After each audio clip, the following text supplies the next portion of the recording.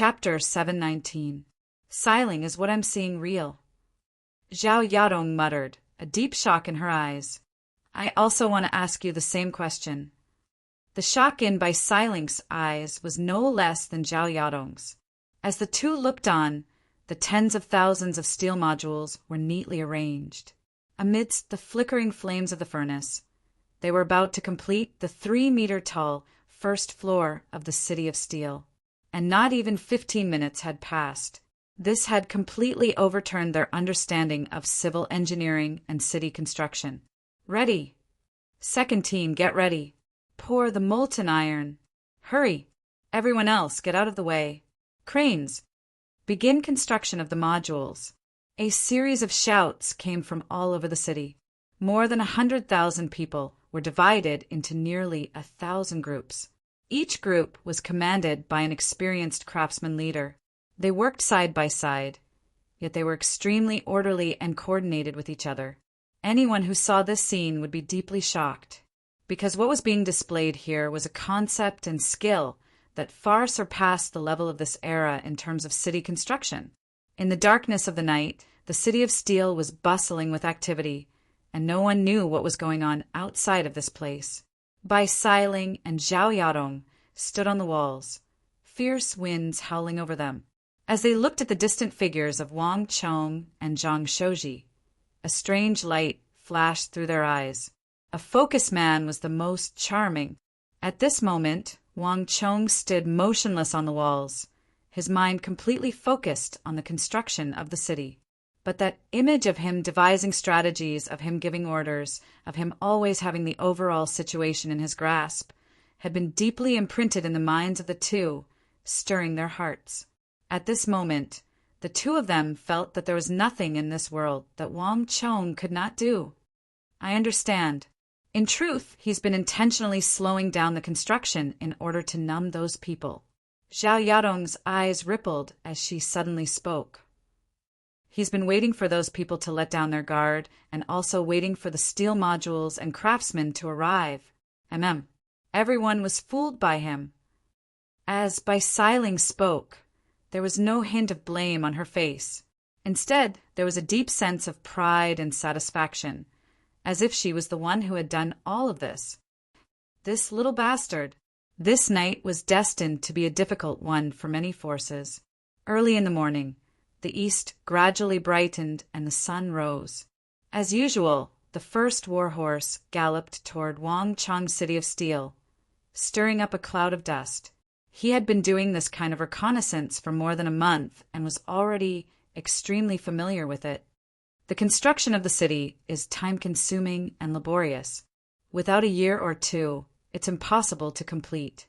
I don't know when I'll stop going back and forth like this every day. The rider on horseback muttered to himself. Although reconnaissance was a scout's job and there was nothing to complain about, this was not a battlefield. Every day, they would go to the same place, observe the same things, and give the same answers. This kind of life continued day after day. Even the most experienced scout would find it extremely boring and unbearable. I hope that, after a while, I can be transferred to another place. Even the front lines are better than this kind of boring work. I don't want to be stuck here for 2 years. With this thought in mind, the rider urged his horse forward and galloped toward the place he had been observing. The City of Steel was extremely heavily guarded, with several thousand soldiers gathered there. Moreover, these were probably elites who had fought with Wu Zin and Meng Shizhao in the War of the Southwest.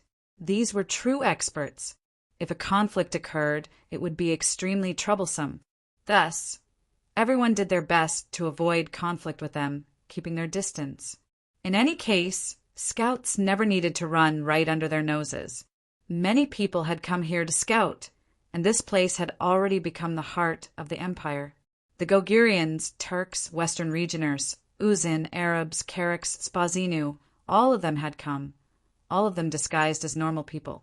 This would have never been possible in the interior of the Tang dynasty, but in Qixi, which was close to the western regions and bordered the territories of Wu Zin and the western Turkic Khaganate, it was far too normal. Because there were so many people, one had to choose a place in advance. The knight on horseback chose a low hill for himself. From the height of the war-horse, there was no better place to observe. But when the rider rode toward the hill he frequented as usual, he immediately sensed that something was wrong. As he faced the morning sun, he could faintly make out the shadow of a mountain range. The eyelids of the knight on horseback twitched, and he immediately felt somewhat astonished. After more than a month of scouting, he had become extremely familiar with the geography of Wushang. The area where Wang Chong had established his fief was flat and devoid of any protrusions. The only protrusions were the low hills beneath his feet. Other than that, he couldn't remember any other mountain range. What's going on here? Am I hallucinating? The knight on horseback was astonished, but in the next moment he finally raised his head. However, it was also at this moment that he finally saw the truth of the mountain, and also saw a scene that he would never forget for the rest of his life. Facing the rising sun, amidst the light and breeze, a massive, majestic city of steel appeared on the horizon.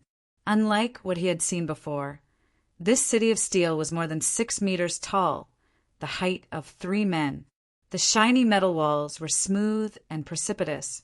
It was a seamless whole, giving off a feeling that it was as unshakable as a mountain.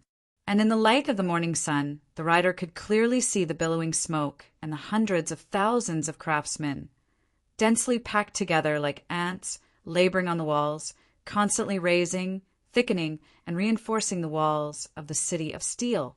This is impossible. The knight on horseback had an excited look on his face. He abruptly widened his eyes as he looked at the scene before him in extreme shock. He had only been gone for a single night, but a massive city more than 6 meters tall had appeared out of nowhere. One night. Just one night. Moreover, a 6-meter-tall city of steel could already be considered a very basic and large-scale fortification. Whether it was war horses or bows, they could all be used to defend. The only drawback was that if the enemy was prepared and brought siege ladders, they could still climb over the 6-meter-high wall. But 6 meters, this number was like a miracle. In a single night, the entire city of steel had undergone a massive transformation. Now, even if an army were to attack, Wangchang's city of steel would still be able to mount a basic defense.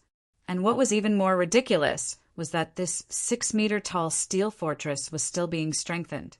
It wouldn't be long before it reached 9 meters. No, I have to quickly report this to my lord.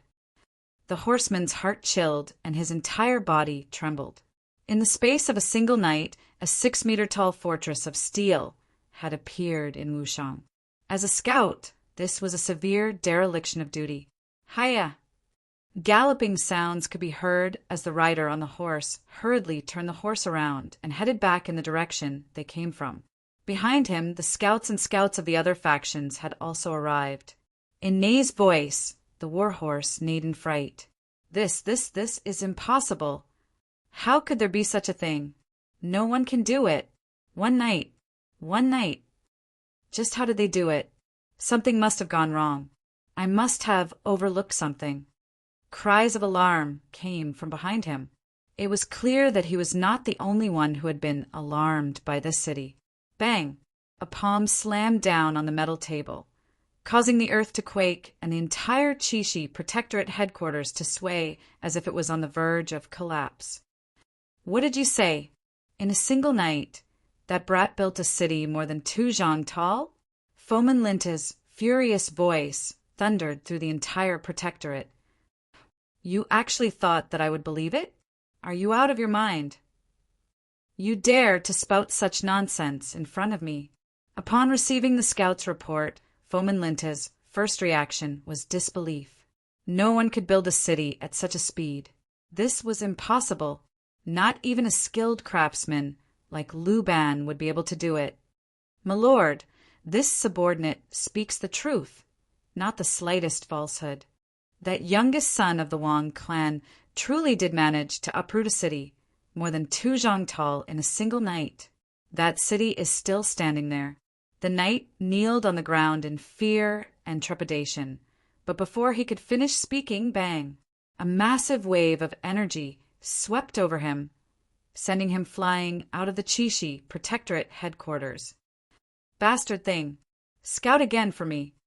Fomenlinta's rage seemed to want to tear apart the sky, and all the soldiers of the Chishi Protectorate were trembling before Fomenlinta's rage.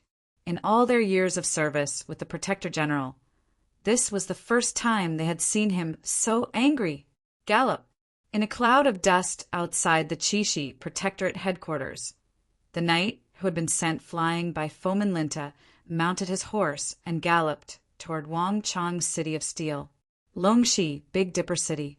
It was rather late by the time Geshu Han received the news, but when the messenger pigeon flew into the tower, it still caused quite a stir in Big Dipper City. "My lord, this is impossible. How is it possible for someone to create a city overnight? Could it be a false report from the scouts?" In Geshu Han's study, a deputy general of the Big Dipper Army slammed the letter in his hand onto the table. "Absurd. A single night isn't even enough to water the city walls. Did our scout get drunk? He actually sent back this sort of news." Another Big Dipper Army general by the side chimed in. Their first reaction upon receiving this news was not shock, but that they had been fooled. Chapter 720. In the army, intelligence was of utmost importance, and the most basic requirement for intelligence was accuracy. As the elite army of the Tang dynasty, the Big Dipper Army had used tens of thousands of soldiers to stop Uzin's army of several 100,000, preventing them from advancing eastward. As such, the requirements for intelligence were even more stringent. For the scouts at the front lines to send back such ridiculous information, they could already be severely punished according to military law. This was also why the generals were so furious. "My lord, who is that scout near Wushang? According to the rules of the army, he can be transferred back, dismissed, and investigated." A furious general of the Big Dipper Army said in the study, "The ones who need to be dismissed aren't him, but all of you." Suddenly, a gentle, calm, and dignified voice resounded in the study. In an instant, the study fell deathly silent. All the generals had their mouths tightly shut as they stared in the same direction. The second, third, and fourth waves of scouts have already sent back their reports, and they are identical to what all of you have seen. In addition, Lord Fomenlinta of the Chishi Protectorate has also sent me a letter. I'm afraid that everything they said is true. Geshu Han held his hands behind his back, his face impassive. Geshu Han's words caused the entire room to fall silent, a look of disbelief on everyone's faces. But how could this be? Just how big of a city was that? Is it really possible to build it in a single night? Someone muttered to himself. These words echoed the thoughts in everyone's hearts. Even though no one doubted the great general's words out of respect, Wang Chang's ability to erect a 6-meter-tall steel wall in a single night still seemed like a fantasy to them. But no one knew that although Geshu Han appeared calm on the surface, he was actually just as shocked as the Big Dipper Army generals. A single night, more than 2 zhang. Just how did he do it? Geshu Han's mind was in turmoil. Back in the southwest, Geshu Han had already learned that youth in Wushang possessed astonishing charisma and talent. But seeing it once more, Geshu Han still felt a little moved. Geshu Han had originally estimated that Wangchang's city of steel would take at least 7 or 8 months, but it now appeared that it would take far less than that. Many rules and regulations seemed to immediately become inapplicable when it came to the youngest son of the Wang family. Geshu Han had experienced hundreds of battles in his life and had a tenacious temperament. There were very few things that could move his heart, but right now, Geshu Han truly found it difficult to understand this youth called Wushang. Plans can't keep up with changes. It seems like the plan I prepared for a few months later is useless. I have to find another way. Geshu Han's eyes turned, countless thoughts flitting through his mind. It had been a long time since he had encountered such a powerful opponent. Although he had yet to meet the youngest son of the Wang family, they had already exchanged blows before anyone realized it. There was no doubt that Geshu Han had underestimated his opponent. If he was able to build a 6-meter-tall city wall overnight, then there was no doubt that he had deliberately concealed his abilities from the very beginning, causing them to be careless. Only when everything was ready, when the time was right and everything was ready, did he reveal his true prowess. Interesting. A cold light flashed through Geshu Han's eyes.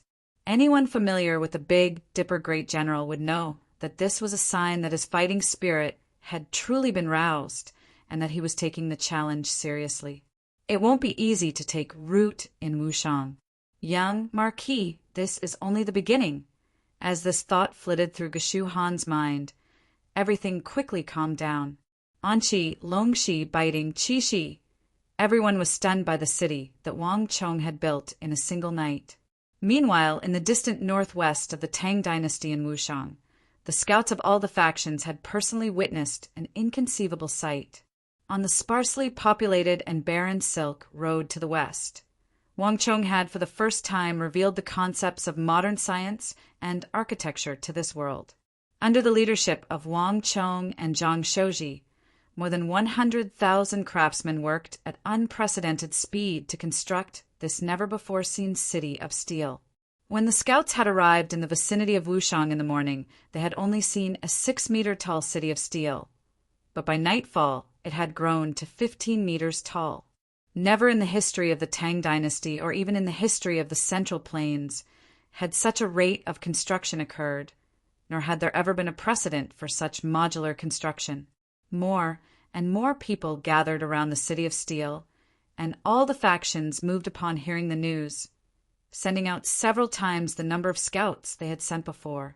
Each faction wanted to confirm this news again and again. Even many who from the distant western regions had hurried over. Everyone stared in shock as this massive, vast, and majestic city of steel slowly unfurled itself from nothingness into existence. This sight was like a dream, like a miracle. In front of this massive and never-before-seen city of steel, everyone felt a deep sense of insignificance and insignificance, like ants before an elephant. Shock, inconceivable, deep reverence. This was what everyone who had seen the construction process of the city of steel felt. Everyone felt a heartfelt reverence toward Wang Chong, the owner of this city of steel and its construction. It was like they were looking up to an unfathomable god. Marquis, building this city of steel is more than enough for this old man to spend the rest of his life.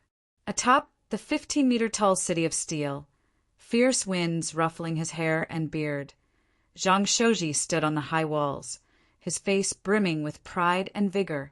He had built countless buildings and cities in his life, and he had even participated in the construction of the imperial palace of the Tang dynasty. But the greatest pride of his life was Lion City by the Arai. That city had changed the fate of the 180,000 Annam Protectorate and saved the Southwest. And the other was the city of steel beneath his feet. In the history of the Tang dynasty, as well as everyone's understanding, all cities should have been constructed from earth and stone. But the city beneath his feet had broken all these traditions. This was the first city of steel that had ever been built. The amount of steel and manpower required to build this city was unimaginable to any great clan, faction, or master architect. To put it simply, this city had mobilized the entire world. All the great clans, all the swordsmiths, and all the experienced craftsmen of the provinces and counties. All of them had been used to help him build this city. Other than the imperial palace, nothing like this had ever happened before. This glory was enough to make any civil engineering master feel proud and proud. This was enough to move the heart of any civil engineering master and make them fascinated. Sir Zhang, this is only the beginning. You can't possibly be satisfied already, right? In the future, we will leave even more footprints, not just in the Tang dynasty, but also in other places, and it won't just be the city of steel. Wang Chong and Zhang Shouji stood side by side on the wall and smiled. Haha, that's right. This old man is too easily satisfied. With Marquis here, do you think we won't be able to leave our mark in the annals of history? we'll be able to build an even more majestic and magnificent building for everyone to look up to. Zhang Shouji was taken aback, and then he couldn't help but laugh. He was close to 60 and should have been at the age where he should have retired. But as he and Wang Chong fought together and built cities, even he had slowly forgotten his age. He had become young, hot-blooded, and passionate. Now, even he wanted to know where his limits were. Right? How are the preparations for the beehives in the city of steel coming along? Wang Chong suddenly asked. In truth, they've already been prepared. According to Marquis's orders, all the beehives have been sealed with wooden strips. Not even the guards escorting them or the craftsmen involved in the construction know about it. Zhang Shouji quickly responded. Wang Chong nodded and looked outside the city, where more and more scouts were gathering 10 some li away. A sharp light flashed through his eyes. The storm is about to rise, and we'll soon need those things. Moreover, with a height of 15 meters, we can begin installing them on the wall. Wang Chong said. Zhang Shouji nodded. In order to construct this city, Wang Chong had invented many ingenious things, such as pulleys, cranes, and a brand new measure of measurement, the meter. Not many people knew of this measure, and it had only been passed down among Zhang Shouji, his disciples, and a few top-class craftsmen. Zhang Shouji had experimented and discovered that this new measure of measurement was much more accurate than the ordinary ruler or zhang, and it was also much more convenient for construction. Thus, he had begun to vigorously promote it to the people around him. By now, this measure of measurement had already been accepted by many master craftsmen, and it was still spreading, becoming more and more widespread. Wang Chong quickly left the city of steel. By the time the city was 15 meters tall, everything was on the right track. With Zhang Shouji presiding over it, the completion of the city of steel was only a matter of time. With Bai Xiling, Zhao Yadong, and the other clan experts protecting it, the city of steel was impregnable and would not encounter any problems in the short term. It's about time to take care of that matter.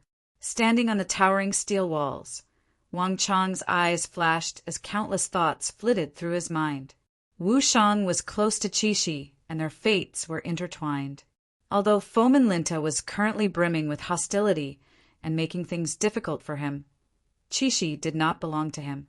It belonged to the entire empire.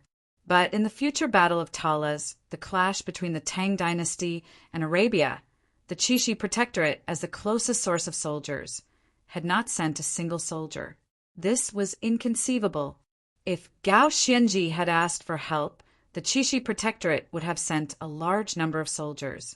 Perhaps that battle would not have been so utterly defeated, and the Tang dynasty would not have completely lost that battle, never to rise again.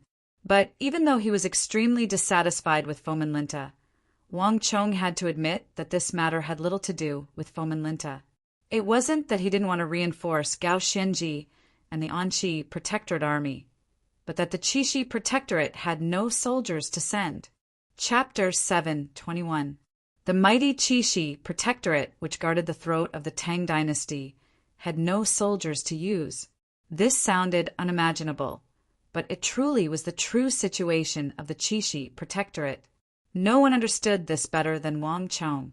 The Qixi Protectorate guarded the throat of the Tang dynasty, situated in the crack between the Uzun Empire and the Western Turkic Khaganate.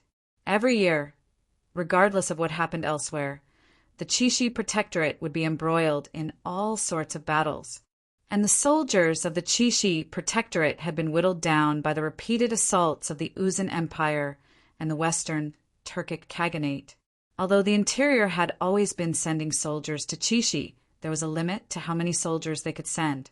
Before the Battle of Talas, the cavalry of the Uzun Empire and the cavalry of the Western Turkic Khaganate had been abnormally fierce, resulting in a vacuum in the Qixi Protectorate soldiers. And it was this vacuum that ultimately led to the defeat at the Battle of Talas. Thus, if he wanted to reverse the crushing defeat at the Battle of Talas, he first had to change the fate and situation of the Qixi Protectorate. This was one of the important reasons Wang Chong had given his fief to Wu Shang. But Wang Chong had never told anyone about this. And if he wanted to change the fate of Qixi, he had to completely drive out the power of the Uzun Empire and the Western Turkic Khaganate. Establishing a city of steel in Wushang and gaining a foothold was only the first step. The second step was to begin repelling the Uzun Empire and the Western Turkic Khaganate to the east. Fomin Linta would never be able to complete this step. In Wang Chong's Grand Marshal of the world's general stars, Fomin Linta was only a general who could defend, not some general who could advance. One reason was that he had no such intentions, and the other was that he simply didn't have the talent. All he could do was get close. But before embarking on this plan that was destined to shake the entire empire and the western border, Wang Chong had to complete another task. Without that item, no matter how powerful Wang Chong was, he could only be like a housewife without rice. In the end, he could only lament his inadequacy. Dee-da-da! Without alerting anyone, Wang Chong quietly left the City of Steel in the early morning. If one followed the official road west from Qixi, they would reach the western regions after 700 to 800 li. This place was buffeted by sandstorms, and the scenery was rough. Furthermore, there were many who living here, including Sindhi, Abbasid Caliphate, Karak Spazinu, Turks, Uzun, and Han. Furthermore, the number of who far outnumbered the Han. This kind of scene was hard to see anywhere in the Tang dynasty. Young master, this is the place. In a bustling, colorful brothel decorated with carvings and paintings, a middle-aged Han man in his 30s or 40s, wearing a headscarf, respectfully said to a teenager beside him, The youth looked at the brothel and solemnly nodded. Tell Yang Hongchang that I am very satisfied with this matter. Once we succeed, I will not mistreat him. Many thanks, Marquis. The middle-aged man was overjoyed and hurriedly bowed. Did you forget what I told you? Don't call me Marquis here.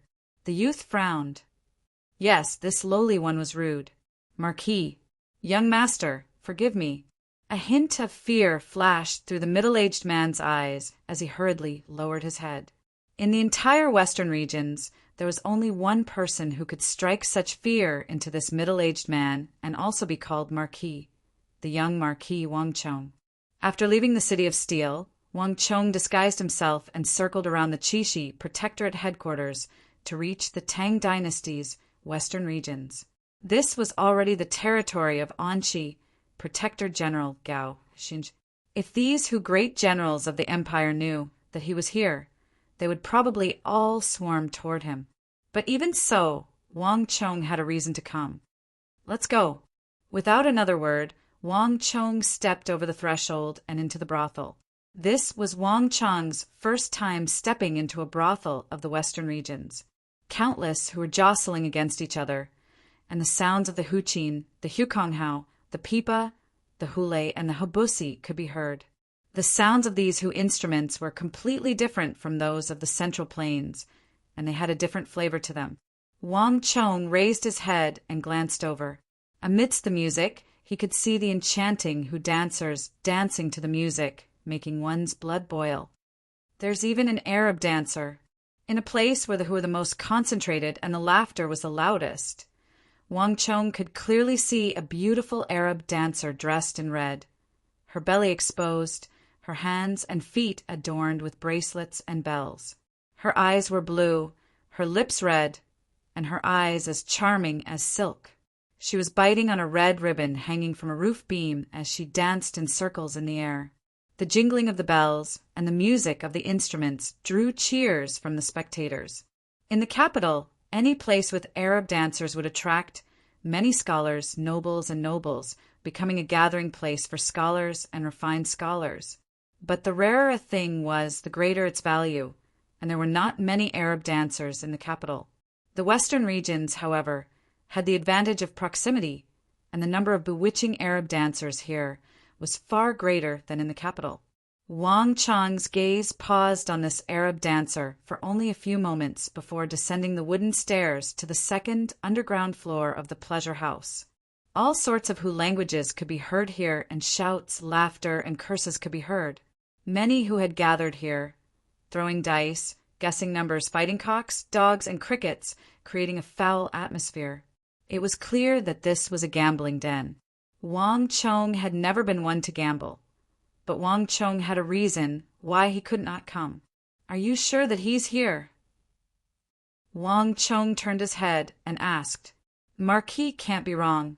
He likes to come here to play the most, and even Patriarch doesn't know why. I only heard that he has some sort of relationship with the mistress of this pleasure house." The middle-aged man sent by Yang Hongchang bowed and said, "In addition, we asked around before coming. Also, we've already asked around before we came. He happens to be in this brothel on the 3rd floor underground. Only a small number of people can enter, and the threshold is very high. All of them are either rich or noble. Patriarch has spent a great deal of money to prepare an identity for young master. Young master can enter at any time, and no one will stop him. Young master will see him once you enter." Wang Chong nodded at these words. The Yang clan had operated in the western regions for many years and knew this place like the back of its hand. If he wanted to find a single who in this crowd, Yang Hongchang was the best choice. Without alerting anyone, Wang Chong quickly descended the stairs to the 3rd underground floor of the pleasure house. Yang Hongchang had taken care of everything along the way. Whenever someone appeared to berate or inspect someone, the Yang clan steward would immediately step forward and negotiate with them, avoiding a lot of trouble. The floor of the 3rd underground floor was covered in red Arabian carpets, and the walls were carved with jade and inlaid with pearls, agates, emeralds, and corals.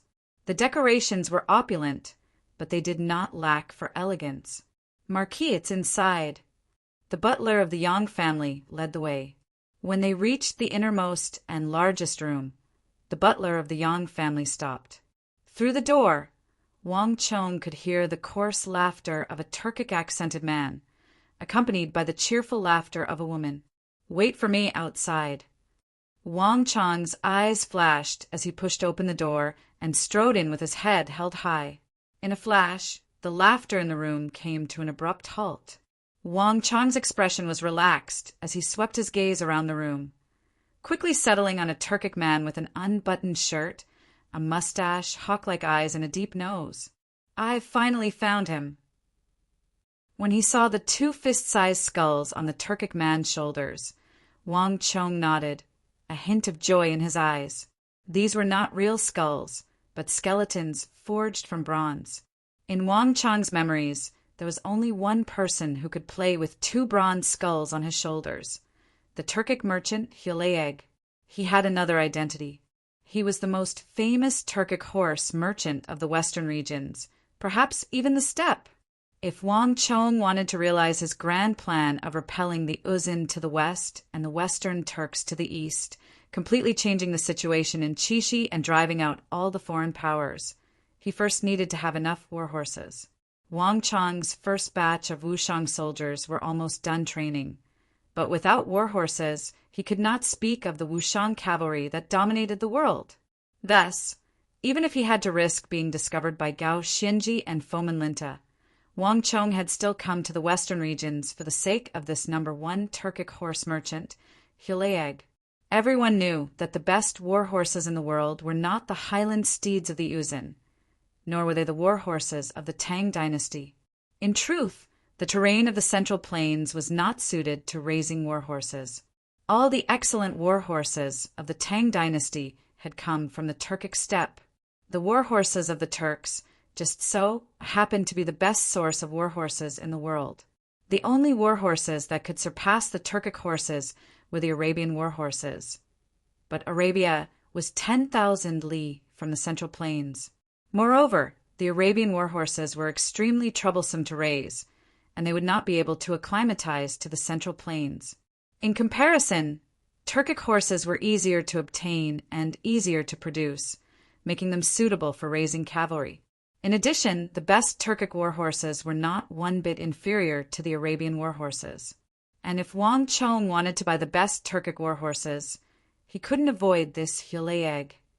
Whether he had war horses from the eastern, Turkic Khaganate to the Western Turkic Khaganate, or even Karax Spazinu, this Hulaeg had a way to obtain them. There was no better horse merchant in the western regions.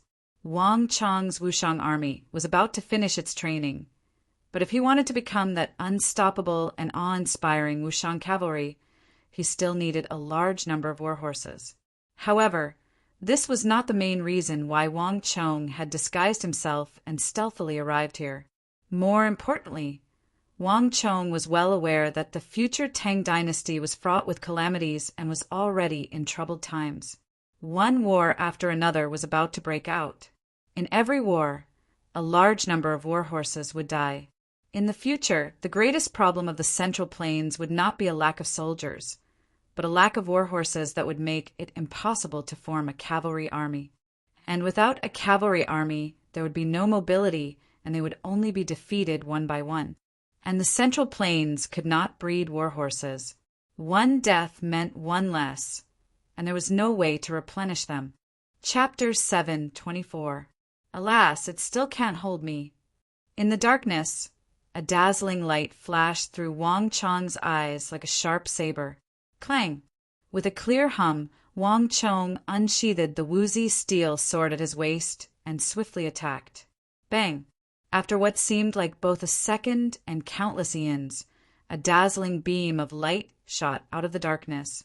With a single slash, Hulaeg's cage, which had been forged from the finest Arabian steel, was torn to shreds. Wang Chong's body trembled as he broke through the wall of the cage. Without pausing, he stepped on the cage with his right foot, and Wang Chong soared into the air like a hawk. After tensum zhang, Wang Chong stepped on the wall to his right and once more shot upward. After repeating this process a few moments later, the pitch-black space above Wang Chong began to glow and rapidly expand. The entrance! Wang Chong raised his head, an idea flashing through his mind. The cage was extremely heavy, so he had fallen extremely quickly. In just a few seconds, he had fallen 70 to 80 meters. To an ordinary person, this sort of situation was certain death, but to an imperial martial expert like Wang Chong, this sort of height wasn't even worth mentioning. Whoosh! At the last moment, Wang Chong's sleeve shook, and like a sharp sword, he flew through the hole and out of the ground, somersaulting as he lightly landed on the ground. Ah! Ah! Wang Chong heard cries of alarm, and when he opened his eyes, he saw that many Hu bodyguards had appeared in the underground chamber, all of them either dead or injured, their bodies drenched in blood. And in the center of these Hu bodyguards was a mysterious man dressed in black and wearing a white mask. He was covered in dust and had a dagger in his hand that was pressed tightly against Hulaeg's neck. Back off quickly! Hulaeg's face was covered in panic, and when he saw Wang Chong, his eyes went wide, the fear in them intensifying. Impossible! How did you get up here? Wang Chong grinned as he slowly walked over under everyone's shocked gazes. Solitary wolf, release him. Wang Chong gestured with his right hand to the mysterious man behind Hulaeg. Yes, Marquis. Lone Wolf's figure moved, leaving behind afterimages as he quickly retreated. You're together. Hulaeg's face was filled with shock. Wang Chong silently smiled. He had sent Solitary Wolf out long ago, and his footprints covered the western regions. Solitary Wolf had lived here for so long that he had taken root, mingling with the locals, and even learning quite a bit of the Hu language. The first time Wang Chong had met him, he had almost failed to recognize him. The first thing Wang Chong had done on such an important mission to find Hulaeg was to summon Solitary Wolf back. Hulaeg had believed that tricking him into his residence, trapping him in a cage, and then sinking him into the ground would be enough. One could only say that this was far too childish. Without thorough preparations, how could Wang Chong have so recklessly entered the western regions? Hulaeg, what do you think of our deal? Wang Chong walked over, pulled out the only chair in the room, and sat down. 300,000 war horses. As long as you can help me get them, our deal is still valid. Hulaeg was stunned, clearly not expecting Wang Chong to not kill him. Are you serious? 300,000 war horses isn't a small number. At the mention of money, Hulaeg immediately regained his composure, the shrewdness of a merchant appearing in his eyes. Business was business. Since he couldn't beat his opponent or kill him, he could consider doing business with him. This was the instinct of a merchant. Everything had to be done with profit in mind. Since you know that I'm the young marquis of the Tang dynasty, does the mighty Central Plains lack money for a few 100,000 war horses? Wang Chong smirked. Hulaeg was a meticulous and paranoid person, and persuading him would not be easy. Hulaeg's eyes widened as he fell silent. It was true that Hulaeg rarely interacted with strangers, as it wasn't safe. It was precisely because he had recognized Wang Chong's identity as the young marquis of the Tang dynasty that he had planned to frame him. But it was also for this reason that once he confirmed Wang Chong's identity as the young marquis, Hulaeg felt that he was even more trustworthy than the average person. At the very least, a person of status as well as a Han marquis would not easily go back on his word. Moreover, he had the backing of the entire Tang dynasty. In terms of trustworthiness and ability to pay, Wang Chong far surpassed any faction he had ever interacted with. And 300,000 war horses, this truly was an enormous sum of wealth. At this moment, Hulaeg suddenly felt a little moved. I'll believe you for now, but what's the price? Hulaeg said, a crafty look in his eyes. Business was business, and since the other party had the backing of the entire Tang dynasty, if he didn't ruthlessly extort him, he wouldn't be worthy of being called the Turkic fox of the horse merchants. Wang Chong smiled at these words. At the start, he had been cautious, suspicious, and plotting against him, but now he was greedy. Hulaeg had undergone a massive transformation, but to Wang Chong, what he feared the most was not Hulaeg's greed, but his lack of greed. As for money, when the great calamity arrived and all the monetary systems collapsed, gold would be useless. If he could buy enough war horses and change the fate of the Tang dynasty, from a certain perspective, Wang Chong was even willing to give him all the gold of the Tang dynasty. In any case, gold would be no different from stone by then. A high-quality war horse on the market is 80 taels of gold. I'll give you 100. Wang Chong extended a finger, his expression confident and relaxed.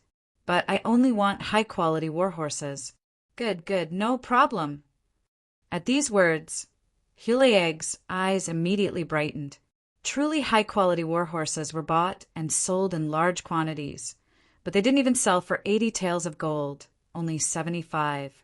Wang Chong's price of 100 taels of gold per horse was a full quarter higher.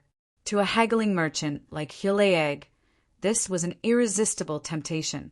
It had to be said that in the past, when negotiating with Uzin, Mengshi, Zhao, Goguryeo, and the other kingdoms of the western regions, even at the price of 75 a horse, they would still haggle with him for a long time. To a horse merchant like Hulaeg, encountering such a straightforward customer was a dream come true. But do you really only want high-quality war horses? What about the other war horses? Hulaeg asked, quickly realizing the strangeness of the situation. I don't want anything else. I just want the best war horses. Wang Chong said. Ordinary war horses and high-quality war horses weren't very different, and both seemed like they could fight on the battlefield, but at crucial moments, when they were engaged in a 1,000-li maneuver or charging on the battlefield, the difference between the two would immediately become apparent.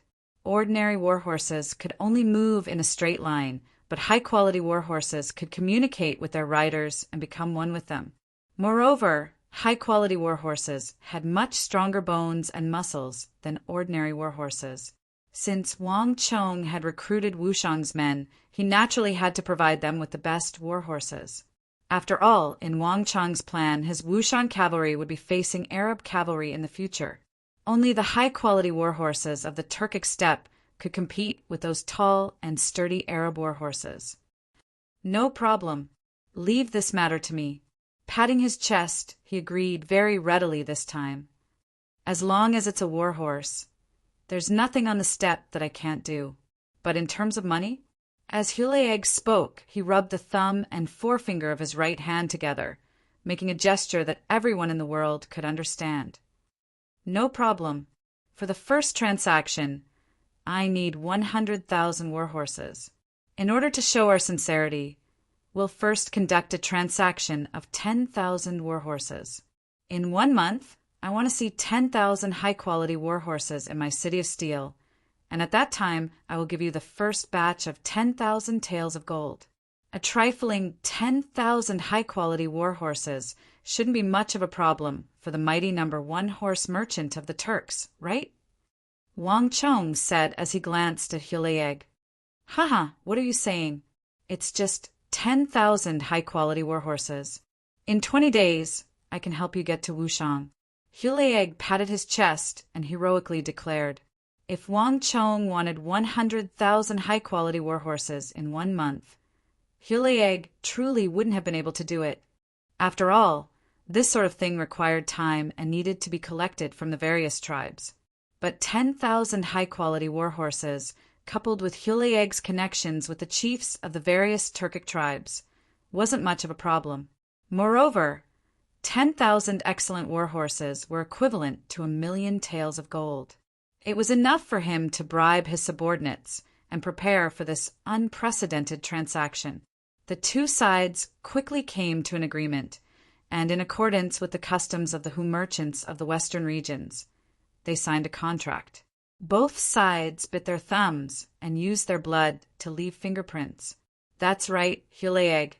I heard that you have a steward called Yalug? Wang Chong suddenly raised his head, a smirk on his face. What's wrong? Hulaeg said, his heart thumping in his chest. Hulaeg truly had found several stewards to manage his finances, but very few outsiders knew of this matter other than the people at his side. Moreover, Hulaeg would never bring them along when he went out to discuss business, and these stewards would never show themselves in public. Hulaeg was very apprehensive about this, so he had intentionally concealed it. Not even his old friends of several decades had ever seen them, much less outsiders. Hulaeg simply couldn't understand. This was clearly Wang Chong's first time in the western regions, his first time meeting him. So how did he know that he had stewards at his side, even that he knew the name Yalug? Haha, it's nothing. I was just asking. But it's impossible to know a man's heart, so Sir Hulaeg should keep an eye out. Wang Chong smiled and turned to leave. Hulaeg was confused at the start, but when he saw the 3 fingers sticking up behind Wang Chong, he instantly paled and understood. Chapter 725. Young Master, is that Hulaeg really trustworthy? Solitary Wolf suddenly asked as the who jostled against each other on the road. After wandering the world for more than a year, even though Wang Chong had already been made a marquis, Solitary Wolf still used the term young master. It has nothing to do with trust. It's fine as long as there's profit. Moreover, he has no choice but to believe in this matter. Wang Chong smiled, but he was thinking back to the strange expression on Hulaeg's face as he left. Yalug was Hulaeg's closest and most trusted steward, managing more than 70% of his wealth. In Hulaeg's heart, he was absolutely loyal and devoted. Alas, not even Hulaeg had expected that in 3 or 4 days, this loyal and devoted subordinate would escape with his concubine and all the wealth. Hulaeg's subsequent series of grave mistakes and his execution by the Western Turkic Khagan Ishbara probably had something to do with this. In addition, young master, 100,000 warhorses is no small sum. Can we really afford it with our abilities? Solitary Wolf worriedly said. Based on the price Wang Chong had given, 100 taels of gold for 1 horse, 100,000 warhorses, would be 10,000,000 taels of gold. Wang Chong had even borrowed money from more than 1,000 great clans of the capital to construct the city of steel. The Wang clan's ability to purchase 100,000 warhorses was simply not enough. Ha ha ha! I saw that you were frowning after leaving Hulaeg's residence. You didn't say much, and you had a worried look on your face. So this is what you were worried about. Our Wang clan naturally doesn't have the ability to purchase 100,000 warhorses. And besides, what does our Wang clan need so many warhorses for? Wang Chong chuckled, a look of complete nonchalance on his face. He had never considered how much gold was needed to buy horses, nor did he care. Then why does young master want to buy so many warhorses? Lone Wolf tilted his head and asked in confusion. He had always thought that Wang Chong had disguised himself and sneaked into the western region to buy so many warhorses for him. But now it seemed that this was not the case at all. He couldn't help but feel puzzled. Even after following Wang Chong for so long, he still felt like he couldn't keep up with Wang Chong's train of thought. "Haha, of course it is for the Tang dynasty," Wang Chong said without hesitation. Of the 100,000 warhorses, he would keep 10,000 at most. He would take 30 to 40,000 more and give the rest to the imperial court. Raising these warhorses required a considerable amount of money, and only the imperial court could afford it. Other than that, as for the money needed to buy a horse, whether it was 10 million taels of silver or tens of millions of taels of silver, it was just a drizzle for the current Tang dynasty. What did it count for? Although the Tang dynasty had declined militarily, the people yearned for peace and no longer had the bravery and aggressiveness of the past. But after so many years of peace and prosperity and trading with other countries, they had indeed accumulated a great deal of wealth. If he didn't use it now, when would he keep it? Wang Chong quickly left the western regions. Just as he had arrived, he didn't alarm anyone. The moment he left, flap flap, a messenger pigeon with golden claws soared into the sky, traveling several times faster than ordinary messenger pigeons as it left the western regions and flew toward the capital of the Great Tang. Several days later, the carrier pigeon descended from the sky. It passed through many windows and landed in King of Song's study. "This is a letter from Wang Chong." The King of Song took out the letter and immediately began to read it. The more he read, the brighter the eyes of the King of Song became. In the end, he couldn't help but laugh in excitement. "Ha ha ha! 100,000 high-quality warhorses. Wang Chong, you have rendered a great service to the imperial court. No matter how many tens of thousands of taels of gold you need, this king will submit a memorial to the imperial court and do everything in his power to resolve the problem for you. I'd like to see just who would dare to act selfishly and go against the flow on such an important matter that benefits the country and the people." With these last words, the King of Song's face suddenly turned frigid. Matters had their own priorities. He could ignore ordinary matters. But when it came to the warhorses that the imperial court urgently needed, if anyone dared to cause trouble on such an important matter, he might have to kill a few imperial censors and officials. Without the slightest delay, the King of Song took Wang Chong's letter and quickly left the King of Song residence. Wang Chong quickly returned to the City of Steel. He had spent 10 days here, and the current City of Steel was very different from before. The 40-meter tall city wall stood tall on the ground. It was smooth and precipitous, enough to make any kind of scaling ladders or other siege weapons sigh. After the outer wall was finished, nearly 150,000 craftsmen were already working on the inner wall, as well as the various restaurants, tea houses, and inns in the City of Steel. The various aristocratic families also began to send people to build their own restaurants and shops. The entire city was under construction, and there were signs of activity in full swing. At this point, Wang Chong's fief was on the right track. Nothing could stop it. "Marquis, we've used up all the steel and city wall modules in the early stage. I'm afraid that the speed of construction won't be as fast. We still need the sword shops and sword towers to build the subsequent city wall modules and send them to Wushang. I'm afraid it won't be delivered in a short time." Standing on the tall city wall, Zhang Shouji faced the fierce winds and said, "Let's go." In addition, besides simple defense, the city also needs to have a few layers of walls, as well as a few arrow buttresses and other places for soldiers to hide from enemy attacks. I'm afraid that it won't be as fast as it was at the beginning. It doesn't matter. At this stage of the City of Steel, we already have a foothold. This was my goal from the very beginning. We've already achieved it. Wang Chang's long hair and robes fluttered in the wind. There was urgency and slowness, and the modular construction of the city seemed incredibly fast.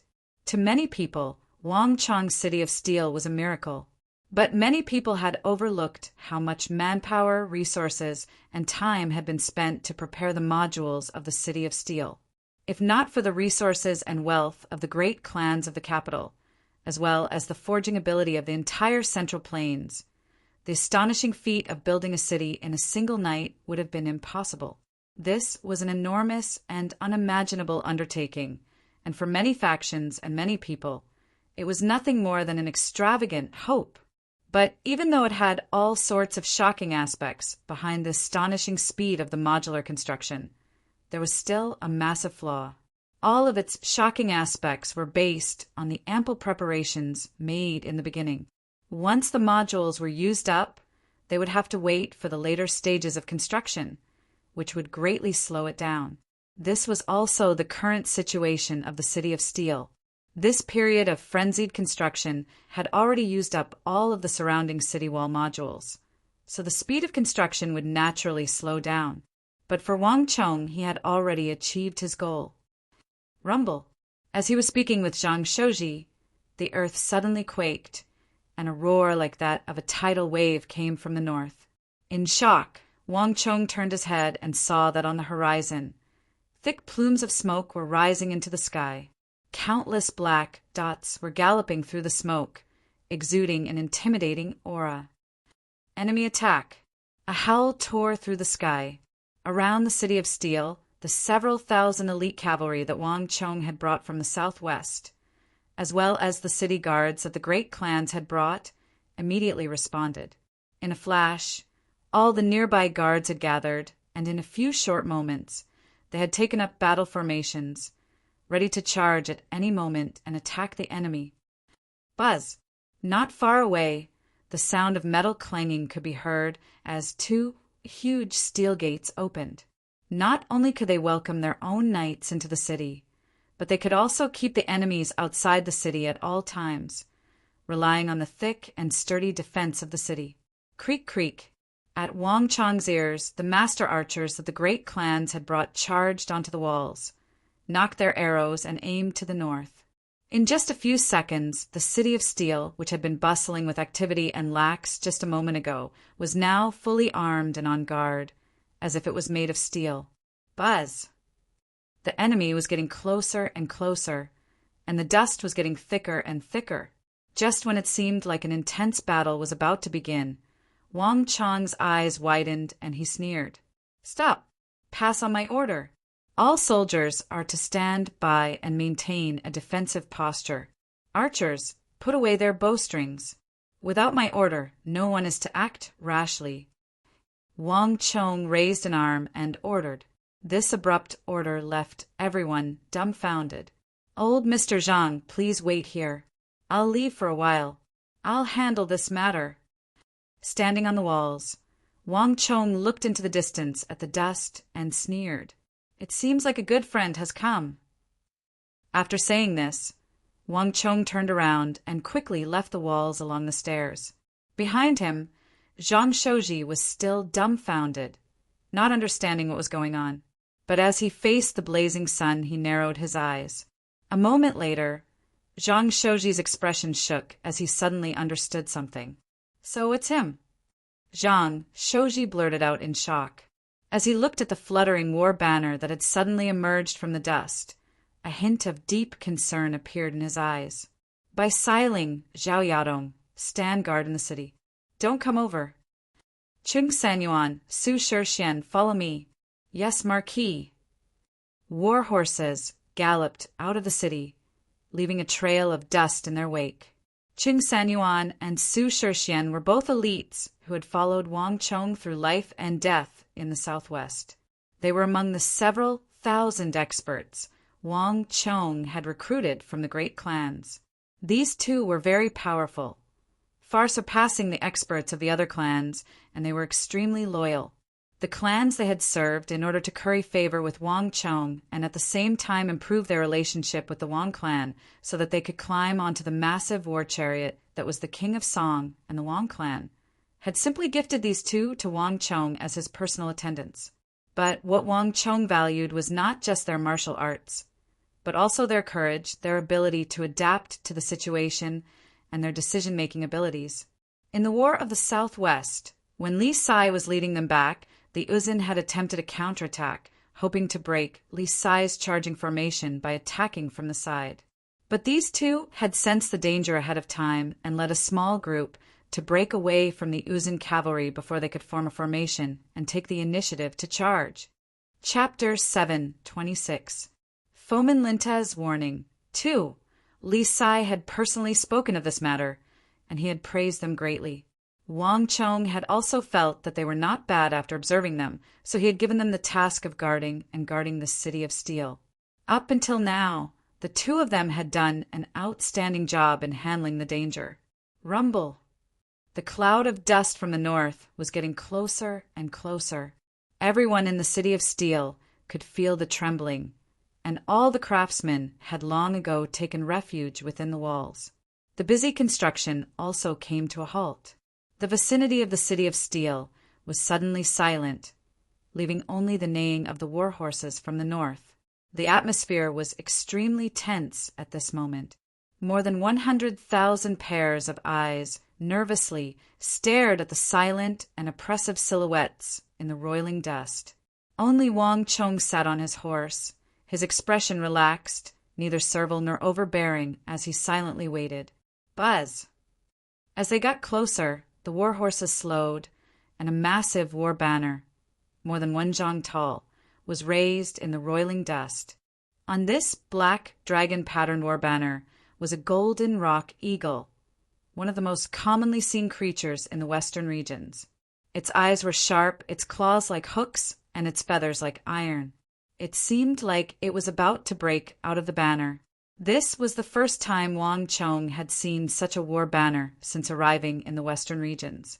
As Wang Chong was examining this war banner, an extremely muscular and tall figure on a war horse galloped out of the dust like a demon god.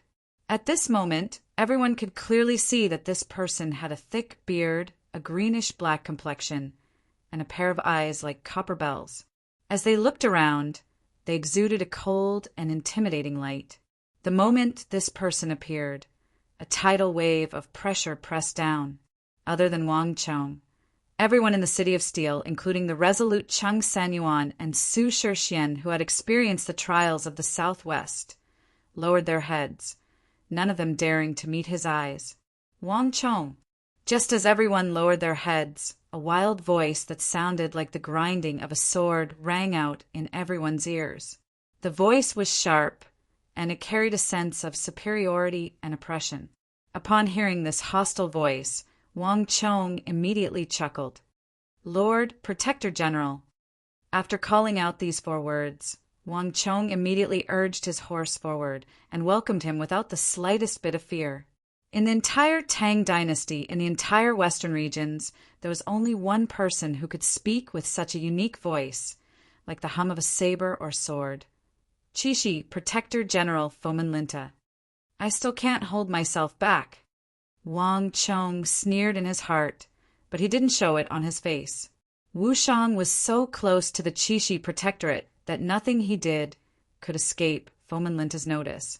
But it was clear that when the city of steel suddenly rose to a height of 15 meters and continued to rise, Fomin Linta realized that he had miscalculated and could no longer sit still. The cries of war horses resounded through the area.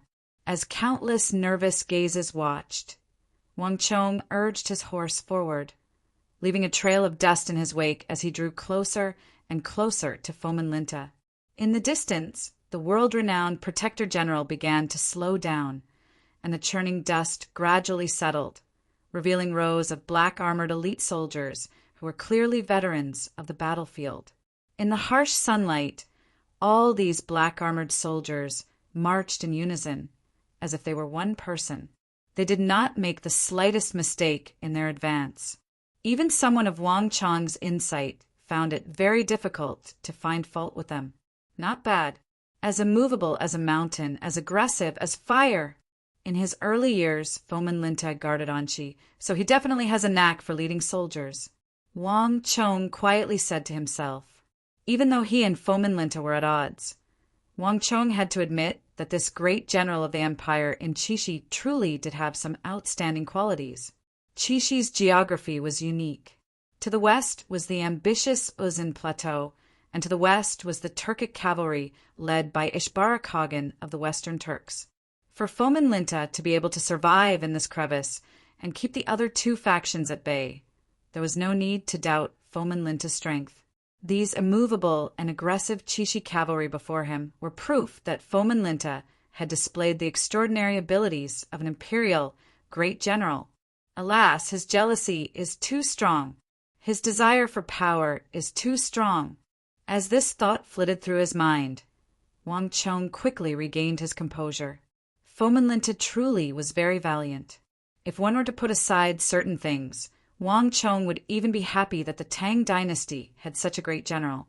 Alas, Fomin Linta was too selfish. He was a Hu, so he had recklessly promoted Hu in the army.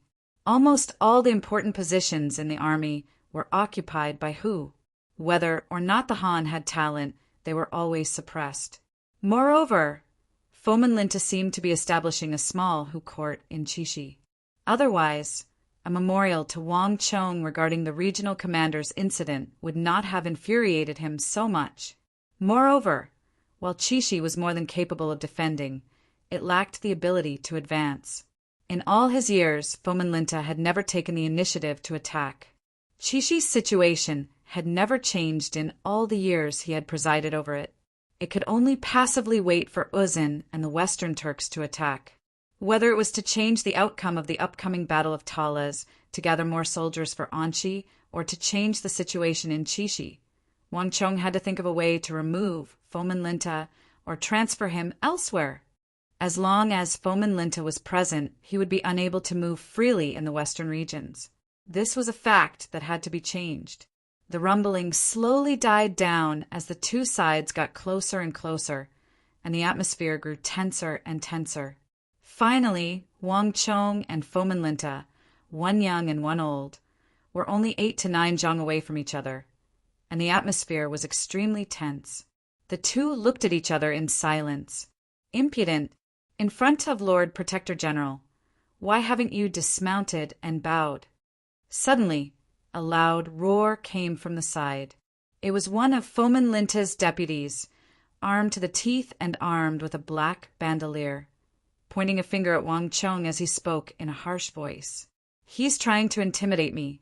Wang Chong inwardly chuckled, his eyes fixed on Fomin Linta.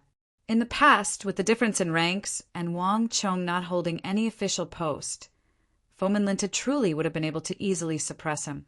But that was then, and this was now.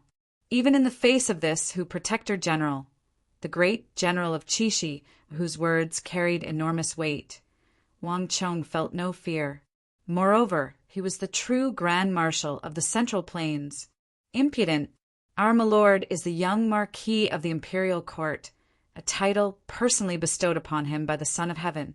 He is a true Duke of the Tang dynasty, his status no lower than Lord Protector General's. Moreover, the Holy Emperor personally bestowed a courtesy name upon him, making him the Son of Heaven's disciple. He represents His Majesty, the Holy Emperor. Do you dare to have Marquis bow? As expected, a rebuke came from behind him, and before Wang Chong could say anything, Cheng Sanyuan had urged his horse forward and rebuked Fomin Linta's deputy. Although they couldn't resist Fomin Linta's great general pressure and gaze, they were still capable of dealing with his deputy. Wang Chong remained motionless on his horse, nodding his head in approval. Cheng Sanyuan and Su Shixian truly had reacted very quickly. In this sort of situation, they were much better suited than him. This was also why Wang Chong valued them. Lord Protector General, I pay my respects. I did not know of Lord Protector General's arrival and failed to welcome you. For what noble purpose has my lord honored us with his presence?" Wang Chong clasped his hands and spoke from atop his horse. His words immediately drew everyone's attention. The city of steel was quiet. The moment the commanders of both sides spoke, even Ching Sanyuan and that Fomin Linta shut their mouths. Everyone knew that the protagonists of today's meeting were these two. Every word that came out of their lips was highly likely to affect the future of the city of steel and all of Chishi. No one dared to interrupt at a time like this. Fomin Linta said nothing, but his hawk-like eyes slowly turned as he examined Wang Chong like a hawk staring at its prey. Even though the two sides had been mortal enemies during the regional commander's incident, Fomin Linta had even been the first to submit a memorial requesting that the Holy Emperor execute Wang Chong. But in reality, this was the first time Fomin Linta had seen this culprit. Even though he was brimming with enmity toward this Wang clan youth, Fomin Linta had to admit that this boy was completely different from what he had imagined. Young, truly too young. He looked no more than 16 or 17. At this age, even someone as proud as Fomin Linta was still struggling in the western regions. But Wang Chong had already become the young marquis of the Tang dynasty, had been bestowed a courtesy name by the Son of Heaven, and had a high official rank. If Wang Chong had only relied on his illustrious family background and his reputation as the former prime minister of the Tang dynasty, he would have been able to do well.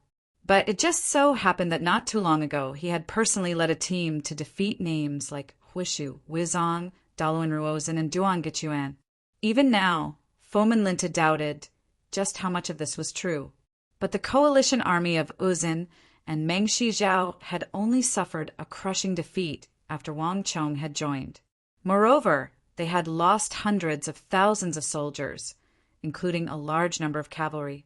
Their losses were far greater than those of the Tang dynasty, and this was an indisputable fact. To have this sort of ability at the age of 16 or 17 was something that Fomin Linta believed was absolutely impossible. Even if he had started practicing the art of war in his mother's womb, it would still be impossible. The art of war was not something that could be learned from just reading a few books on the art of war. It was something that could only be obtained through the hardships of war and experience countless battles. All formidable generals were like this. But this was not the only thing that left Fomin Linta confused and uncertain. Having spent half of his life on the battlefield, Fomin Linta had killed countless opponents on the battlefield. For this reason, his body exuded such a thick and baleful aura that not even his personal guards dared to approach him, much less meet his eyes. In the western regions, there was once a rumor. A notorious criminal of the western regions had fled for several decades, but no one had ever been able to catch him. In the end, while in Chishi, he had accidentally bumped into Fomin Linta's carriage, and with just a glance he had been so frightened that he had lost control of his bowels and bladder and died. This was the baleful aura on Fomin Linta's body. Chapter 7:27. One could easily imagine just how thick the fiendish aura on Fomin Linta's body was. This sort of battlefield tempering, an aura honed through killing and stepping on countless bones, was not something a normal person could resist. But Wang Chong was only 17 years old, yet he dared to look him in the eye without the slightest fear. Fomin Linta had never encountered such a situation before. No matter what, this was not something a 17-year-old youth should have. If this boy isn't eliminated, he'll definitely become a major threat in the future. A cold light flashed in Fomin Linta's eyes, his killing intent blazing. Not only had Wang Chong's performance failed to arouse any appreciation in him, it only made his killing intent even more intense. The more outstanding and formidable this youngest son of the Wang clan was, the more apprehensive he became, and the more he wanted to eliminate him. He was only 17 years old, but he was already able to cause such a huge wave. With a single memorial, he had forced millions of Hu soldiers into an extremely passive position. If he was allowed to mature, wouldn't they, the Hu generals, be pushed into a corner by him and forced out of the upper echelons of the army? Kid, Have you heard of the saying, the heart is easy to break? Fomenlinta suddenly said, Your edge is too sharp. Buzz. The moment Fomenlinta spoke, the mood suddenly changed, becoming 100 times more solemn than before. On the walls of the City of Steel, the more than 100,000 craftsmen and guards paled at these words. Fomenlinta has gone too far. He's clearly trying to bully Wang Chong. On the high walls, Bai Siling bellowed furiously. However, barely after she said those words, a slender hand suddenly grabbed her arm. Siling, say no more. A voice came from the side. Bai Siling turned her head in surprise and saw that Zhao Yadong was looking forward, her expression unprecedentedly grave. Bai Siling was startled. At first, her face was full of doubt, but soon she felt something and her expression became serious. She tightly pursed her lips and didn't say a word. The vicinity of the City of Steel was so quiet that one could hear a pin drop. Other than Wang Chong and Fomenlinta, everyone else was quiet out of fear, not even daring to breathe loudly, much less interrupt. One was the new young marquis of the Tang dynasty, the son of Heaven's disciple. The other was an imperial great general of the western border of the Tang dynasty, wielding immense authority and seniority. The status of these two people was enough for everyone present to look up to them and feel awe. What does Lord Protector General mean by this? Wang Chong closed his eyes slightly, and his expression became much colder. Since Fomenlinta had come so aggressively, there was no need for him to be too polite. You're a smart man. You didn't think that I'd forgotten about the regional commander's incident so quickly, did you? If I were you, I would immediately withdraw from Wushang and end this City of Steel. Fomenlinta's eyes were cold, his expression unquestionable. No matter how sharp Wang Chong was, no matter how popular he was in the capital, in front of Wang Chong, he would always be a young brat. In terms of seniority, Wang Chong was 10,000 li away from him, and this was even more so in terms of age. Thus, Fomenlinta had never even thought about being polite, nor did he intend to be. This is impossible. Before Fomenlinta could finish speaking, he was interrupted by Wang Chong's voice, which was even more resolute than his own. In an instant, the mood plummeted. Even the nights the pair had brought felt their scalps go numb and their bodies tremble with tension. No one had expected that these two supreme personages of the empire would already be at loggerheads the moment they met. The anger of an individual of this level was enough to make anyone pale in fear. Lord Protector General, do you know what you're saying? Wushang is my territory. I don't think I need Milord's permission to build a city on my territory, much less Milord's concern. Wang Chong coldly said. The two of them had a grudge over the regional commander's incident, and Wang Chong had long ago expected that Fomenlinta would not allow him to peacefully build a city in Wushang. But he had not expected it to come so early and so fiercely. Brat, you're too arrogant. In a gust of sand, Fomenlinta suddenly urged his horse forward. At the same time, his body began to exude a domineering aura. At this moment, Fomenlinta's figure suddenly became as vast as a mountain, and even the air in a radius of several dozen zhang began to blur. This pressure was simply suffocating. Nay, his war horses whinnied, under the pressure of Fomenlinta's great general level. Cheng Sanyuan, Su Shixian, and the others around Wang Chong were the first to give in, their horses constantly retreating. My lord! The pair paled in fright. The war horses of the army had all been trained for a long time, and they would never retreat even in the face of a mountain of blades or a sea of blood. But the pressure and baleful aura exuding from Fomenlinta's body was so intense that not even his war horses could stand it. Nay, on the other side, the Chishi elites behind Fomenlinta also neighed. However, they were still Chishi elites who had followed Fomenlinta for a very long time, so they had retreated ahead of time. The only two commanders left in the center were Wang Chong and Fomenlinta. When two enemies met on a narrow path, only the courageous would emerge victorious. Fomenlinta released his energy, and the pressure of an imperial great general was not something that ordinary war horses and soldiers could endure. This was a clear indication of the difference between the two. Although Wang Chong had already reached the imperial martial realm, he was still far from a great general like Fomin Linta. The difference in their cultivation levels was obvious at a glance. Bastard! Wang Chong's knuckles cracked as he clenched his fists. How could he not know what Fomin Linta was planning? If he were still the Grand Marshal of the world, Fomin Linta's move would have been useless against him. But that was then, and this was now. He was still far from being able to compare to a top-class great general of the empire. But even so, Wang Chong did not panic. He extended the index and middle fingers of his right hand into the thick mane of his warhorse and pressed down on a hidden acupuncture point. The warhorse that had been neighing uneasily suddenly closed its eyes and calmed down, let alone the soldiers of the Qixi Protectorate. Even Fuming Lingcha was flabbergasted. He had never expected such a development. But not even Fomin Linta knew that although Wang Chong was weaker than him, he knew many methods to calm a warhorse. Horses had a sleeping point that could be used to calm them down with the appropriate amount of strength. This was only one of the simplest methods. Brat, you've got some tricks up your sleeve. Fomin Linta angrily laughed. The more Wang Chong acted this way, the more he wanted to kill him.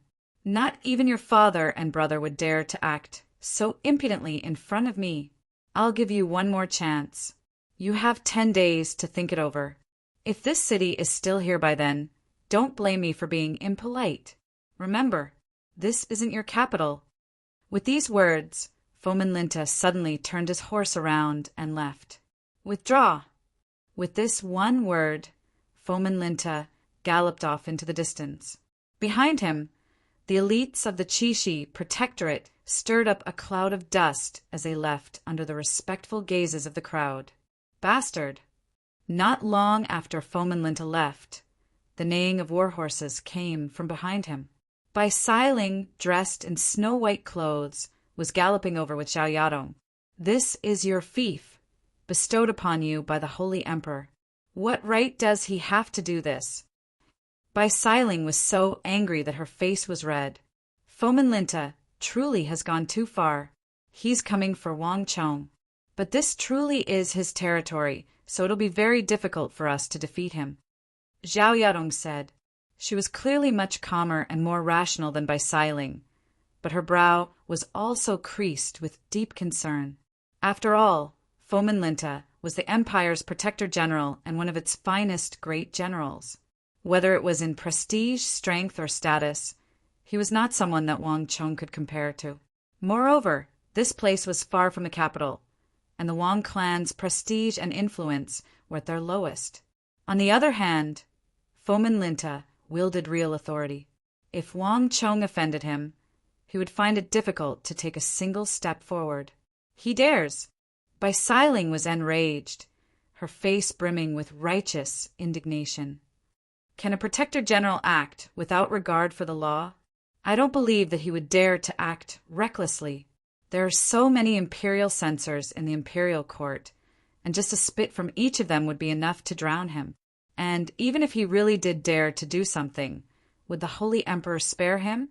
He truly wouldn't dare to come in the open, but it's hard to say behind his back. A voice suddenly sounded in her ears, and Bai Siling's eyebrows shot up. Just as she was about to fly into a rage, she caught sight of a familiar face. Wang Chong! Bai Siling stared in a daze at Wang Chong. If Fomin Linta really wanted to act, he would have already done so. This is a warning and also a threat. As one of the supreme great generals of the empire, he truly does have far too many methods at his disposal. It seems like the existence of the City of Steel is truly a threat to his position, making him feel uneasy. Wang Chong said, "But are we just going to let this go?" Bai Siling angrily said. Wang Chong said nothing. Everything was still not ready, and this truly was not the time to fall out with Fomin Linta. Marquis, should we report this matter to the imperial court? Perhaps this will make him restrain himself a little? A voice whispered. Wang Chong turned his head and saw that it was Cheng Sanyuan and Su Shixian, their eyes also tinged with anger. It's useless. Without concrete evidence, the imperial court will never accept our one-sided words. Moreover, Fomin Linta only made a verbal threat, not actually doing anything. Even the imperial censors will find it very difficult to accuse him of anything. This was not the first time Wang Chong had encountered the politics of the imperial court. Wang Chong's big uncle Wang Zhen had been constantly advising him, intentionally cultivating his sensitivity to the politics of the imperial court. Thus, Wang Chong was well aware that Fomin Linta's actions today would find it very difficult to convict him. Chapter 728. There's no need to worry about him. Go back. This is my territory. No matter what Fomin Linta wants to do, as long as he's in my territory, he won't be able to do anything, because this is my territory. Wang Chong's last words were resolute and filled with heroism. As a fief bestowed upon him by the Holy Emperor, Wang Chong had complete jurisdiction over this territory. Even the nobles and nobles of the imperial clan would have to submit to his control. This was Wang Chong's special privilege. It seems like I have to hurry. No matter what, I can't let Fomin Linta stay here any longer, Wang Chong quietly said to himself as he watched Fomin Linta leave. Fomin Linta's appearance had made him even more determined to replace Fomin Linta as Chishi Protector General. Otherwise, who knew how many more quarrels would arise in the future? With a wave of his hand, Wang Chong quickly left with his entourage. The construction of the city of steel returned to normal, and rumbling booms resounded through the world. "My lord, do we really have to wait 10 days? That bastard's construction speed is too fast. In 10 days, the city will probably be finished. Won't it be too late by then? And that brat is too arrogant, just by relying on the prestige and status of the Wang clan. He doesn't even have Lord Protector General in his eyes." As Wang Chong was returning to the city, a deputy of the Chishi Protectorate finally couldn't help but comment. "That's right," the other deputy agreed, a look of indignation on his face. "He's just a brat who's still wet behind his ears. He's only been made a marquis, but he dares to speak to Lord Protector General like this. You have to know that when Lord Protector General was fighting for the Tang dynasty, this brat was probably still in his mother's womb. The people of the Wang clan are too arrogant." The two of them complimented each other, causing Fomin Linta's expression to turn incomparably ugly. It was clear that things were different from what Fomin Linta had expected. Wang Chong's attitude was much tougher than he had imagined. "Enough!" When Fomin Linta opened his mouth, the two of them were shocked. "Do you really think I'll give him 10 days? Since he doesn't know what's good for him, then don't blame me. Alona, has everything been arranged?" "Sir, everything has been arranged. We're just waiting for your orders." A black-armored general of the Chishi Protectorate lowered his head and spoke, his expression extremely respectful. "Then let's begin." Fomin Linta gritted his teeth as a cold light flashed across his eyes. Rumble. At this moment, a heaven-shaking rumble came from the city of steel. Hearing this sound, the Chishi Protectorate fell silent. Fomin Linta's complexion turned even more unsightly. "Let's go." With this order, Fomin Linta and his Chishi elites quickly vanished into the distance. All of Chishi had regained its calm, but beneath this calm surface, an invisible storm was brewing. Several hundred li to the west of Chishi, a plateau rose up from the ground like a lofty mountain overlooking an abyss. Although this land was empty and ownerless, many people could only look up at it from a distance. This was the territory of the Yuzin. The thin air of the plateau made the majority of the world's elite cavalry feel a sense of dread.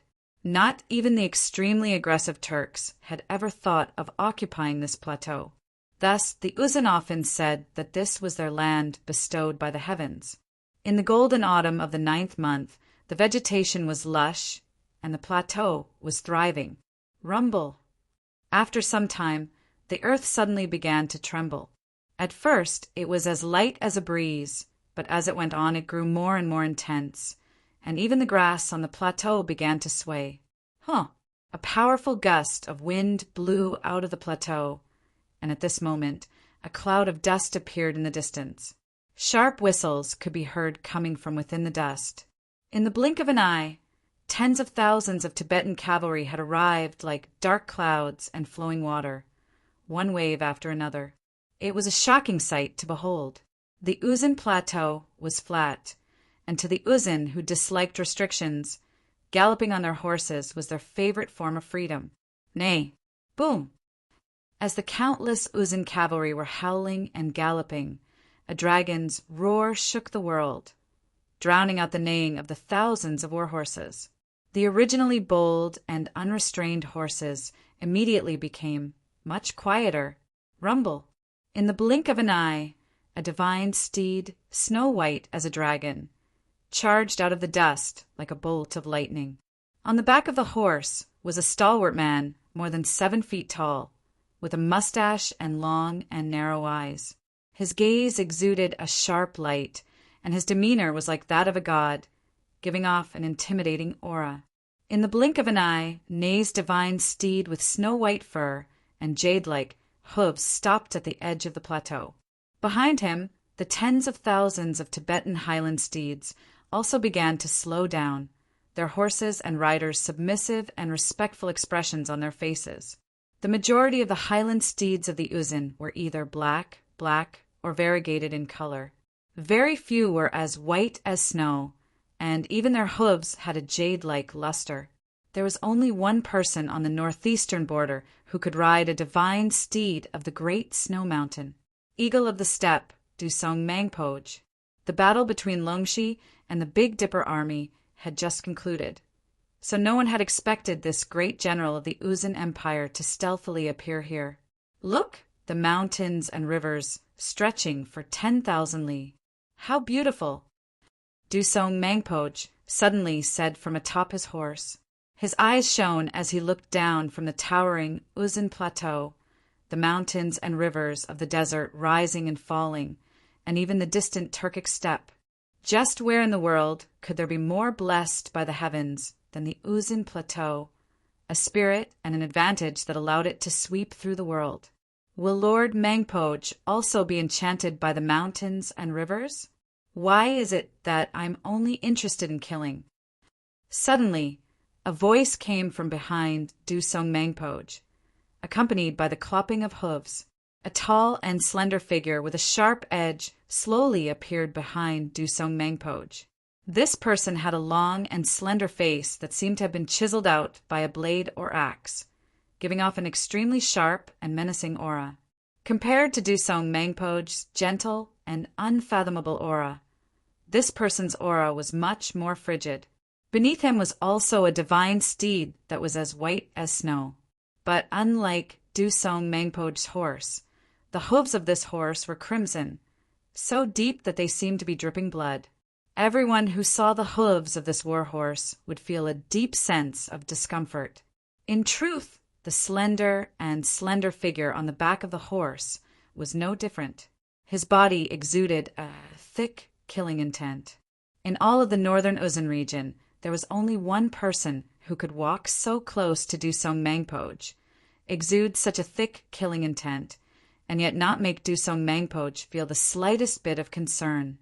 Dayan Mangpoj. In all of Uzun, the number of people who could be called great generals could be counted on one's fingers. Although Dayan Mangpoj was not a great general, he was publicly acknowledged by all of the Uzun Empire, including the Tsempo and the Prime Minister, as the future Brigadier General. Although his strength could not compare to Dusong Mangpoj's, it was not too far off. The two great clans of the northern Uzun region, the Dayan clan and the Dusong clan, were both extremely ancient and powerful clans with deep roots in Uzun. In the Uzun language, Mangpoj referred to heroic spirit, heroic hero. To be able to obtain this title, one could easily imagine the strength of Dayan Mangpoj. To be able to ride a blood-hoofed divine steed from the Great Snow Mountain Temple and obtain the approval of the Great Snow Mountain Temple was enough to prove his strength. And in Uzin, anyone who could ride a blood-hoofed divine steed from the great snow mountain temple represented a special existence, slaughter. The blood-hoofed divine steed of the great snow mountain temple was only given to those existences with an extremely murderous nature. Dayan Mangpoge's path of life was somewhat different from Dusong Mangpoge's. He did not come from a traditional military background, and compared to fighting on the battlefield, Dayan Mangpoge was more skilled in assassination. Uzin was surrounded by many small kingdoms: Greater Balor, Lesser Balor, Shur Kingdom, Kong Kingdom, Tokaria, and many other kingdoms. Who knew how many famous generals of these small kingdoms had died at the hands of Dayan Mangpoge? In the western regions, Dayan Mangpoge had another name, the God of Death. Haha, you can kill, and I'll take back the land for the Tsenpo and the Empire. We can slaughter, and we can also conquer the world, so why not? Dusong Mangpoge said without turning his head. The Dusong clan and the Dayan clan could be considered friends, and Dusong Mangpoge and Dayan Mangpoge were also very familiar with each other. However, this was the first time the two of them had worked together, because this time the two of them had a reason to work together. Is the information reliable? Dayan Mangpoge rode his horse over and stood side by side with Dusong Mangpoge. Together, they looked down at the desert, the mountains, and the distant grasslands. His eyes slightly squinted, exuding an intimidating cold light. He was like a falcon, ready to strike at any moment. In his eyes there were no opponents, only prey. Fomin Linta oversees Chishi, and is a crafty old fox. Back when he was overseeing the western regions, he used a scheme to wipe out an army of the Arabs. Moreover, Chishi has always been tightly guarded by him. So can it really be trusted that it suddenly loosened so much? No imperial great general is easy to deal with, and Fomin Linta naturally isn't that simple. But this time it shouldn't be fake. In the regional commander's incident, Fomin Linta submitted a memorial requesting that brat be executed. This matter has caused such a ruckus that the entire world knows about it. Now that Brad is advancing into Chishi and building a city in Wushang, right under Fomin Linta's nose. This is a naked provocation. Given his stubborn personality, it would be strange if he could endure it. Chapter 729. Although Uzin had not been part of the drama taking place in Chishi in the northwest of the Tang dynasty, he had been paying close attention to it. Gao Xianji, Feng Chongqing, Fomin Linta, and Geshu Han of Longxi along the long curved border between the Tang dynasty and the Uzin. 3 great generals of the Tang dynasty were garrisoned. Under normal circumstances, Uzin would not dare to act rashly unless he was fully prepared and had not brought enough troops with him. But when the brigadier general, the future 8th general of the Tang dynasty, came to the Tang dynasty, Uzin suddenly had a chance. In truth, Dusong Mangpoge and Dayan Mangpoge had smelled the bait and come over. And the person who spread the bait was Fomin Linta. He's smart. Although I don't like being used by others, if it's that bastard, I don't mind being used. I believe that Senpo and the Prime Minister are the same. Dayan Mangpoge said. In a flash, the atmosphere became much quieter. Dusong Mangpoge's lips were tightly shut, and he said nothing. In the Uzin Empire, the name Wang Chong and the War of the Southwest had become a taboo. The plague that this youngest son of the Wang clan had spread on the Uzin Plateau still hadn't ended. The hundreds of thousands of cavalrymen of the Uzin Ngari royal lineage had also been reduced to ashes in that battle. The 4 royal lineages had been reduced to 3, and the corpses of the hundreds of thousands of Uzin cavalrymen had contributed to that person's fame. Even the widely respected Prime Minister Daluin Ruozin of the Ngari royal lineage had been imprisoned by the Tsempo because of that battle. In the history of the Uzin Empire, other than a few famous generals of the Tang dynasty, no one had ever been like Wang Chong, inflicting such damage on the Uzin Empire. But not even those famous generals would act like Wang Chong and spread the plague over the steppe. One could imagine just how much the Uzin generals hated Wang Chong. When they heard that Wang Chong was building a city in Wushang, only several hundred li from the northern edge of the Uzun Plateau. Uzun knew that Fomin Linta had deliberately spread the news. They had still been willing to take the bait. The Han have a saying, for a nobleman to take revenge. 10 years is not too long, but we Uzun cannot wait that long. The internal strife of the Tang people is an extremely rare opportunity for us. Geshu Han still doesn't know that I've come. So we can use this chance to completely eliminate that youngest son of the Wang clan. A threat must be strangled in the cradle. If that youngest son of the Wang clan is allowed to mature, he will become a mortal threat to our Uzun in just 2 or 3 years, and the Tang dynasty will truly gain an imperial great general. No matter what, we can't let him leave alive, and we can't let him use that city of steel as the core to repeat the events of the Southwest. Dusong Mangpoj said, his expression grim. Dusong Mangpoj had been able to arrive so quickly because he wanted to eliminate Wang Chong and avenge the 200,000 soldiers of the Ngari royal lineage, but also because the Tsempo felt a deep unease.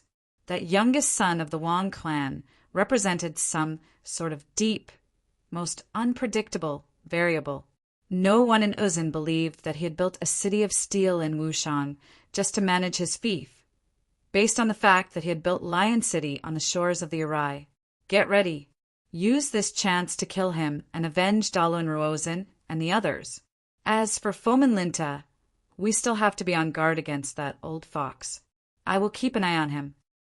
Dusong Mangpoj quickly turned his horse around and galloped back in the direction he had come from. He.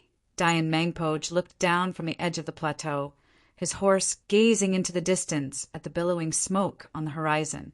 He gave an inexplicable sneer and quickly turned his horse around as well. One after the other, the two swiftly vanished into the distance. Wang Chong, what are you planning to do next? 10 days will be up very quickly. Are you really planning to retreat? Or are you going to completely fall out with him? Fomin Linta is Qixi's protector general. On the steel walls, Bai Siling followed behind Wang Chong, her brows tightly furrowed.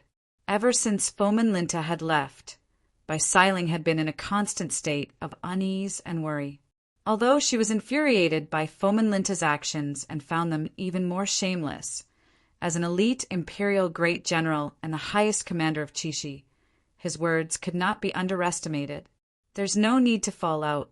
We've already completely fallen out. Wang Chong held his hands behind his back as he indifferently said. In contrast to Bai Siling's worries, Wang Chong seemed as if nothing had happened in the past few days, as if nothing had happened at all. I will never withdraw from Wushang, and he will never let me go. 10 days is just a formality, and he will never give me 10 days. Ah, then why are you so calm? Bai Siling was at first startled, but when she glanced at Wang Chong's relaxed expression, she was instantly enraged. Ha! Relax, he wouldn't dare to act recklessly. The Qixi Protector General can only manage Qixi, not my territory. And although I'm not in a hurry, how do you know that I haven't done anything? Wang Chong turned his head and said. A faint smile appeared on his lips as he saw Bai Siling's flustered and exasperated appearance. After spending so much time with Bai Siling, he sometimes found her flustered and exasperated appearance rather cute. Startled, Bai Siling was just about to ask what was going on when she heard the galloping of hooves. A horseman was galloping over from the north of the City of Steel, and from the distance, she could hear a loud shout. Reporting. After passing through the gate, the horseman dismounted and quickly ascended the walls. Clasping his hands, he got down on one knee in front of Wang Chong. Marquis, according to your orders, your subordinate has finished his investigation and has come to report.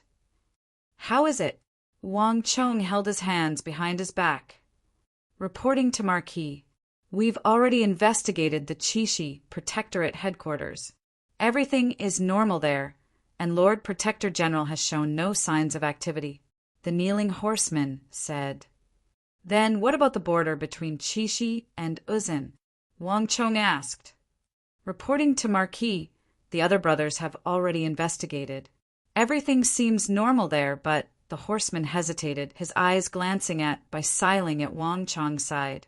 It's fine. You can say it directly. She's one of us. Wang Chong said. There was a rule in the army that any information concerning the military could not be easily divulged to people outside the army. Bai Siling's long dress clearly indicated that she was not a member of the army, so the horseman had some misgivings. Yes, Marquis.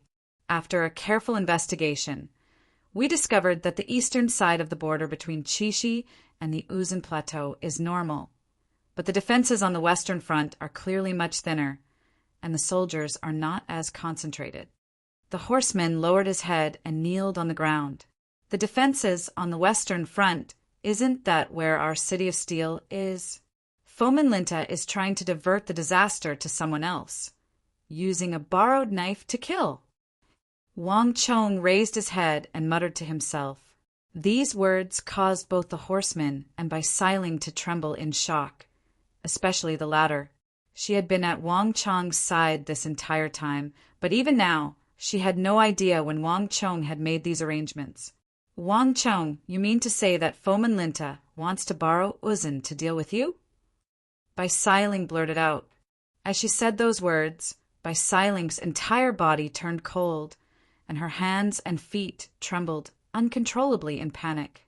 The mighty Qixi, protector general of the Tang dynasty, in order to deal with Wang Chong, had actually invited Uzun's people into his chambers. This was no different from defecting to the country. If news of this got out, it would cause a massive storm that would shake the entire court. It's not that he wants to, but that he can only do this. Although Qixi has a powerful army and a large number of soldiers, they are all soldiers of the Tang dynasty. If he uses Qixi's army to deal with me, he'll be digging his own grave. The risk is far too great, and His Majesty will never forgive him. Fomin Linta has made a name for himself in the army for many years, and his thoughts are meticulous. He would never leave behind such a flaw. Letting Uzun's people in and using a borrowed knife to kill is his only method. Wang Chong indifferently said, his eyes penetrating to the finest detail. Although Fomin Linta had come with a fierce momentum, Wang Chong was well aware that the trump cards he could use were rather limited. You may leave. Wang Chong quickly turned his head. Yes, Marquis.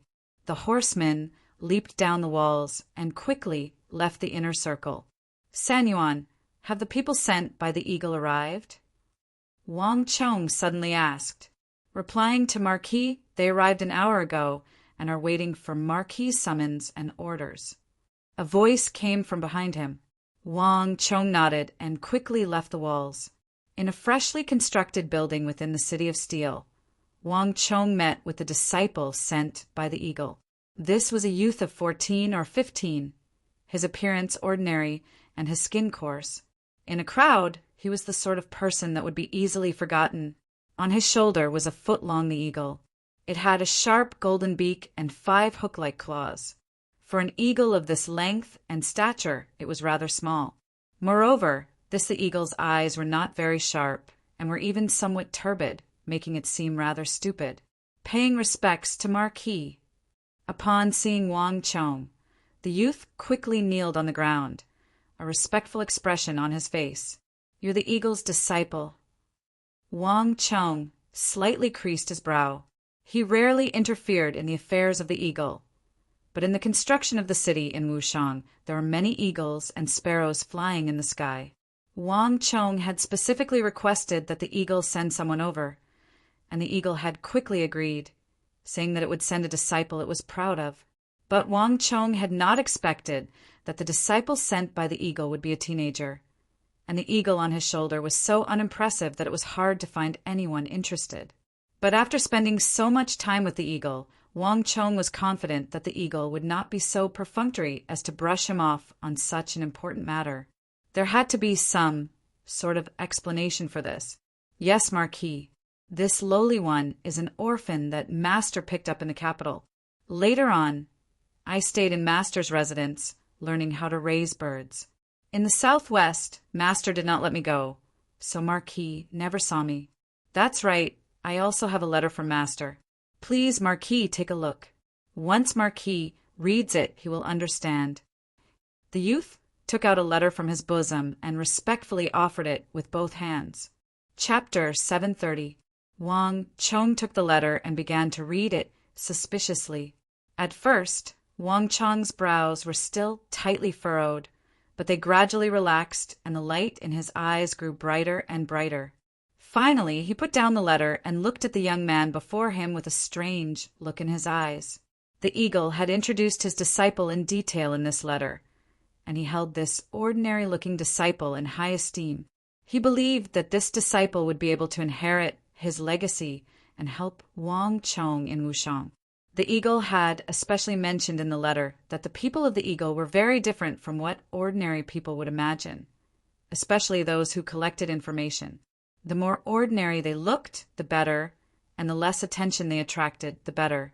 In this regard, the eagle's disciple fit the bill perfectly.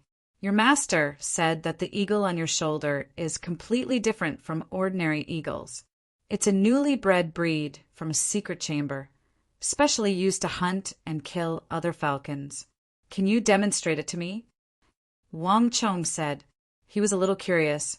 The eagle's previous birds were all bought from other eagle vendors, and then the eagle used his own special methods to cultivate them, turning them into the most outstanding and excellent falcons.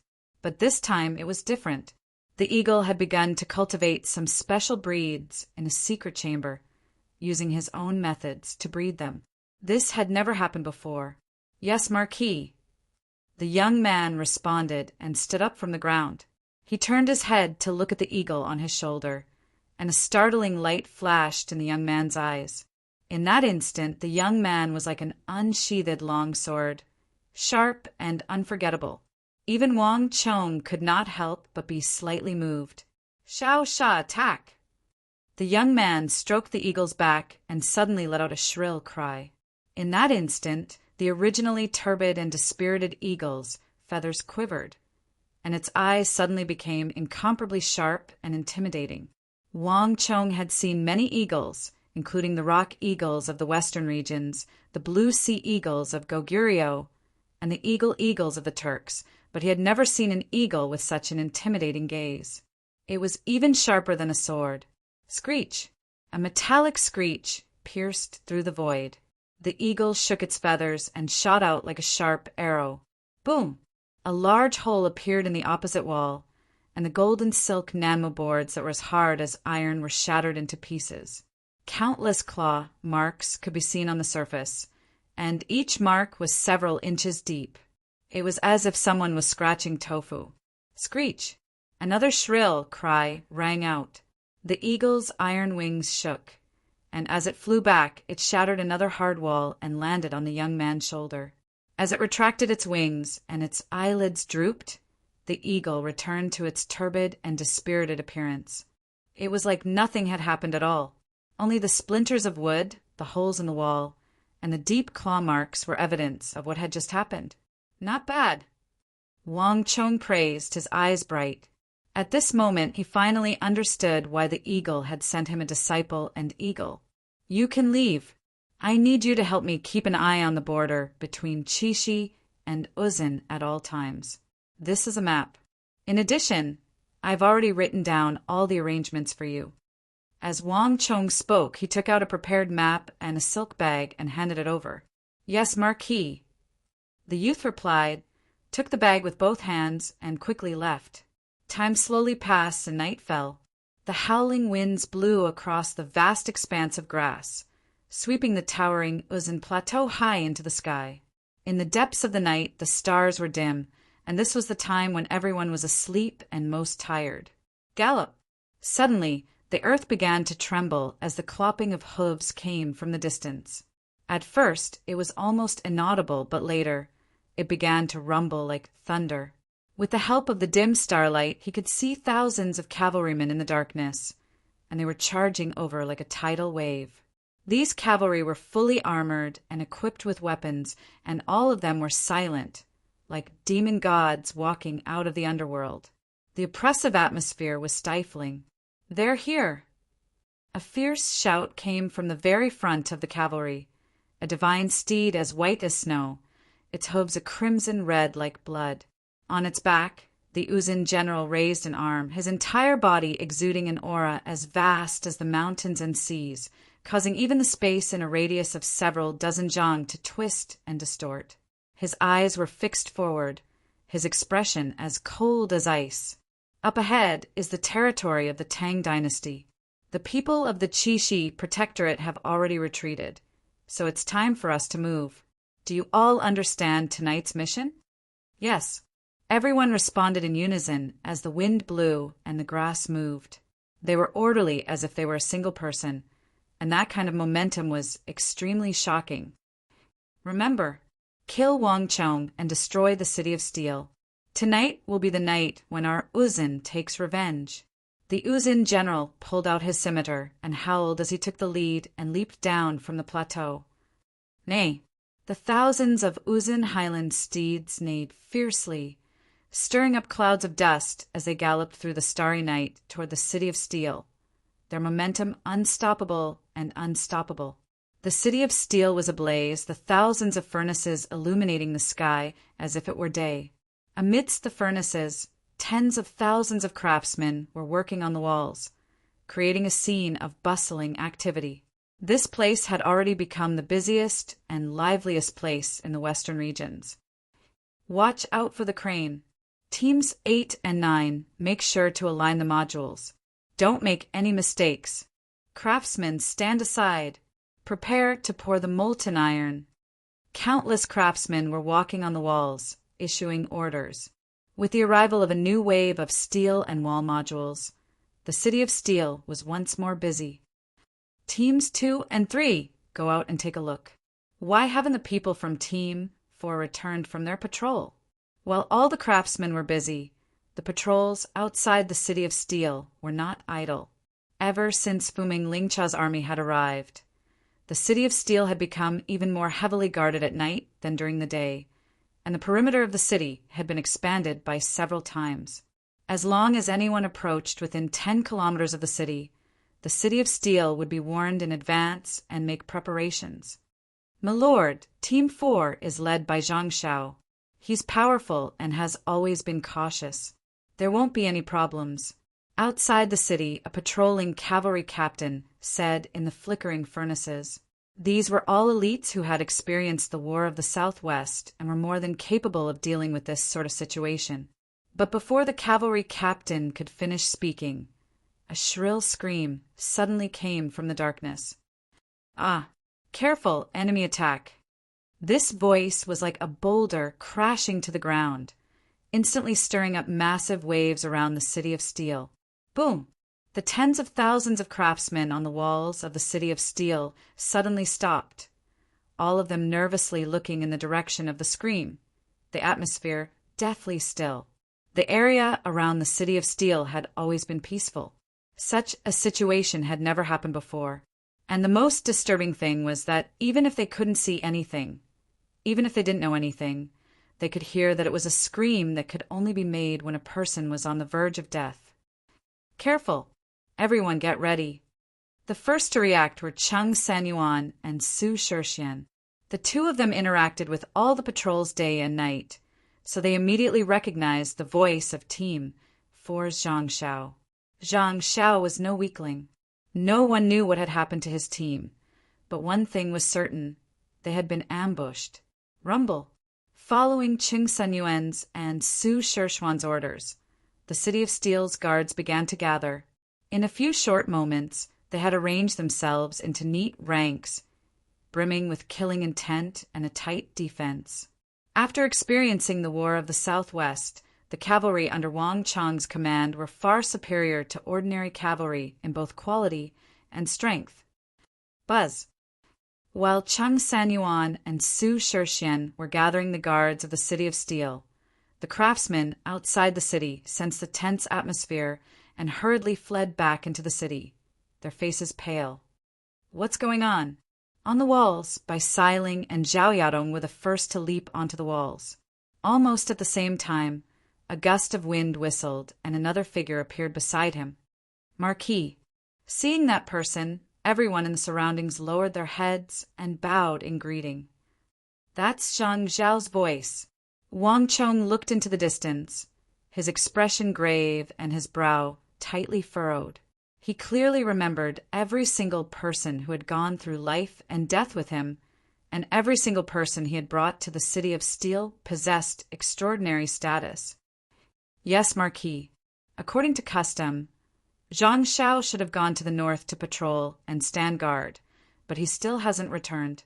Lord Cheng and Lord Su were just about to send someone to investigate when this happened. A guard on the walls said with his head lowered. Wang Chong said nothing, but his brow furrowed even tighter. All was calm in the distance. Other than that scream, nothing else could be heard. At this moment, Wang Chong had a very bad feeling. Zhang Xiao had participated in the War of the Southwest with him. He was rich in experience, and there was no need to doubt his strength and skill. Wang Chong truly found it difficult to imagine just what sort of situation could cause his squad to be completely wiped out, with not a single one of them able to escape. Strangely, Wang Chong was standing on the walls, but he could not hear a single sound in the darkness. There were only two explanations for this situation. Either the entire City of Steel had misheard, or the opponent this time was even more powerful than expected. The entire City of Steel was silent, everyone looking in the direction from which the scream had come. Thump, thump, thump. Time slowly passed, and after some time they suddenly heard a series of sounds. They were similar to the clopping of hooves, but also completely different and much softer. In an instant, the atmosphere suddenly tensed up, and even the sound of breathing became softer. Cree! Just as everyone was waiting anxiously, an ear-piercing shriek entered their ears. It was a very thin sound, but it was also very sharp. It was a sound that no one had ever heard before. Upon hearing this sound, Wang Chong's face turned extremely grave. He seemed to think of something, but he found it very difficult to understand in such a short time. Look over there. Chapter 731. His words attracted everyone's attention. With the help of the dim starlight, everyone could clearly see something approaching from the distance. It was getting closer and closer. Slowly, from that blurry shadow, everyone could finally make out the silhouettes of the Steel Cavalry. Enemy attack! Prepare for battle. Several dozen zhang away, Cheng Sanyuan and Su Shixian stood at the very front of the army, their pupils constricting as they immediately unsheathed their swords. Clang, clang, clang. At the same time, hundreds and thousands of soldiers drew their swords at the same time. There were no clamorous slogans, nor did they charge with great fanfare. There were only countless swords that gleamed coldly under the dim starlight. After the tempering of steel and blood, this army was now extremely obedient and could be considered one of the most elite cavalry forces of the continent. Kill! Kill! In the distance, that army that had taken advantage of the darkness to launch a sneak attack finally stopped concealing itself. With a clear cry, thousands of soldiers unsheathed their scimitars and let out a heaven-shaking roar that seemed to tear apart the sky. Rumble! The earth quaked as thousands of war horses suddenly accelerated, exploding with a mountainous aura as they charged toward the City of Steel. But at this moment, through the light of the blazing furnaces, Wang Chong suddenly saw a white symbol on the war horses of those mysterious cavalry. They were complex white religious runes. Wang Chong paled at the sight of the white inscriptions on the horses. Cheng Sanyuan, Su Shixian, retreat! This urgent shout was like a clap of thunder, causing everyone to jump in fright. Cheng Sanyuan and Su Shixian also turned their heads in astonishment. They had already prepared to attack, but none of them had expected Wang Chong to give the order to retreat. This is an order. Wang Chong clenched his teeth, his complexion ashen. His gaze was not on Cheng Sanyuan and Su Shixian, but on the cavalry charging at him like lightning bolts. The White Braves! As this thought flashed through Wang Chong's mind, his mind was in turmoil. At this moment, he finally recognized the meaning of those white religious runes. In the entire world, only one cavalry force would have these special white religious runes painted on the sides of their horses. Uzin's White Braves. Everyone in the world agreed that a cavalry charge was far more powerful than an infantry charge. And of all the cavalry, the Arab cavalry was the most formidable. And Uzin's White Braves were the only cavalry force that could compare to the elite Mamelukes. The Mamelukes had been equipped with the sharp Wuzi steel swords that could cut a hair. At Talas, they had made illustrious achievements in defeating the Tang dynasty. Afterward, they had marched into the western regions and swept through all the countries. As for the nearby Yusing Empire, it had become their target. When the Mamelukes reached the Uzin Plateau, the Uzin Empire had suffered grievous losses. Its northern defense line almost completely pierced through, until they ran into Uzin's White Braves. In that battle, 10,000 Mamelukes equipped with Wuzi steel swords and capable of sweeping through hundreds of thousands of soldiers had encountered the Uzin White Braves with only 4,000 or 5,000 soldiers. The White Braves had stubbornly resisted. Although the White Braves had suffered grievous losses, the Mamelukes had also suffered nearly 5,000 casualties. This was an unprecedented wound. This was the greatest wound the Mamelukes had suffered since their eastern campaign, and in the end the Arabian Empire had been forced to give up on its ambitions for the Uzin Plateau. One could easily imagine the strength of the White Braves. Although the soldiers trained by Wang Chong were well trained and had experienced the bitter campaigns of the southwest, they were still far from being able to compare to the Mamelukes at their peak, much less the Uzin White Braves that could contend with the Mamelukes. Each of the White Braves of Uzin was at the profound martial realm, and they usually guarded the royal capital of Uzin. Unless there were major events, they rarely appeared, much less intervened in ordinary battles. Wang Chong had never expected that the famed and valiant White Braves of Uzin would appear here, outside the City of Steel. Withdraw! Outside the City of Steel, Chung Sanyuan clenched his teeth. Although he was unwilling, he still gave the order to retreat. Rumble! With an earth-shattering noise, the city gates opened, and all the troops retreated into the city like a receding tide. Where do you think you're going? Suddenly, a thunderous roar came from afar. Before the voice had died away, Xiao, an ear-piercing whistle, suddenly came from the night sky. Before anyone could react, an arrow had already shot over from an extremely distant place. In the blink of an eye, it had already streaked through the layers of space, shooting towards the back of the neck of an elite horseman outside the city gate. This was an extremely accurate archery. This place was not protected by armor, so if one was hit, death was assured. Careful! Chung Sanyuan's pupils constricted and his face paled.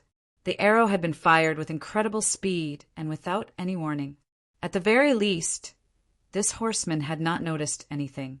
Chung Sanyuan unsheathed his sword and slashed down without hesitation. Hung! The long sword struck the tip of the arrow, and the arrow was violently shaken away.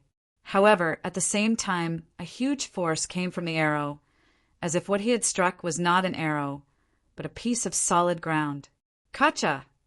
A crisp sound rang out, and Chung Sanyuan's arm went limp, immediately hanging down, motionless. At this moment, Chung Sanyuan's expression finally changed. Hurry up, close the gate! Chung Sanyuan shouted. Rumble! Each of the gates of the City of Steel was guarded by the most elite and well-trained soldiers. With Chung Sanyuan's voice, the foot-thick gate of the City of Steel, weighing close to 10,000 jin, swiftly closed. Almost at the same time that the city gate was closed, a wave of arrows whistled through the air amidst ear-piercing sounds. The arrows landed on the heavy city gate by a hair's breadth, but were blocked by the heavy city gate. However, when the arrows hit the city gate, the sounds they made were like thunder, ringing in everyone's ears. At that moment, everyone's expression became extremely solemn. Wang Chong, who are these people? A voice sounded in her ears. Even though it was only the first wave, even Bai Siling could sense that something was amiss. Normal soldiers are definitely not this strong, and the enemy's general even wrapped the hooves of all the horses. These people definitely came prepared. Their strength far exceeds that of ordinary cavalry. Zhao Yadong sternly said, all war horses had hooves nailed to their hooves, so when tens of thousands of cavalry charged, they created a heaven-shaking roar. But this cavalry had only made a sound when they got close to the City of Steel. This was not normal. There was only one explanation for this. The enemy had come prepared, their hooves wrapped in thick cloth. When the hooves landed on the cloth, they were buffered so there was no sound. In a flash, everyone, including Zhao Yadong, turned to Wang Chong. Based on past customs, Qing Sanyuan and Su Shixian would have gathered all the guards and experts of the great clans in the face of such an attack and charged. But before the battle had even begun, Wang Chong had called them back. It was clear that Wang Chong had sensed something. I'll tell you about this later. Those who come with ill intentions. Those who come with good intentions. I can only tell you this. The opponent this time is even more formidable than we imagined. Wang Chong looked into the distance, his expression extremely solemn. Not many people in the Central Plains knew about the White Braves. If they knew too much, it would be a blow to their morale. This was not a good thing. Yusang has even mobilized the White Braves to deal with me. It seems like the matter of spreading the plague on the Tibetan plateau has already made me a thorn in their side. Even the Tsempo has noticed me, Wang Chong thought to himself. Wang Chong quietly said to himself, the White Braves guarded the royal capital of Uzin. Without the Tsempo's permission, they would never leave such a distant place and appear at the base of the City of Steel. Wang Chong could sense the thick scent of vengeance from the other party's actions, as well as a determination to kill him. Inexorably, the War of the Southwest had made him a thorn in the side of all the people of Yusing. This was not a good feeling. As these thoughts flashed through his mind, Wang Chong's eyes regained their clarity and calmness. Pass on my order. Prepare for battle. Wang Chong suddenly raised an arm and thrust it into the air. The atmosphere was tense, and all the craftsmen retreated back into the walls, not even daring to breathe too loudly.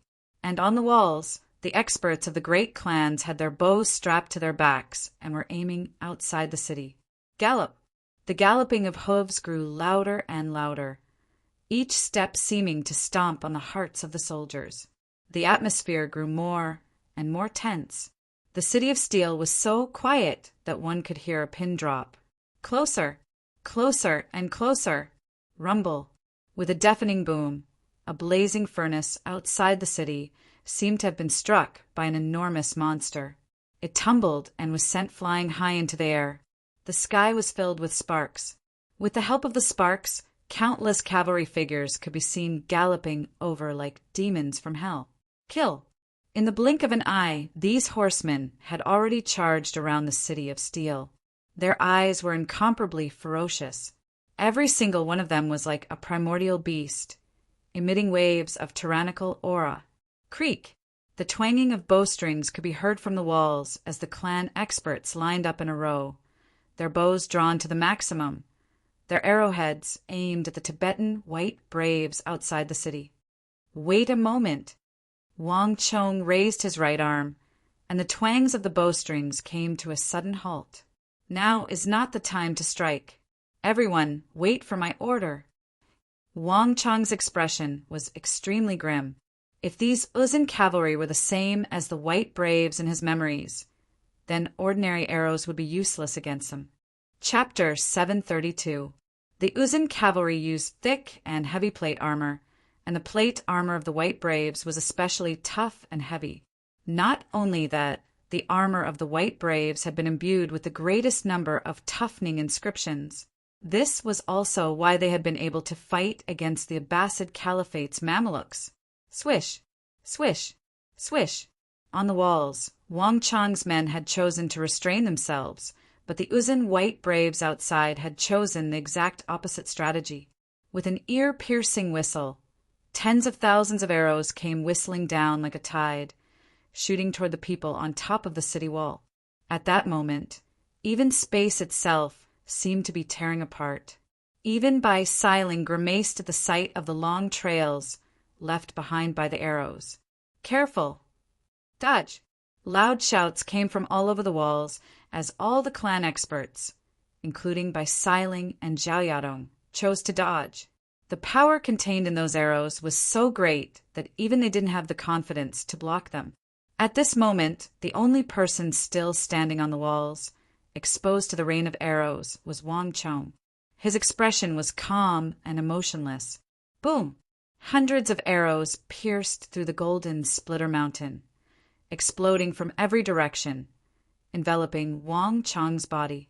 But when these arrows were still several zhang away, they were frozen in the air. Bzzz! Wang Chong blinked, and a cold light flashed through the darkness. In a flash, all the arrows were struck by some invisible energy and smashed to pieces, dropping to the ground. In that moment, even the roars of the white braves outside the city dimmed. On the walls, all the clan experts and the guards looked at Wang Chong with eyes brimming with worship. Wang Chong, unmoved in the rain of arrows, was like a god, holding the hearts of the people and becoming their pillar of support. Ready! Raise the secondary walls. Following a series of creaking sounds, thick, slanted steel plates quickly rose from the city walls. Once these steel plates were raised, they immediately protected everyone. At this moment, the White Braves' second wave of attack had arrived. In the gloomy darkness, tensome Uzin White Braves were dragging a long, silvery white object behind them. Using the high speed of their war horses, they charged toward the tall gates of the City of Steel like shooting stars. "Be careful! It's a siege all!" A panicked shout came from the city wall. In that instant, everyone could clearly see that the tip of that silvery white object was incomparably sharp. It was shockingly a sharp siege all that was 50 to 60 feet long. There were many complicated silver patterns on the surface of the siege alls. As long as one was in the military, they would not be unfamiliar with those silvery white patterns. They were densely packed and countless sharp runes. Everything that was engraved with such sharp runes was a top-notch siege weapon. Even a steel gate that was several feet thick would be pierced through. Bang! Before they had time to think, a heaven-shaking boom resounded in their ears. At that moment, the entire city of Steel trembled as if it had been struck by a shooting star. But before this sound had faded, the sound of galloping hooves came from outside the city. A second silver-white battering ram from the great Snow Mountain Holy Temple arrived like a bolt of lightning. Boom! A second earth-shattering boom resounded in everyone's ears. Marquis! Su Shixian stared at Wang Chong, his face ghastly pale. If they continued to attack in this manner, the gates of the City of Steel wouldn't be able to hold out for long. At the start, he and Cheng Sanyuan had been confused by Wang Chong's decision to have them retreat into the city. But now, even the slowest Su Shixian could sense that this wave of enemies was different from the ones he had faced before, completely different from cavalry, because no cavalry would bring such siege alls when charging on the battlefield. This wave of enemies was far more formidable than he had imagined, and they had also come fully prepared. Don't worry about it. No matter what siege weapon they use, they won't be able to open the gates of the City of Steel. Wang Chong's voice was flat and indifferent, neither loud nor soft, but it had an intimidating power. The White Braves were almost invincible in a field charge. At the very least, the cavalry under his command were incapable of stopping them. But defending a city was a different matter. Wang Chong knew what Su Shixian was worried about, but that was impossible. The gates of the City of Steel were not made of ordinary steel, but of meteoric metal that Wang Chong had brought from overseas. No matter how many sharp runes the White Brave siege alls had been engraved on them, no matter how powerful their charge, they would never be able to break through a gate made of meteoric metal. Such a thing could never happen, and Wang Chong had engraved so many defensive and toughening runes on the gate. Uzin isn't involved in production, so he couldn't have forged something of this level. It seems like it came from the great Snow Mountain Temple. Wang Chong's mind was in turmoil. Uzin had placed far more importance on him than he had expected. But no matter what they wanted to do, they were doomed to fail. The city of steel was his life's work, his dream. In order to establish a foothold here, he had already made ample preparations. Not even Uzin's illustrious white braves could break this city. Pass on my order. Tell Suk-hee that he can begin his preparations. Wang Chong said, Yes, Marquis. A messenger quickly responded and left. Outside the city of steel, the white braves were still not done with their assault. Boom, boom, boom. Silver battering ram after battering ram slammed into the tall gate. At this moment, there was a clattering of metal as long 5-clawed hooks were thrown up from the walls and hooked onto the edge of the wall. Go! With a roar, hundreds of white braves jumped off their horses, their right hands gripping ropes as they used the hooks on the wall to scale the walls. Everyone follow me. Hurry and stop them. Su Shixian grimaced and unsheathed his sword. He was the first to step out of the wall that had been blocking the volley of arrows and charge at the hooks. On the other side, the others also charged out, fully armored. The people outside the city were all incredibly powerful. If they were allowed to use their hooks to scale the walls and open the gates of the city of steel, then the more than 100,000 craftsmen in the city would be exposed to their iron hooves. The city of steel would suffer grievous casualties. Clang, clang, clang. The long swords hacked at the 5-clawed hooks, splitting them into two. Without these hooks, the white braves began to drop to the ground. But before they could reach the ground, the white braves swung their right hands, and another set of hooks latched onto the top of the wall. These white braves immediately charged toward the top of the wall. Sir Zhang! As the Uzin's assault was at its most intense, Wang Chong glanced at the dense ranks of Uzin's white braves and suddenly turned to Zhang Shoji, who was being protected by several guards. It's about time to use the beehives. Zhang Shoji nodded and said nothing.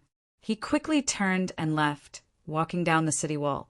Although he was only skilled in city construction, Zhang Shoji had fought with Wang Chong in the War of the Southwest, so he wasn't completely ignorant of military affairs. These people were powerful, and as cavalry they had brought siege awls and hooks that were rarely seen by cavalry. It was clear that these were no ordinary opponents. But regardless of who they were, they had clearly underestimated Wang Chong's confidence in building a city and his preparations. Buzz! As the hundreds of Uzin white braves reached the bottom of the wall and were using their hooks to scale it, no one noticed that around 15 meters from the ground, a dense network of holes had appeared on the wall. Within the holes, there were sharp arrows shining with cold light. Boom! Tens of thousands of arrows shot out like a torrent of locusts, engulfing all the Uzin white braves outside the wall. This sudden assault caught the Uzin white braves off guard. Ding, ding, ding, countless arrows rained down on his body, but they were all blocked by his thick armor. However, there were more than tens of thousands of arrows raining down from the city walls, and there was no way to dodge at such a close distance. Pooh! Piu! Piu! The arrows were pierced through the gaps in the dense rain of arrows, piercing through the necks and other areas. Bang! Bang! Bang! Caught off guard, 30 to 40 white braves dropped to the ground, their corpses strewn across the ground. The others also had their ropes cut and fell off the city wall. Not only that, but the rest of the Uzin white braves were also caught in the rain of arrows. Whoosh! Whoosh! Whoosh! In the blink of an eye, 70 to 80 white braves were killed. Damn it! Be careful of the arrow rain. Howls tore through the night sky.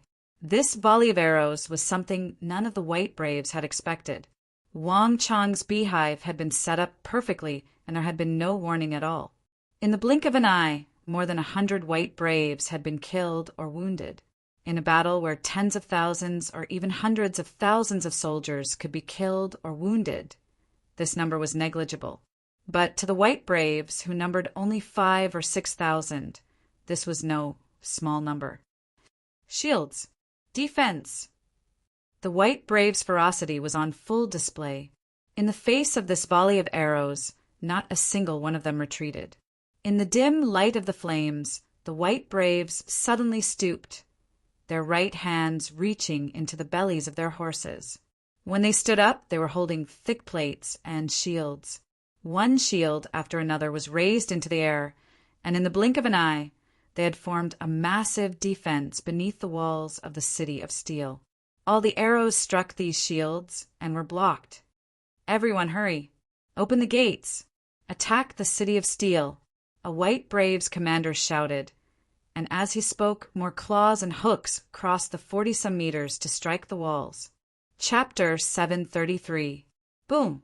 Boom! A few moments later, a boom attracted the attention of everyone on the wall. They turned their heads and saw that nearby a part of the wall had been split open like a piece of paper. Next to the crack, several white braves with particularly powerful auras were crouched in a corner of the wall, constantly pushing the crack in. Metal element martial artists. On the wall, Chung Sun-yuan's pupils constricted, his face paling. Wang Chong City of Steel was incredibly tough, but this was also the greatest problem. Once it encountered a powerful metal element ability user, the formidable City of Steel would instantly become like a piece of paper. "Someone, aim there and immediately attack."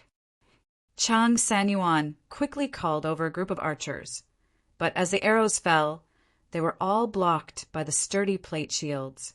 The arrows were even disintegrated in the air before they could hit the ground.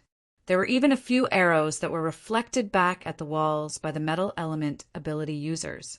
No matter how sharp an arrow was, its power was greatly reduced in the face of a metal element ability user. "Marquis!"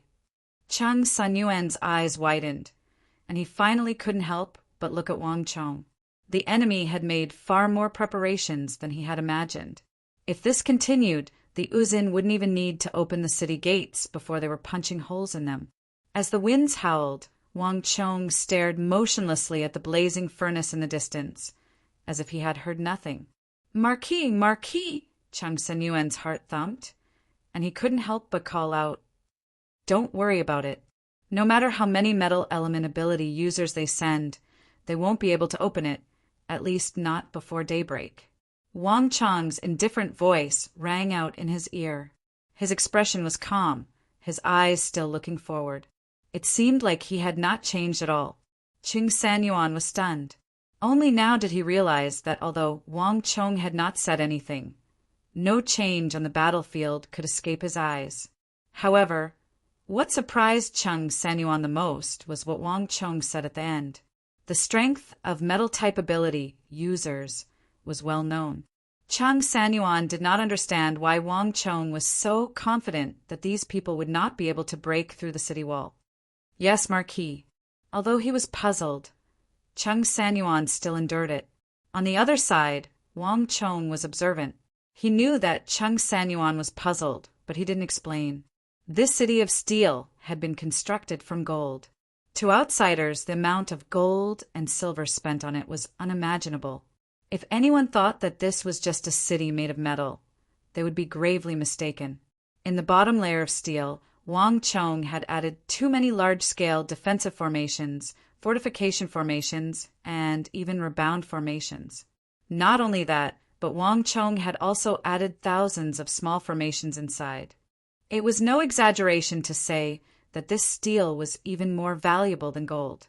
It was not impossible for metal-type martial artists to break through these walls, but the amount of time, energy, and price they would have to pay would be unimaginable. Just as Wang Chong had said, the enemy would not be able to break through the walls before daybreak, so Wang Chong wasn't worried at all.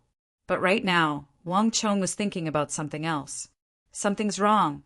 Just what are you trying to do?" Wang Chong narrowed his eyes as he looked into the distance. Cavalry was used to charge on the battlefield, not to attack a city.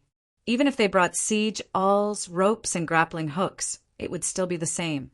Since the enemy had come prepared and had even wrapped the hooves of their war horses, they should understand that this method would not be able to break through the city gate. The question was, what was the enemy's goal? Or rather, where was the enemy's true target? Wang Chong was hailed as the greatest war saint in the history of the Central Plains.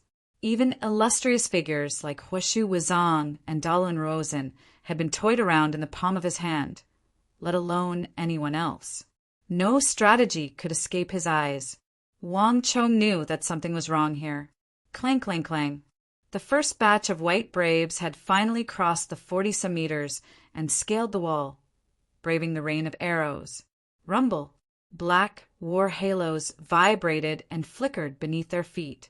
Shock waves exploded, and one of the city guards screamed in agony as he was sent flying in all directions like a kite with its string cut. The white braves, hailed as the strongest cavalry of the Yuzin, had finally revealed their powerful cultivation.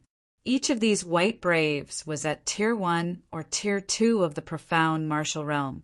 Although the white braves, trained in the secret arts of the Great Snow Mountain, could not compare to the profound martial realm commanders of the army, their strength was far superior to that of the elites of other armies. The various great clans had sent their best experts to construct the city, but they were no match for these powerful white braves.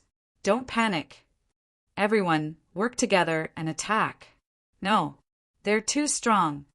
Ah! Screams filled the air as countless experts from the great clans charged forward. But in the face of these white braves who were as tall and powerful as profound martial experts, they were sent flying in the blink of an eye. Kail! Kail! Low Uzin roars resounded over the walls.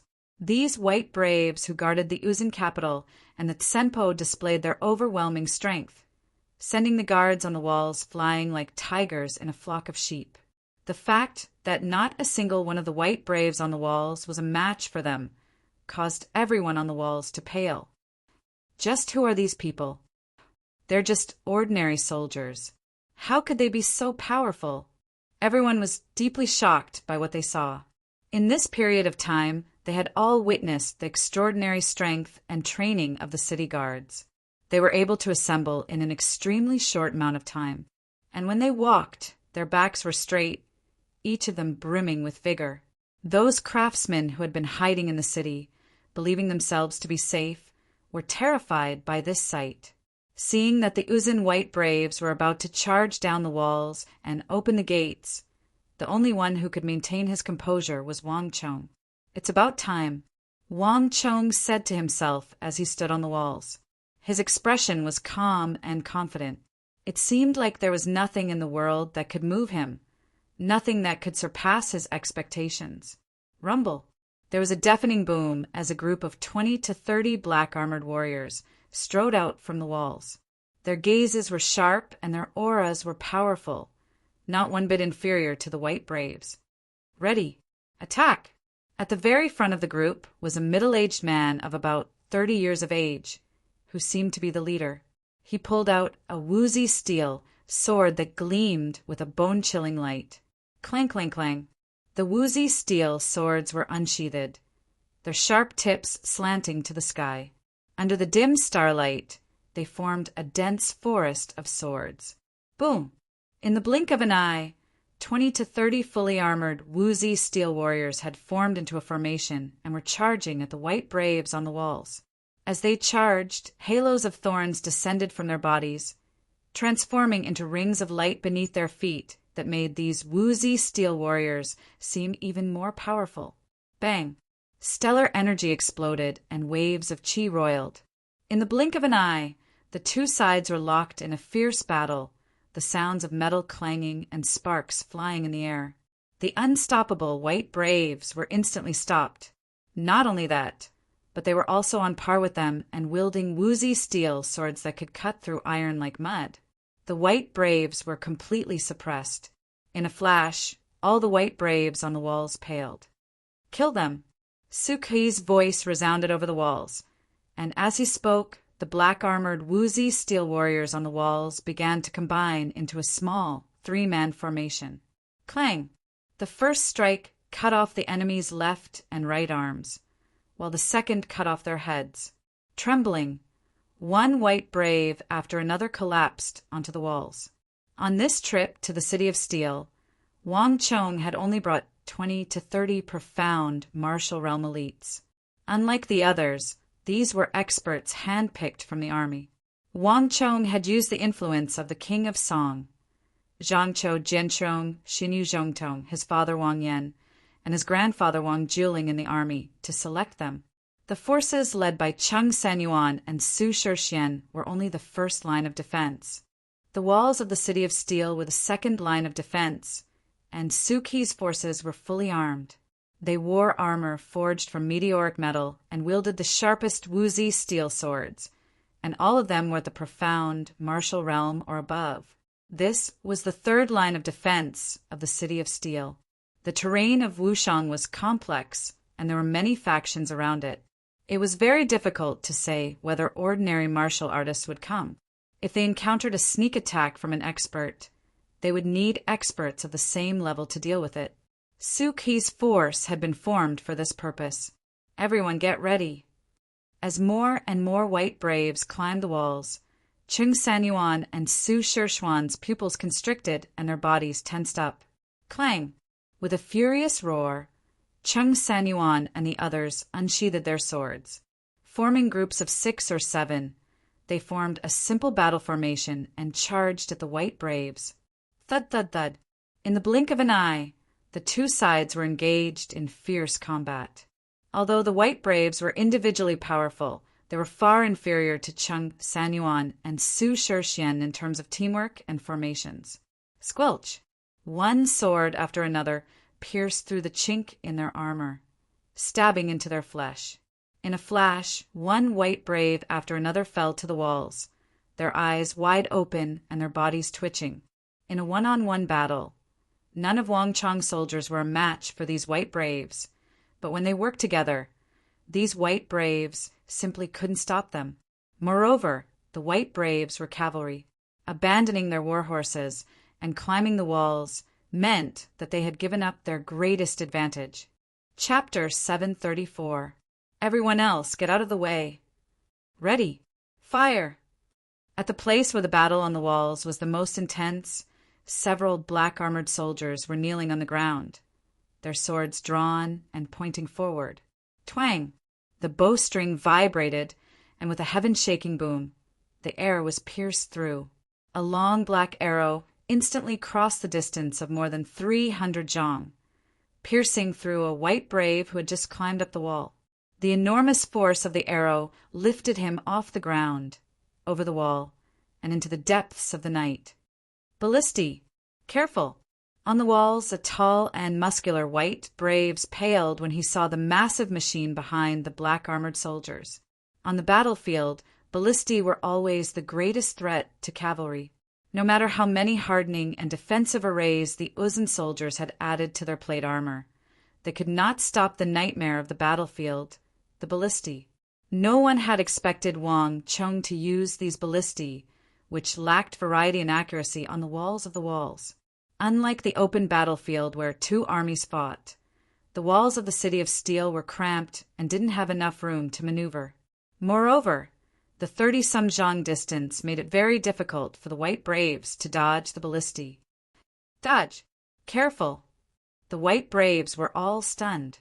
Although Wang Chong had only placed 4 ballisti on the walls, they were far more intimidating than any number of soldiers could ever hope to match. Being hit by a ballista meant certain death.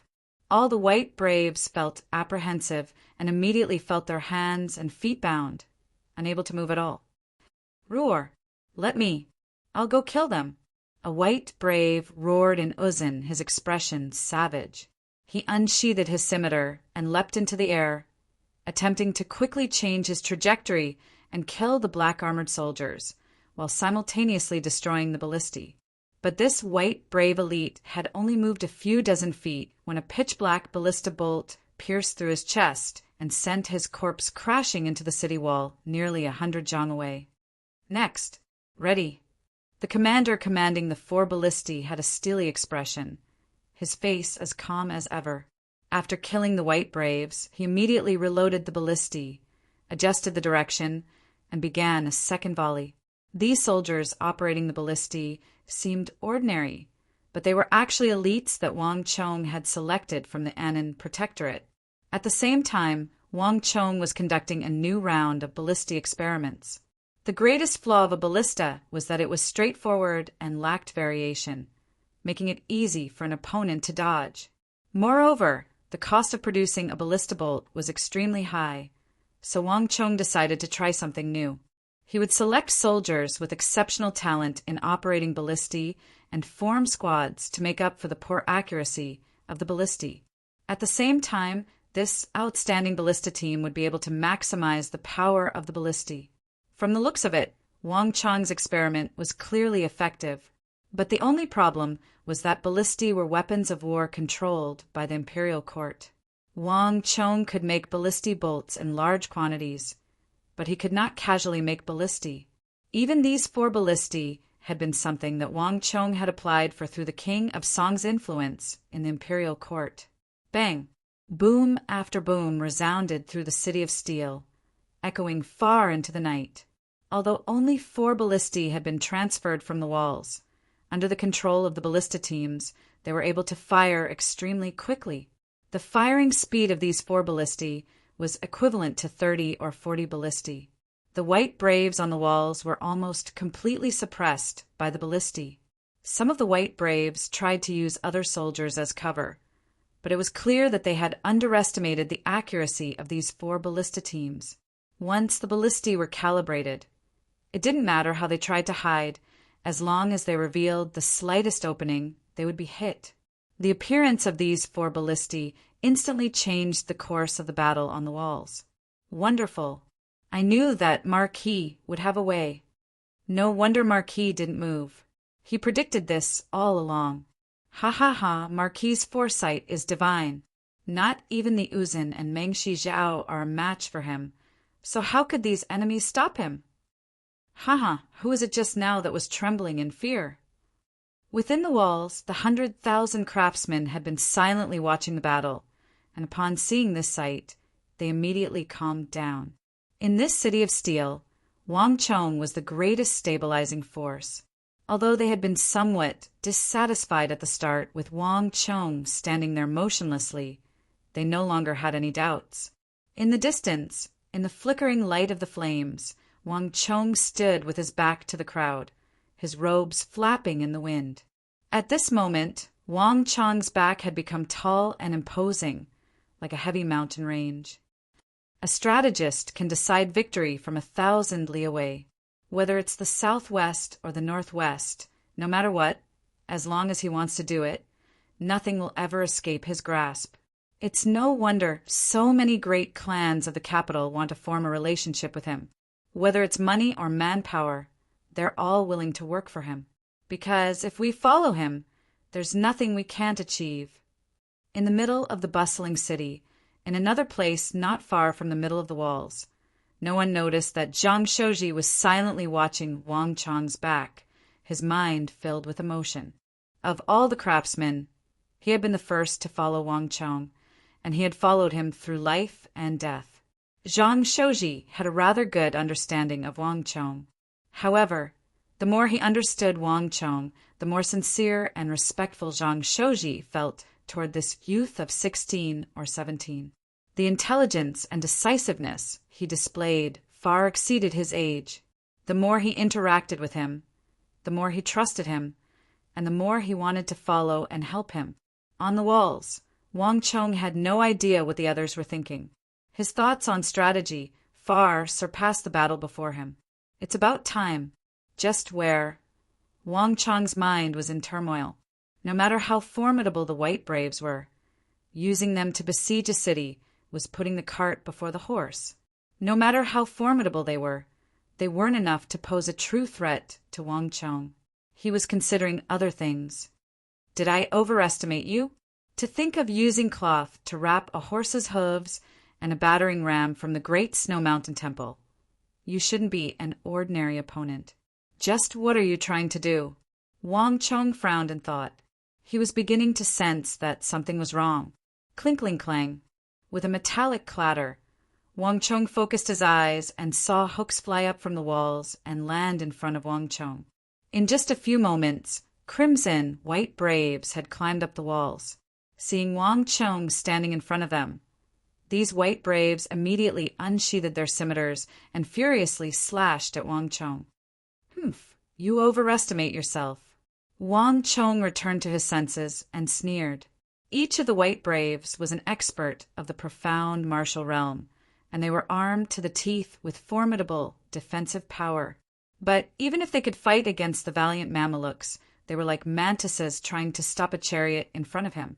Facing 7 or 8 crimson-eyed white braves wielding scimitars, Wang Chong didn't even move, allowing them to slash at him. Boom! Boom! Boom! One white brave after another gripped their scimitars and slashed at Wang Chong with thunderous momentum. With the strength of these Uzin white braves, this full-strength slash could even cleave apart a mountain.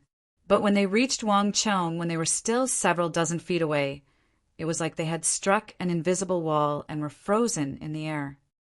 What's going on? What evil art did this fellow use? Why can't I move my scimitar? Drawl, drawl. Everyone, work together to kill him. He can't possibly deal with so many of us. The Uzin white braves were both shocked and infuriated. This was completely out of their expectations.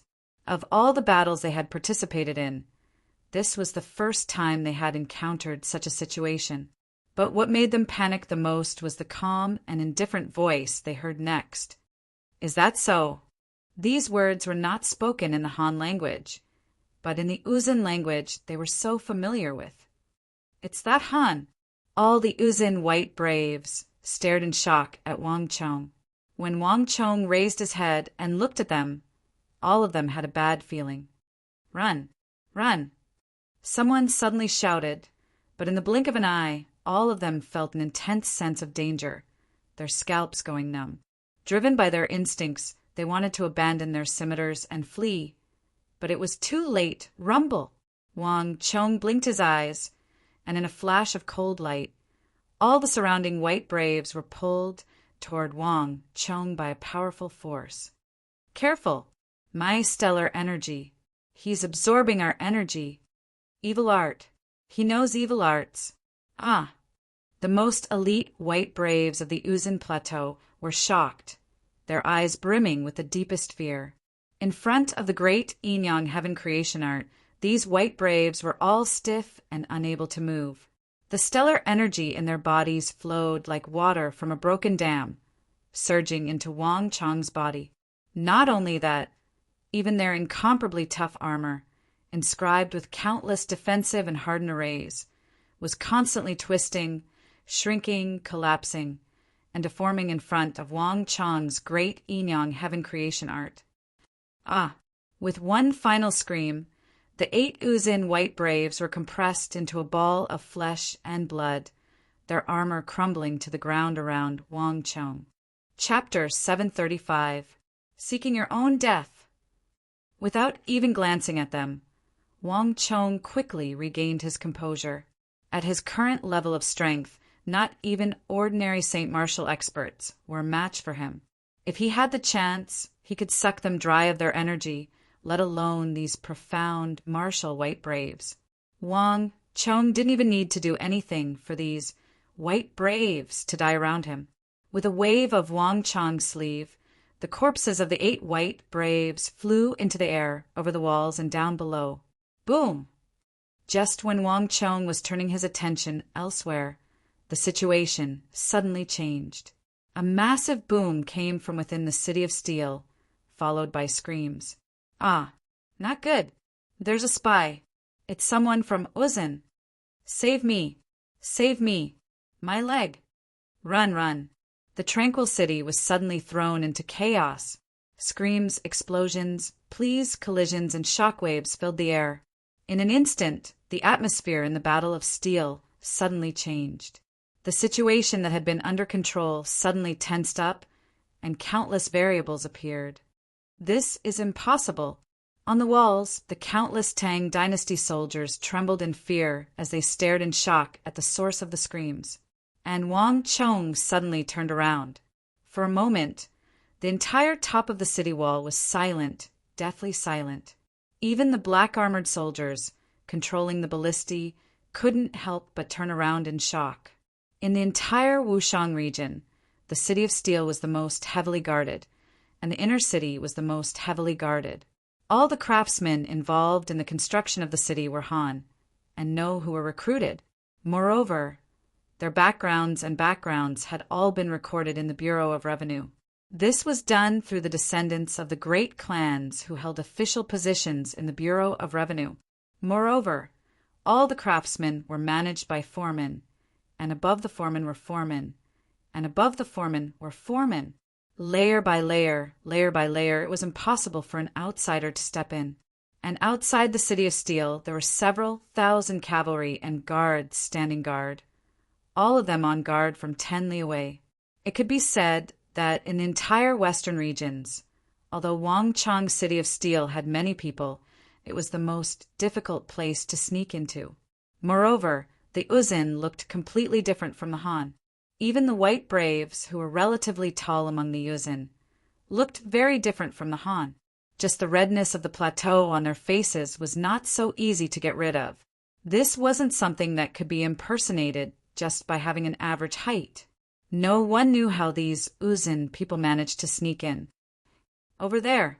At this moment, the calmest person was none other than Wang Chong. After his initial surprise, Wang Chong seemed to have found the answer to all his questions, and he suddenly understood. From the very start, Wang Chong had never been able to understand a single question. Why were these people so confident that they could break the City of Steel? Were they relying on these battering rams and five-clawed hooks? Attacking and defending a city was completely different from fighting in the field, and there was no meaning in their actions. Only when he heard the screams from within the city did Wang Chong suddenly understand. The opponent this time was far more difficult to deal with than he had imagined, and far more frightening. Although he didn't know how the opponent had done it, there was no doubt that they had bypassed the layers of checks and had even managed to overcome the difference in appearance to infiltrate the City of Steel. These spies hidden within the city were the true trump cards of the opponent. I really want to know more and more. Just who are the attackers this time? Wang Chong quietly said to himself, a cold and harsh light flashing through his eyes. He had encountered quite a few famous Uzin generals, whether it was Tumi Sangza, Longkinba, or Jiao Sero, or the higher-ranking generals like Huishu Wizong and Daluan Rosen. He knew the style of these Uzin generals like the back of his hand. But this Uzin general style was completely different. Whether it was the hooves, feints, plate armor, shields, metal element martial artists, five-clawed hooks, battering rams, or the spies within the city, or how to use the darkness to evade the surveillance of the eagles, his style was completely different from any other Uzin general that Wang Chong had encountered. This style was completely different from the straightforward Uzin people, and he was even more cunning than a well-read general of the Central Plains. Not even the fox of the battlefield, Yao Guang-yi, could compare to him. In Wang Chong's memories, there were very few Uzin generals who were as difficult to deal with as this one. But the urgent task at hand was to resolve the chaos in the city. Otherwise, with so many of the craftsmen in the city powerless to resist, they would be massacred, and the gates of the City of Steel might really be breached. Buzz! With no time to think, Wang Chong flew off the walls. But the moment Wang Chong flew off, he felt a strange sensation coming from behind him. At first, it was just a feeling of wheat, but in the blink of an eye, this feeling of wheat rapidly expanded, ultimately becoming as intense as a storm. Hee, I've caught you! A faint sneer came from the side of his ear, like the teasing of the Grim Reaper. Although he couldn't see anything, Wang Chong felt an intense sense of danger. Not good. Wang Chong grimaced. His opponent had been hiding here for some time, restraining his aura and lying in wait like a viper. Only when Wang Chong had been drawn away by the disturbance in the distance and revealed an opening did he suddenly strike. And his first move had been a fatal one. From his reincarnation until now, this could be said to be the most sinister, most vicious, and most fatal opponent Wang Chong had ever encountered. Bang! With no time to think, a massive wave of stellar energy erupted from Wang Chong's body. Wang Chong, pushed the great yin-yang heaven creation art to its limit. One yin and one yang, one sun and one moon. Two phantoms appeared on Wang Chang's left and right shoulders. Boom! A sharp and destructive bolt of energy swept through Wang Chang's original position like an arrow, traveling several hundred zhang. The majestic energy stirred the air, stirring up a fierce gale in a radius of 100 zhang around the city gate. The strong astral winds crashed against the city gate, causing the steel gate to emit rumbling sounds, causing people to tremble in fear. On the other side, after Wang Chong had dodged this attack by a hair, he turned his head in shock to see this scene. "Kid, your reaction isn't bad. You actually managed to dodge this attack." Not far from Wang Chong's original position, a tall, muscular, and wild black silhouette stood there like a god, his right hand gripping a red-black spear that was more than 1 zhang long and as thick as a child's arm. His gaze was cold and aloof, brimming with disdain. It was as if there was nothing in this world that was worthy of his attention, and nothing that could compare to him. But the most frightening thing was the wild, brutal, and murderous aura he exuded. It was as if his existence was to destroy everything in the world. Wang Chong had seen his fair share of experts, but he had never seen such a savage, terrifying, and crazed expert brimming with the desire to kill and destroy. "Who is this person?" Wang Chong's expression was solemn as he looked at the crazy man in front of him. This person's craftiness, treachery, resourcefulness in the art of war, wisdom, forbearance, concealment, and the strong murderous aura that had been cultivated from mountains of corpses and seas of blood had completely overturned Wang Chong's traditional impression of Uzin's generals and experts. It was enough to leave a deep impression on anyone who saw this person, and they would never be able to forget it. A powerful enemy, an absolutely powerful enemy. Wang Chong knew that he had probably encountered an extremely terrifying opponent in the northwest this time. But this powerful enemy, Wang Chong, had no impression of him at all. Something was wrong. As his eyes flitted over the strange, dark red spear in the man's right hand that seemed capable of piercing the heavens, Wang Chong's eyes widened as he suddenly thought of a certain person. The Northwest was a complicated place.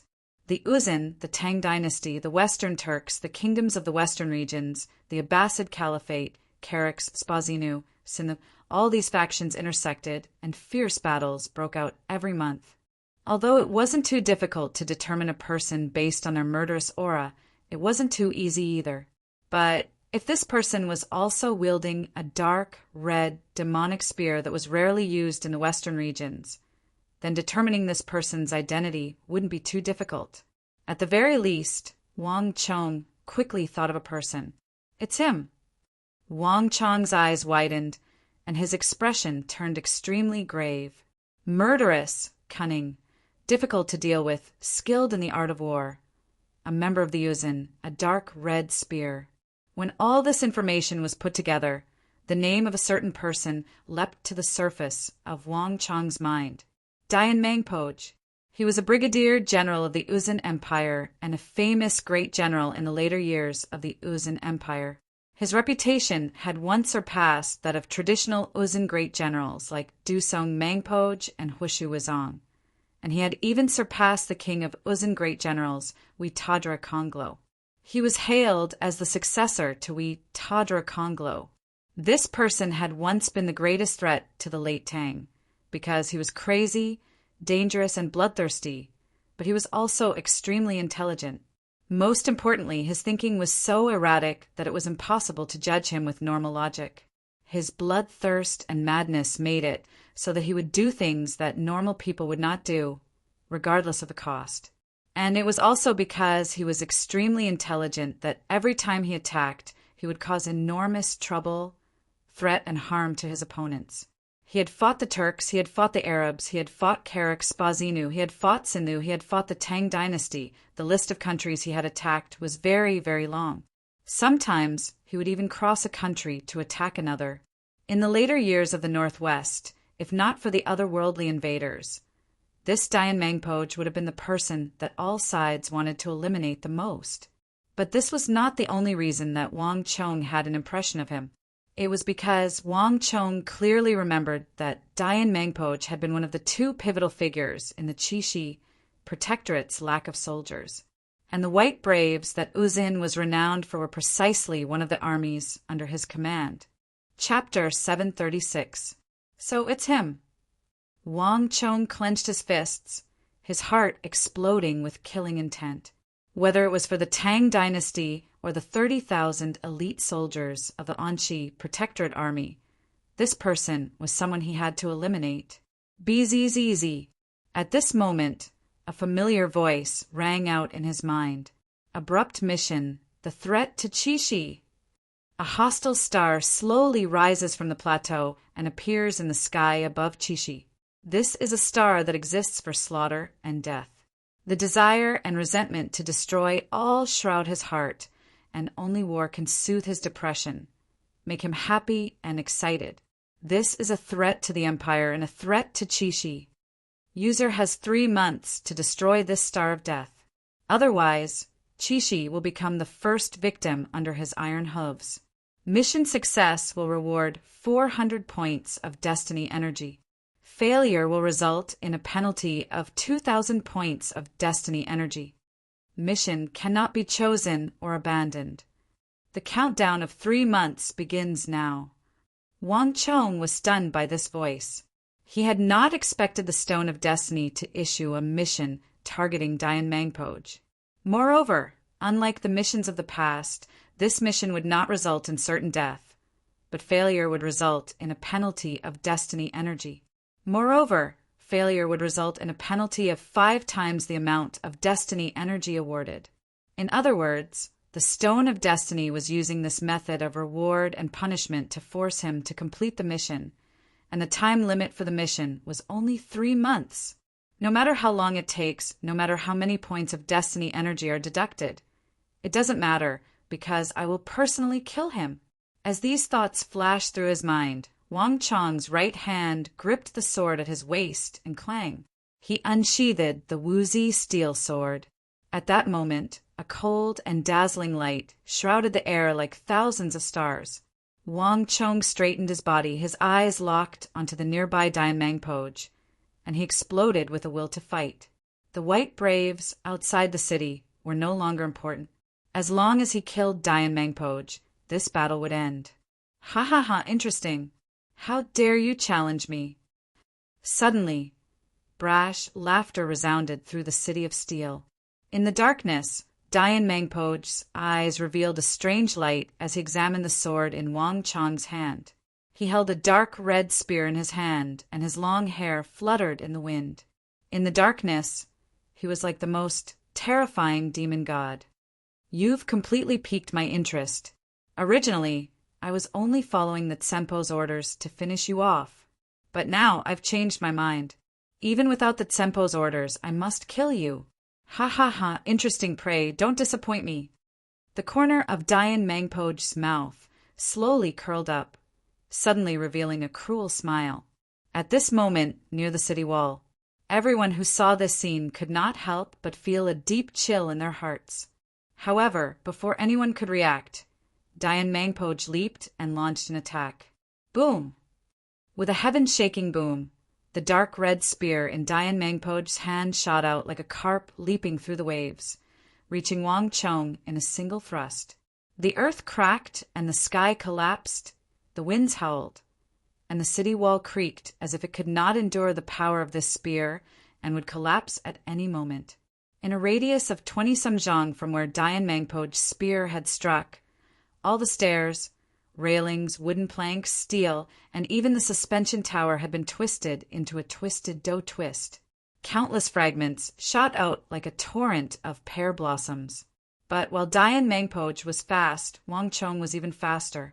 The moment Dian Mangpoj attacked, Wang Chong's figure blurred, and he soared into the sky like a sparrow hawk, dodging Dian Mangpoj's attack by a hair's breadth. But when Dian Mangpoj sensed this scene, his eyes narrowed. With his back to Wang Chong, he did not even think as he thrust the dark red spear in his hand backwards. Boom! Shockwaves surged. Wherever the tip of Dayan Mangpo's spear struck, all the shock waves were expelled, creating a vacuum. That tyrannical spear could even twist steel into a fried dough twist, let alone a human's body of flesh and blood. Clang! The woozy steel sword in Wang Chong's hand seemed slow and then fast as it slammed into the tip of Dayan Mangpo's spear. The clash of spear and sword caused an explosion of energy. Several dozen meters away, the 10-meter-tall suspension tower and the wooden crates on the ground were all blown away by the shock waves. Nearby, all the soldiers within range of the battle, including the white braves who had just climbed onto the walls, were blown off the ground by the fierce shock waves of the battle. They tumbled through the air like withered grass and crashed into the outer wall of the steel fortress. But Wang Chong's reaction was much better. In a flash of light, Wang Chong was sent flying like a kite with its string cut. But after flying for several zhang, all the force of the impact dissipated. Wang Chong somersaulted in the air, and like a leaf, he gently floated down to another section of the wall 10 some zhang away. From the way he had landed, Wang Chong had come out unscathed from this exchange. What sort of martial art is this? Dayan Mangpo had wanted to pursue, but upon seeing this sight, his pupils constricted and he stopped. In that exchange just now, he had clearly sensed that this youngest son of the Wang clan of the Tang dynasty was not as strong as him. But for some reason, when the two of them fought, more than half of the energy that she released was dissipated by him using some unknown method. Wang Chong did not answer. He stood on one of the ramparts, his face emotionless. In that exchange, he had basically gotten a grasp of Dayan Mangpo's level of strength. As the most outstanding general of the Uzun in the future, Dayan Mangpo's internal energy was tyrannical and fierce, brimming with the purest destructive energy. But compared to his achievements in his future life, the current Dayan Mangpo was far from being as terrifying. Brigadier General level. This was Dayan Mangpo's current level of strength. He was not as strong as traditional Uzun great generals like Huishu Wuzong or Dusong Mangpo, but he was not too far off. This seemingly casual thrust of his spear had its aura completely restrained, and only in the moment of the clash did it explode. There was no question that Dayan Mangban had reached the pinnacle in terms of control over his strength. In the past, Wang Chong would have been doomed if he had encountered Dayan Mangpo, but after receiving the great Yin-Yang heaven creation art from his master, the evil emperor, as long as he did not encounter Dusong Mangpo or any other Uzun great general, Wang Chong could fight against any other expert, including a brigadier general like Dayan Mangpo. Dayan Mangpo? Wang Chong said, Dayan Mangpo paused, his pupils constricting in surprise, but he quickly smiled. Interesting. You actually know my name. This operation was suddenly getting more and more interesting. This prey had probably never come to the northwest before, but he had been able to recognize him at a glance. This was a rather interesting feeling for Dayan Mangpo. Then there's no mistake. Wang Chong nodded in confirmation. Dayan Mangpo, it seems like your Uzun will never learn your lesson. Last time you coveted the southwest, so I sent people to the plateau to spread a few rumors to teach you a small lesson. I didn't think that you would be so stupid as to provoke me again. Did you know? Because of your operation tonight, the Uzun faction will completely withdraw from the western regions, and as a light punishment, the armies of the Tang dynasty will set foot on the edge of the Uzun plateau. That place will become the new territory of the Tang dynasty. This is the price for your operation tonight, Wang Chong said indifferently. His voice was neither loud nor soft, but it had a convincing power. Buzz. With just one sentence, Dayan Mangpo's expression instantly changed. If anyone else had said this in front of him, Dayan Mangpo would have snorted disdainfully. But only Wang Chong. Not just the western regions, but the entire world and all the countries did not dare to take his threat lightly. Although he was only a teenager, this youth's wisdom was forged from the bones of hundreds of thousands and the blood of countless soldiers. This was much more powerful than any heroic words or self-boasting. Although Dayan Mangpoj did not think much of this youngest son of the Wang family of the Tang dynasty, it was only in terms of martial arts.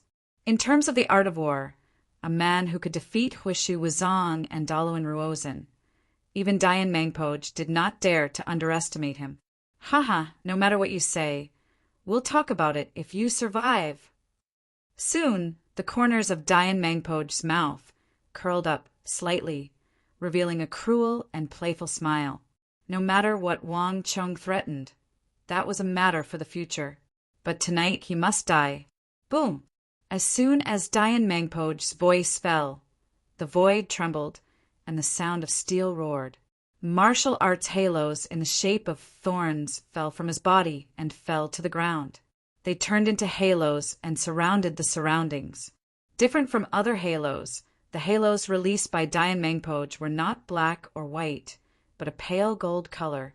If one looked closely, one could vaguely see a golden crown in the pale gold halos. Set off by these halos, Dayan Mangpoj's originally murderous aura was like that of a demon god from hell. But at this moment, there was an additional sacred and vast feeling, like an Azura god of war. King's Halo. Seeing this golden halo, Wang Chong's expression changed slightly. When a Saint Martial Realm expert's cultivation reached a certain level, coupled with the high level of martial arts they practice, the halo outside their body would show various signs that were different from other halos. The first was that the color of the halo outside their body would deepen, turning into a sacred and vast gold color, and the pattern of a crown would appear in the halo. This was the symbol that a Saint Martial Realm expert was the king of warriors. Chapter 737. Ma, me, and I. Dayan Mangban pushed his energy to the limit and began to recite the mantra. Each of these 4 words was imbued with boundless profundity and power, and with each word, Dayan Mangban's aura swelled a notch. Behind him, light and shadow intertwined as a golden crown suddenly rose from the ring of light. It rapidly expanded and transformed, finally transforming into the illusion of a golden great snow mountain. But in just an instant, black smoke billowed. Aside from the white peak of the enormous great snow mountain illusion, the rest of the area was as black as ink. Roar! An angry roar rang out. Under the gazes of countless pairs of eyes, a lifelike and savage black destruction dragon suddenly burst out from behind Dayan Mangpoj. Black Dragon burst. With a shout, Dayan Mangpoj suddenly shot into the air, becoming one with the dragon as he shot toward Wang Chong. Roar! With a heaven-shaking roar, a black dragon python separated from Dayan Mangpoj's body, followed by a second, a third, a fourth, a total of 9 savage and savage black dragons shot out, covering the sky and earth as they charged toward Wang Chong, who was standing motionlessly on the railing. Great Snow Mountain Devil Dragon Art. Wang Chong's eyes flashed. He raised his head and looked at the 9 black dragons shooting down from the sky. He instantly recognized the Great Snow Mountain technique that Dayan Mangpoj had used. The Uzin's Great Snow Mountain Temple was renowned throughout the world. It was the origin of all of the Uzin's martial arts. On the battlefield, the techniques of all of the Uzin generals were inextricably linked to the Great Snow Mountain Temple. They might have originated from a branch of some of the Great Snow Mountain Temple's techniques, or they might have originated directly from the Great Snow Mountain Temple. Within the Great Snow Mountain Temple, there were a few techniques that were especially famous. The Great Snow Mountain Devil Dragon art was one of them. In the legends of the Uzin, a black demon dragon had once broken out of the ground and wreaked havoc on the plateau. It devoured countless cows and sheep, killed countless herdsmen, and the warriors of the plateau. All of the experts of the plateau were no match for it. Corpses were piled up everywhere, until this black demon dragon charged up the Great Snow Mountain Temple and encountered the holy monks of the Great Snow Mountain Temple. In the end, it was suppressed beneath the Great Snow Mountain. The Great Snow Mountain Devil Dragon art was created based on this ancient legend that everyone on the Uzin Plateau knew of. In his last life, Wang Chong had long heard of the might of this great snow mountain devil dragon art. But because this supreme technique of the Great Snow Mountain Temple was extremely murderous, very few people cultivated it, and so he had never had the chance to see it. Wang Chong had not expected that Dian Mangpoj would use this supreme technique of the Great Snow Mountain. Boom! The 9 black dragons rammed down one after another. The railing that Wang Chong was standing on was instantly turned into a pile of scrap metal.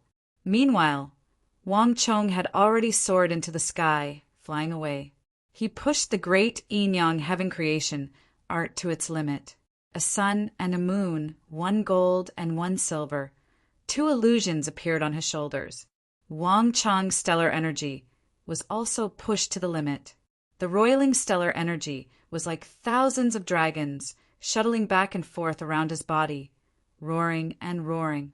Boom! Wang Chong only moved slightly, once again dodging Dian Mangpoj's second attack. Come! A cold light flashed in Wang Chong's eyes, and he flicked the index and middle fingers of his right hand. In a flash, a milky white energy, even more dazzling than the sun, shot out, shooting 3 inches below Dian Mangpoj's armpit. Upon seeing this sword chi, Dian Mangpoj finally grimaced. This sword chi gave him an extremely sharp feeling, not the slightest bit inferior to any divine weapon. Bang! Wang Chong's attack was dodged by Dian Mangpoj, and the sword chi pierced through the metal railing, leaving a large hole in it. In the air, Dian Mangban's eyes widened at this sight. It was common knowledge that amongst all martial artists' metal element ability users were the most difficult to deal with. Among all the metal type ability users, the swordsman ability users were the most terrifying.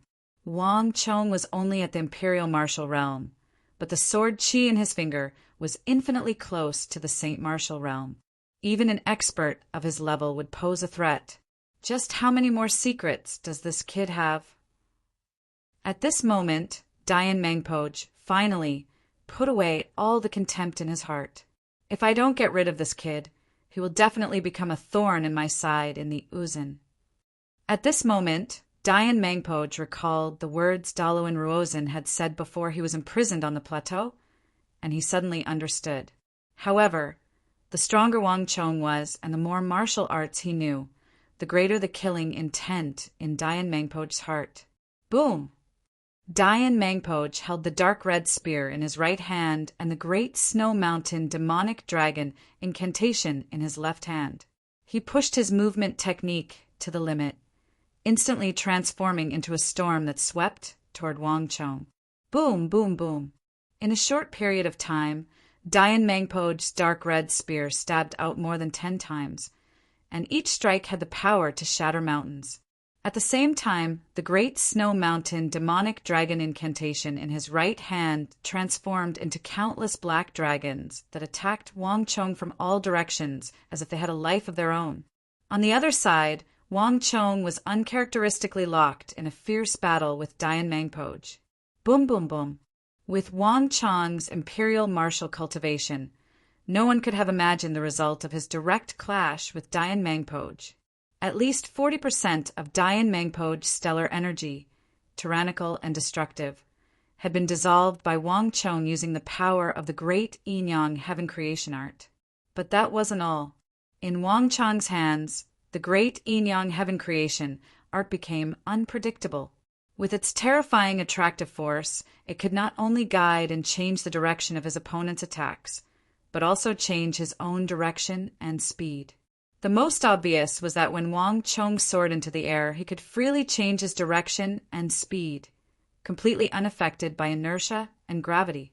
This made it impossible for a brigadier general like Dian Mangpoj, a top-class expert of the Great Snow Mountain Temple, to determine where he was moving or where he was.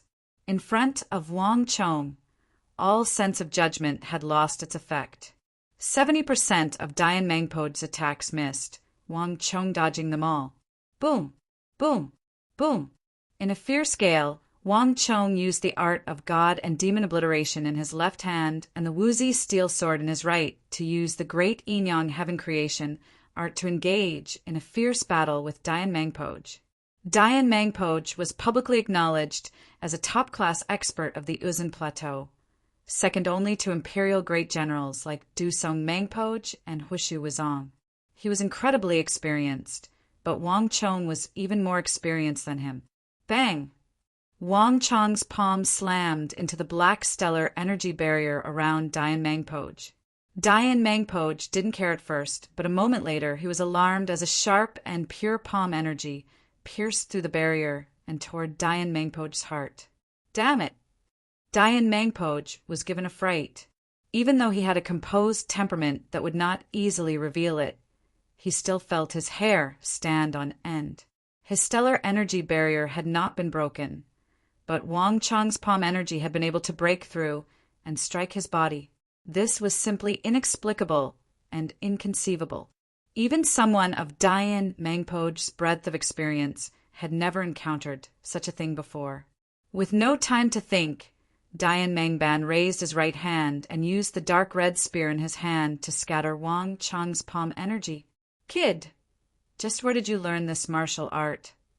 Dayan Mangpoj was never one to ask such useless questions, but at this moment he truly could not restrain himself.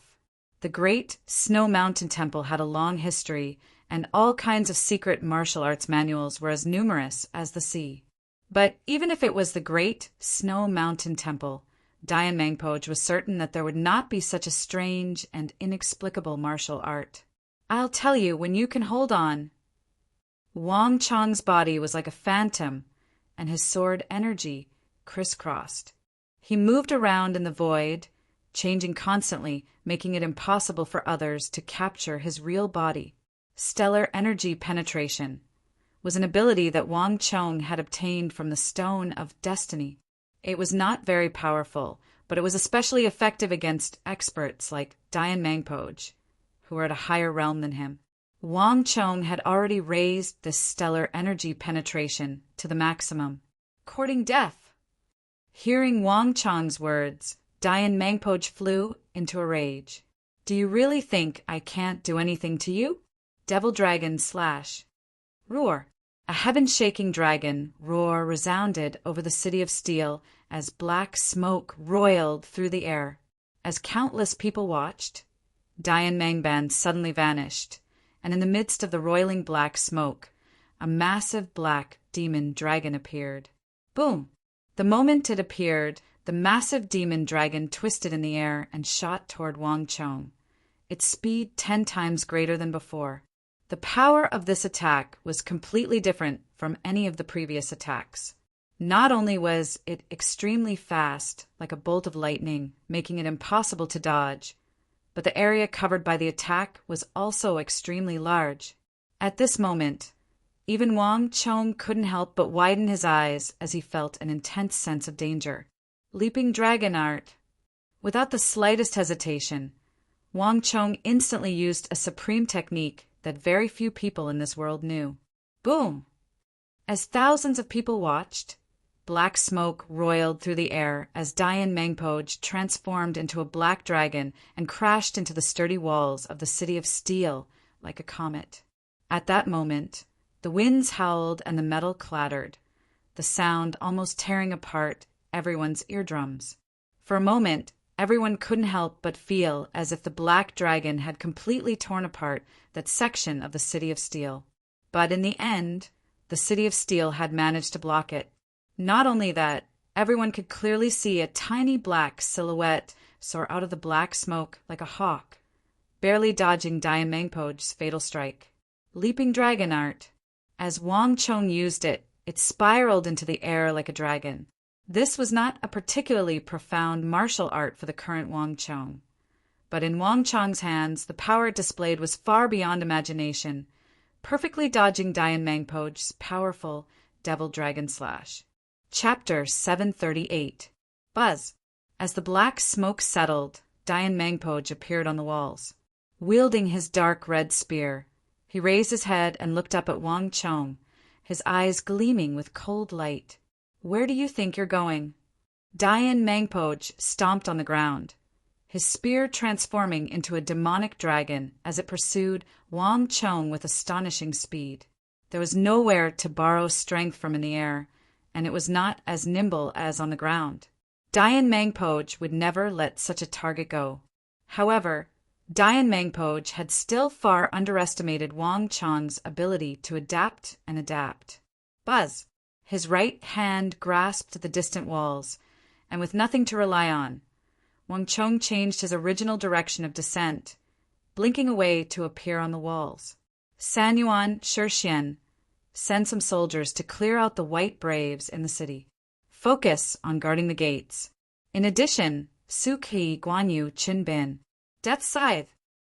Wang Chong proudly stood on the walls, his eyes locked onto Dian Mangpoj, a cold light in them. The devil dragon art of the great snow mountain, the cultivation of a Saint Martial brigadier general, his tyrannical stellar energy, and his extraordinary fighting skills and experience made Dian Mangpoj the most troublesome and formidable foe Wang Chong had encountered since his reincarnation. If he wanted to detain him and kill this great foe of the Qixi Protectorate, his imperial martial cultivation was far from enough. He had to borrow the strength of others. Yes, my lord! Shouts came from all over the walls, and in the blink of an eye, Cheng Sanyuan, Cheng Shixian, Su Qi, Qin Bin, Guan Yu, all the officers of the City of Steel gathered behind Wang Chong, forming a formation. Sickle of the Grim Reaper. This was a small-scale joint attack formation unique to Wang Chong that could be used to challenge a single top-notch expert. Back then, Su Shiping, Su Anduin, and the others had only used it together. However, in Wang Chong's hands, the Grim Reaper's scythe revealed its true power.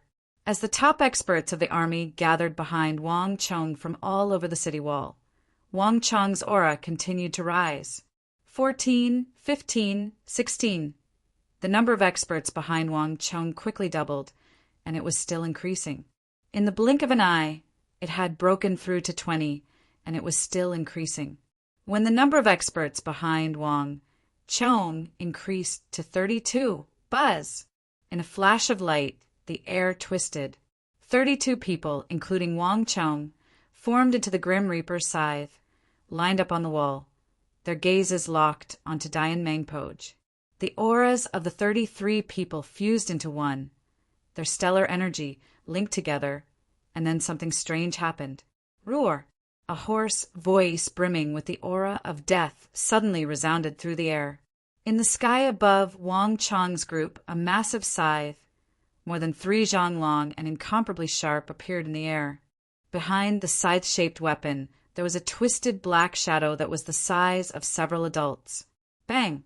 In the sky, Dian Mangpoj extended his feet and landed on the opposite wall. When he saw the illusion above Wang Chong's group, he couldn't help but grimace.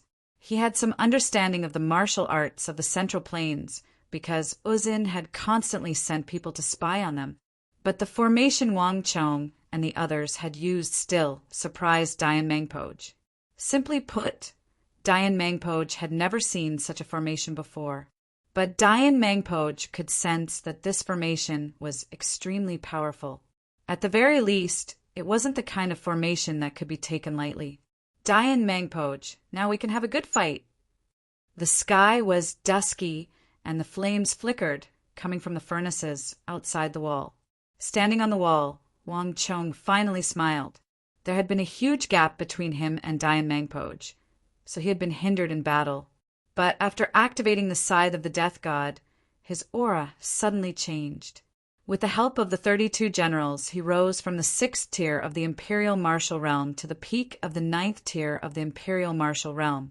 Although he still hadn't reached the Saint Martial Realm, this was enough for Wang Chong to challenge a brigadier general like Dian Mangpoj. Bang! With a stomp of his foot, Wang Chong soared into the sky. This time he was the first to attack. Go! Behind him, Cheng Sanyuan, Su Shixian, Su Qi, and the others shot forward at the same time, closely following Wang Chong and launching attacks. The greatest benefit of a joint attack formation was that it allowed everyone's strength to fuse together.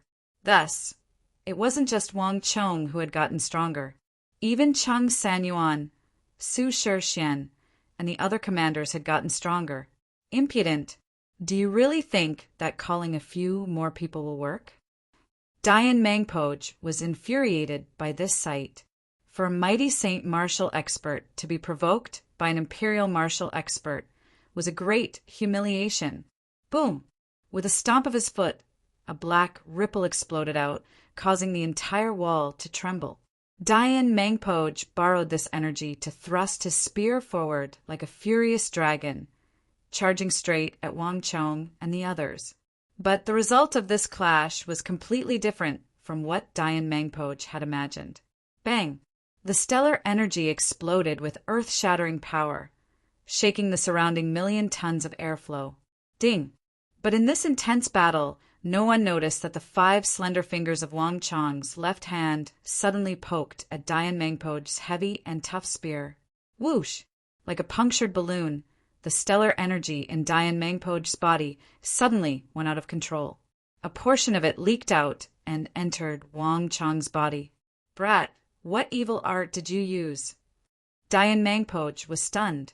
Wang Chong, on the other hand, sneered. His right hand clawed at the air. Boom! Boundless stellar energy and blood energy entered his body. With the activation of Death Scythe, Wang Chong was able to borrow the strength of the others to increase the power of the great Yin-Yang Heaven creation art. As an imperial brigadier general, Dian Mangpoj's stellar energy was incredibly dense and condensed. It was far more difficult to absorb his inner energy than it was for other martial artists. But it was only difficult. The great Yin-Yang Heaven creation art was known as the #1 martial art of the evil path for thousands of years. It was a terrifying martial art that struck fear into the hearts of countless righteous, evil, and demonic cultivators. No matter how strong Dian Mangpoj was, he was still in the realm of normal. Buzz. Stellar energy surged, and for a radius of several hundred zhang, the winds howled. Under the effect of the great Yin-Yang Heaven creation art, all the air currents transformed into raging dragons. As if they had a life of their own, they roared and roared as they slammed into Dian Mangpoj from all directions. To an expert of Dian Mangpoj's level, these raging dragons were far from being able to harm him, but they infuriated him to no end. Even more dangerous was that the tens of thousands of raging dragons and python-like air currents would constantly disrupt and affect Dian Mangpoj's ability to fight, even though they could not actually harm him. This was extremely dangerous. Although Wang Chong was not as strong as Dian Mangpoj, he was not so weak that Dian Mangpoj could ignore him. In terms of pure strength, Wang Chong was actually a perfect match for an ordinary Saint Martial Realm expert. Moreover, his combat experience and skills were something that even Dian Mangpoj found troublesome. Damn it! Damn it! Dian Mangpoj's hair was disheveled, and a violent rage was raging in his heart. What had angered him was not just Wang Chong's strange martial art that could disperse 40% of his strength, but also Cheng Sanyuan, Su Shixian, and the other clowns. Su Qi, attack his upper 3. Qin Bin, attack his lower 3. Shixian, work with us and attack his right ribs. Everyone, work together to help young master. Cheng Sanyuan, Su Shixian, and the others did not remain idle while Wang Chong was attacking. Taking advantage of the time when Wang Chong was restraining Dian Mangpoj, the 32 generals of the City of Steel attacked Dian Mangpoj from all sides. In normal circumstances, without Wang Chong restraining them, these ants would have died at his hands. But when Dian Mangpoj was distracted by Wang Chong, these ants attacked without the slightest scruple. Not even Dian Mangpoj could defend against 32 people, the 64 hands unleashing a dense barrage of attacks from every direction. Bang, bang, bang. One attack after another slammed into Dian Mangban's stellar energy barrier like torrential rain. Although they still could not break it, Cheng Sanyuan, Su Shixian, and the others were using this method to constantly consume the stellar energy in Dian Mangpoj's body. In this battle, after Wang Chong activated the Death Scythe array, he had imperceptibly added a competition of internal energy consumption and stellar energy. No matter how formidable Dayan Mangpoj was, he was just one person, and the Uzun Plateau favored individual bravery, not joint array techniques. Although it was like the Tang dynasty's mighty miracle god array, in which tens of thousands or even hundreds of thousands of soldiers could be added to a single array, it was impossible for the Uzun Plateau to accomplish such a thing. Clowns, you're truly seeking your own death. Dayan Mangpoj clenched his teeth, the corners of his eyes twitching madly. Without the slightest hesitation, the moment he forced back Wang Chong, Dayan Mangpoj's dark red spear, which had been pointed at Wang Chong just a moment ago, suddenly slanted and stabbed at a Death Scythe officer behind him. The spear was solid, and it exploded with waves of chi. Then, Dayan Mangpoj's brigadier, General Thrust, actually missed. Dayan Mangpoj, don't mess with the target. Your target is me. Wang Chong sneered. The woozy steel sword in his hand swung through the air, creating thousands of sword images. Meanwhile, Wang Chong's entire aura suddenly transformed, becoming sharp and straight, like a heavenly sword that had descended to the mortal world.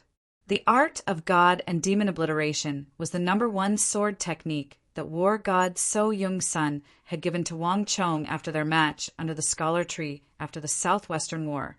Chapter 739. Buzz!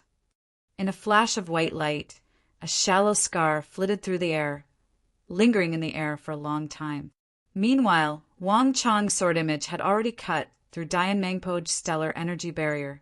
The invisible and formless stellar energy barrier had been cut in two like a watermelon, causing Dayan Mangpoj's entire body to tremble in fear. Damn it, damn it, damn it! Dayan Mangpoj clenched his teeth, his eyelids twitching.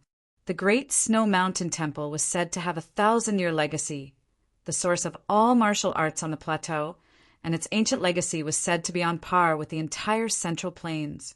But even someone like Dayan Mangpoj, who had ascended the holy mountain, entered the holy temple and met with his master, had never seen anyone use so many powerful martial arts. Wang Chong was clearly a major realm lower than him, but he just happened to have all sorts of strange and wondrous arts.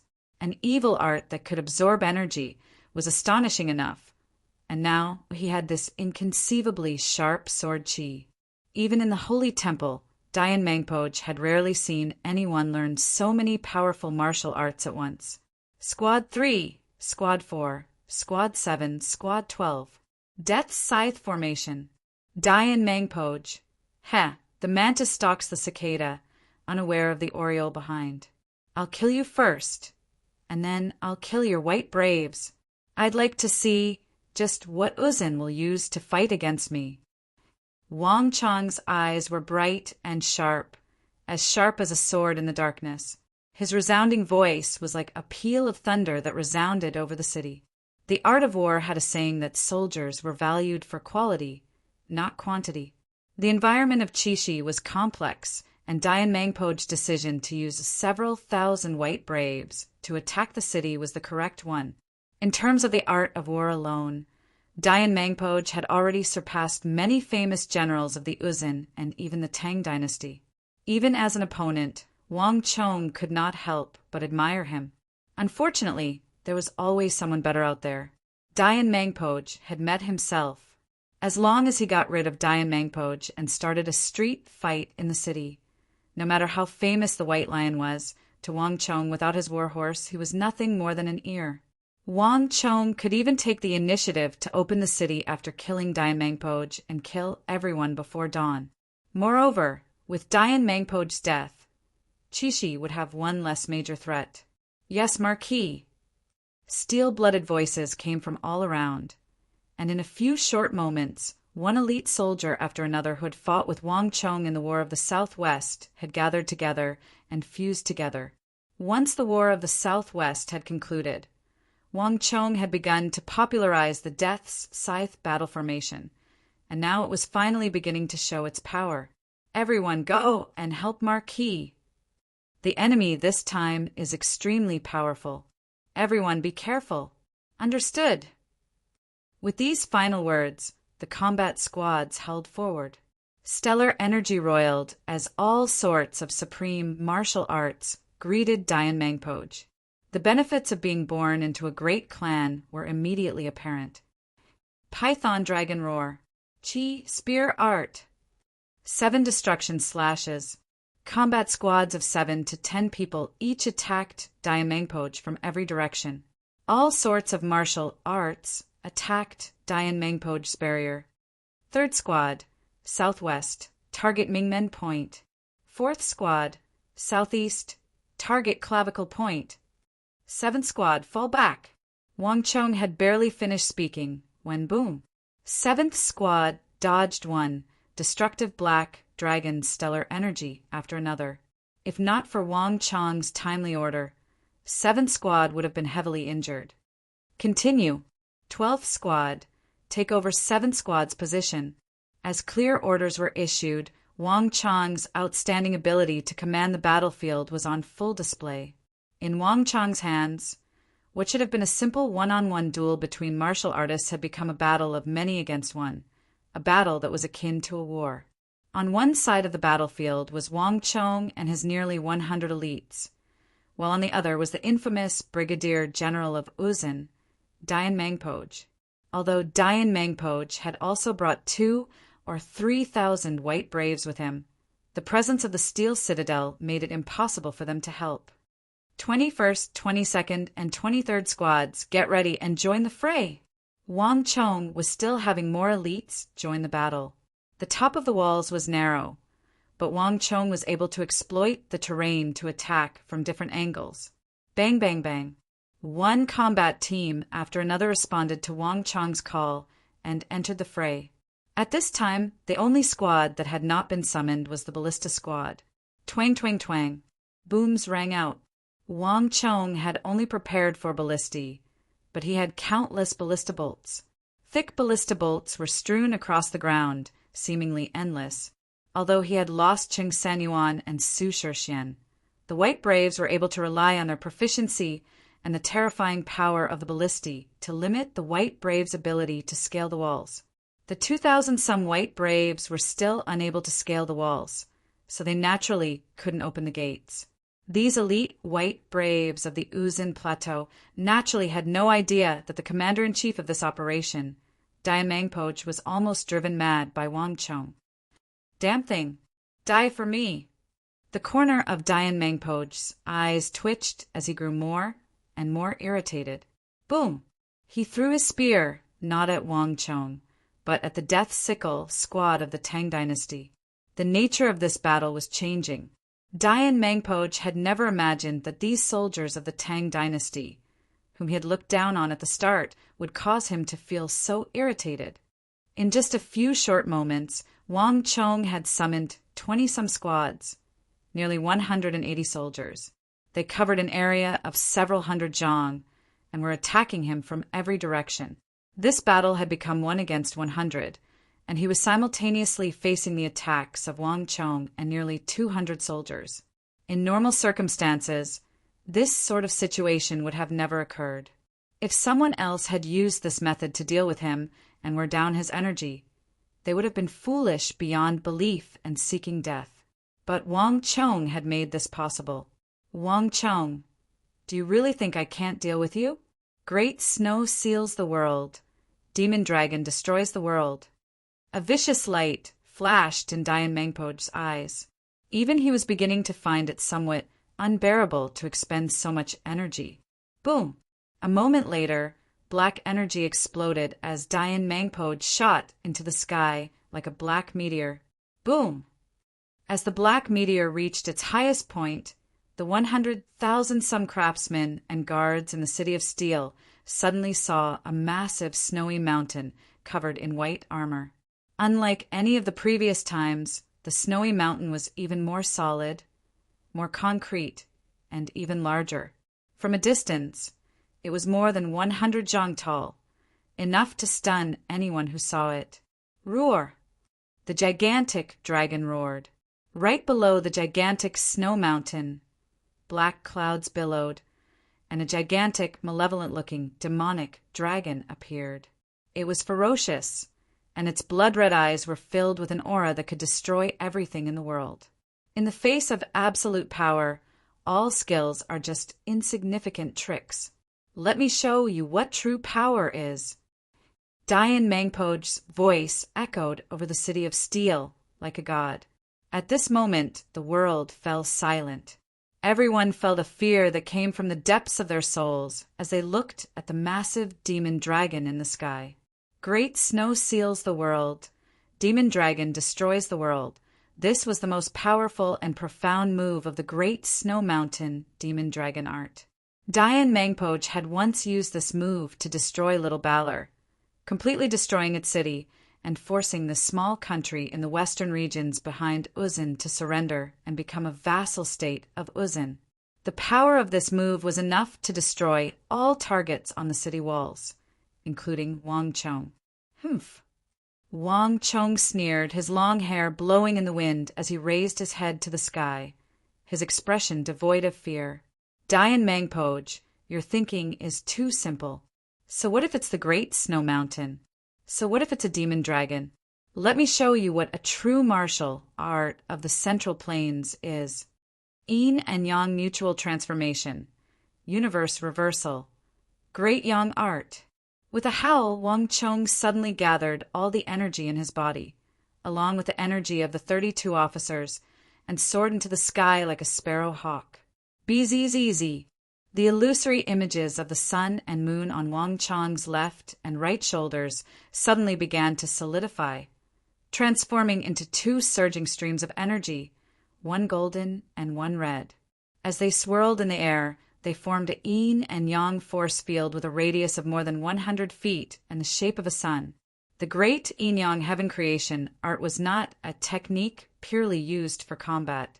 Its greater use was to absorb the energy of an opponent, rapidly increasing the strength of a cultivator. Thus, combat was not its primary task. But this did not mean that its combat ability was weak. On the contrary, the reason why the great yin-yang heaven creation art was ranked number 1 on the evil path, and why all martial artists paled at the mere mention of it, was precisely because of its terrifying combat ability. As the number 1 martial art of the evil path for thousands of years, the great yin-yang heaven creation art had 3 supreme techniques for combat. Yin and yang mutual transformation, universe reversal, great yang art was one of them. Each of the 3 techniques of the great yin-yang heaven creation art had extremely stringent requirements to use. For example, the great yang art was specially used to defeat the strong, to deal with opponents like Dian Mangpo who were stronger than him. But this technique could only be used at an extremely high level. If Wang Chong had not borrowed the power of the Death God Scythe formation to increase his strength and also absorbed a portion of Dian Mangpo's stellar energy, he would not have been able to use this technique. In addition, if he wanted to use this technique, he would have to expend a large amount of blood chi and psychic energy. If he was unable to finish off his opponent in one move, then his strength would plummet, and he would very likely be hunted down by his opponent. This was also the reason why Wang Chong did not casually use this technique. Boom! In the blink of an eye, Wang Chong's golden-red stellar energy collided with Dian Mangpo in the air. There was an earth-shaking explosion, and it seemed like space itself was being torn apart. Everyone's ears were ringing from the shock waves, and they saw stars. Cover your ears. Chapter 740. Boom! Boom! Boom! In the air, Wang Chong's stellar energy fiercely collided with Dian Mangpo's. Wang Chong's strength was far inferior to Dian Mangpo's, but under the effect of some strange energy, at least half of Dian Mangpo's stellar energy was borrowed by Wang Chong, which, along with Wang Chong's own strength, transformed into a roiling flood that crashed into Dian Mangpo. Roar! The dragon roared, and the snow mountain crumbled. At this moment, there was a faint roar of pain, and then a black figure crashed down from the sky, crashing onto the wall. Boom! At this moment, everyone could clearly see that the figure falling down was not Wang Chong, but Dian Mangpo. How is this possible? Suk He and the others were stunned. They had experienced Dayan Mangpo's power, and the fact that he had needed nearly 200 elites of the army to surround and attack him was a testament to his strength. Wang Chong soared into the sky. Everyone had been prepared to receive Wang Chong in the event of his defeat, but no one had expected that the seemingly powerful Dayan Mangpo would be defeated in this one-on-one battle. Moreover, it seemed like he had been heavily injured. "Kid, you're quite impressive this time, to think of such a method. But this is far from over. Next time I'll come again, but at that time you might not have such good luck. Retreat." Dayan Mangpo's voice echoed over the city of steel, brimming with viciousness and resentment. Before anyone could react, Dayan Mangpo suddenly leaped off the wall and vanished. Oh! This sudden scene caused everyone to be extremely astounded, and it was completely out of their expectations. No one expected Dayan Mangpo to withdraw his troops at this time. Wang, and almost not long after he flipped over the city wall, there was a flash of light, and Wang Chong floated down from the sky, landing at the place where Dayan Mangpo had fallen. His gaze crossed the city wall and quickly landed outside. When Dayan Mangpo jumped off the battlefield, the White Braves, who had charged forward fearlessly and seemed like they would never stop attacking, suddenly fell into chaos. Many of the White Braves didn't even know what had happened. All they saw was Dayan Mangpo jump off the walls, mount a warhorse, and gallop off into the distance. The fearless bravery of the White Braves vanished without a trace. "Archers, get ready." Wang Chong's expression was solemn. He raised an arm and suddenly ordered. Creak, creak! Within the inner wall, the archers of the aristocratic families suddenly leaped onto the top of the city wall, pulling the bows in their hands to the maximum. Bang! Bang! Bang! A dense rain of arrows rained down like locusts, and 15 meters above the ground, arrows from the beehives also shot out of the walls toward the thousands of White Braves. Nay, the war horses whinnied as they rose into the air. The arrows struck the war horse's rump, and the intense pain caused many White Braves to be thrown off their horses. Some of the war horses, struck in their vitals, fell dead to the ground. Bang! At this sight, the neighing of the war horses and the panicked shouts of the White Braves, the entire city exploded with cheers. Wonderful! We've won! I just knew that with Marquis here, no one would be able to take the City of Steel. The City of Steel was a sea of cheers. On the walls, the clan experts and guards were prostrating themselves in admiration toward Wang Chong. At the start of the Uzun assault, the various clans had sent archers to fire a volley of arrows, but they had been stopped by Wang Chong. They had been puzzled at the time, but now no one doubted Wang Chong's decision. Although these Uzun soldiers were fully armored, even their horses, no matter how formidable the Uzun soldiers were, they couldn't protect the war horse's rump. This was the only flaw in the Uzun soldiers' defense. This wasn't because the Uzun soldiers had been careless and hadn't thought of this point. It was because the rump of a war horse was precisely where it excreted, and it also had a long ponytail. Armor was very difficult to make, and the war horse would often kick out in discomfort. This shouldn't have been a very big problem, but now it had become the Uzun's Achilles heel, and Wang Chong was using it to his advantage. In the Ney, 200 Uzun soldiers had fallen to the ground. Hurry and save them! Hearing the ruckus behind them, the Uzun White Braves turned their horses around, intending to save their fallen comrades. However, what greeted them were incomparably sharp crossbow bolts that could pierce through gold and split mountains. Bang! One of the Uzun White Braves had just turned his horse around and was charging back when a long crossbow bolt pierced through his head. The Uzun White Brave's eyes went wide, his body trembling as he fell from his horse. Twang! One after another, long crossbow bolts were shot down from the top of the city walls, concentrated like rain. As more and more White Braves fled from the walls, the 4 ballista teams no longer had any misgivings. A dense rain of bolts rained down on the White Braves. Taking advantage of the panic and chaos of the Uzun soldiers, the 4 ballista teams fired from the walls. In a short period of time, 30 to 40 Uzin white braves had been shot down by the crossbow bolts as they tried to turn around to save their comrades. Retreat! Hurry and retreat! In the distance, an Uzin white brave leader anxiously shouted. Although they were unwilling, all the Uzin soldiers still followed. Marquis, a good chance. Let's go after him. On the walls, Chung Sanyuan, Su Shixian, and the others were overjoyed at this sight.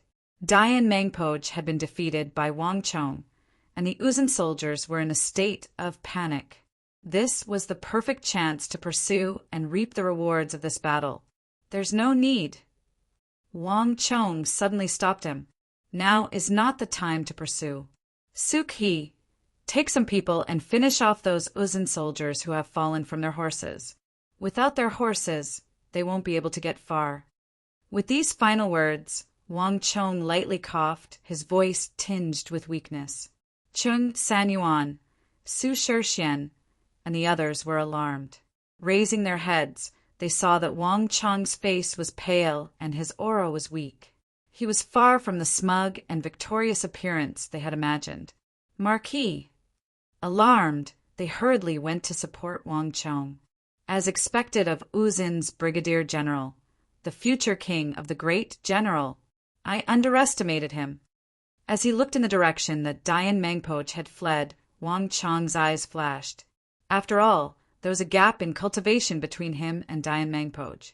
Although Wang Chong had used the great Yin-Yang art to reverse Dian Mangpoj's attack and use it on himself, Wang Chong had not been able to absorb his energy, much less wound him. Dian Mangpoj had only been too panicked and surprised. If he waited until he realized that he was not as formidable as he had imagined, the city of steel would truly be in danger. Hurry up and clean up the battlefield. Wang Chong said, Yes, Marquis. Everyone hurriedly lowered their heads. After saying this, Wang Chong ignored them and jumped down from the wall. In the air, he used the great Yin-Yang heaven creation art to aim at the walls of the city of steel and suck in the air, reducing the speed of his descent to the minimum. Roar! He's the leader of the Tang people. Kill him and we'll succeed. Wang Chong had just landed when he heard the roars of the Uzin. The first reaction of the fallen Uzin white braves upon seeing Wang Chong was not to flee, but to pull out their scimitars and charge at Wang Chong. Humph! Wang Chong only sneered, not even glancing at them. He activated the great Yin-Yang heaven creation art, and when the 4 Uzin white braves were still several dozen feet away from Wang Chong, their faces filled with shock and their bodies trembled. The stellar energy in their bodies surged uncontrollably into Wang Chong's body. Demon art. The 4 Uzin white braves trembled all over, and in the blink of an eye they were reduced to desiccated corpses, dropping to the ground along with their armor. Ah! Wang Chong gave a long sigh of relief. With the replenishment of energy from these white braves, he immediately felt much better. It's time to end this battle. Wang Chong opened his eyes and looked at the nearby Uzin white braves, a thought flashing through his mind. Buzz! In a flash of light, Wang Chong appeared 10 samjang away in front of a white brave, the fingers of his right hand pressing against the top of his head. Save me. The white brave's eyes were wide open, his face stricken with fear as Wang Chong sucked him dry of energy and killed him. Screams rang out from outside the city of steel. These white braves, who had been so bloodthirsty on the Uzin Plateau, had become Wang Chong's prey. This was no longer a battle, but a one-sided massacre. A few moments later, the battle was over, and the corpses of nearly 200 Uzin white braves had been added to the pile outside the city.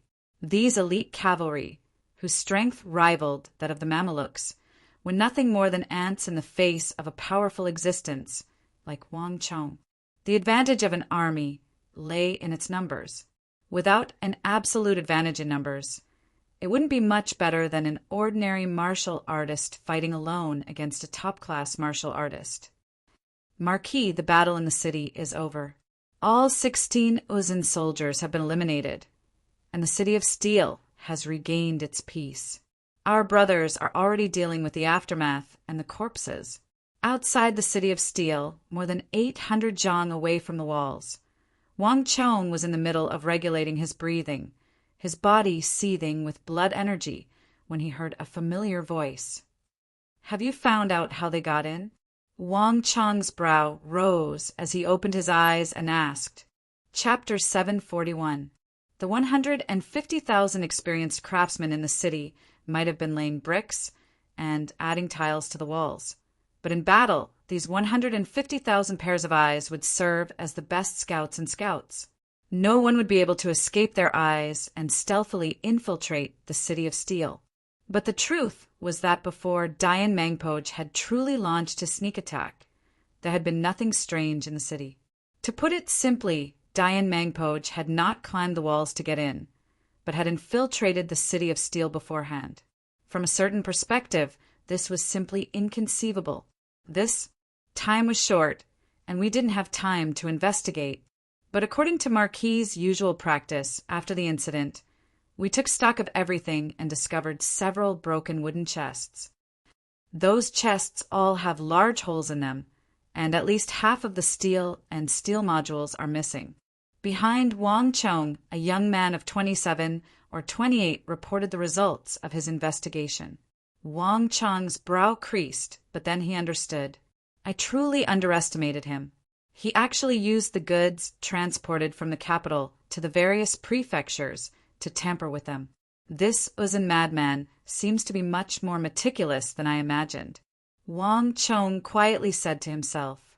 For the sake of secrecy, Wang Chong had sealed many of the steel modules in wooden chests so that outsiders would not be able to see what was inside.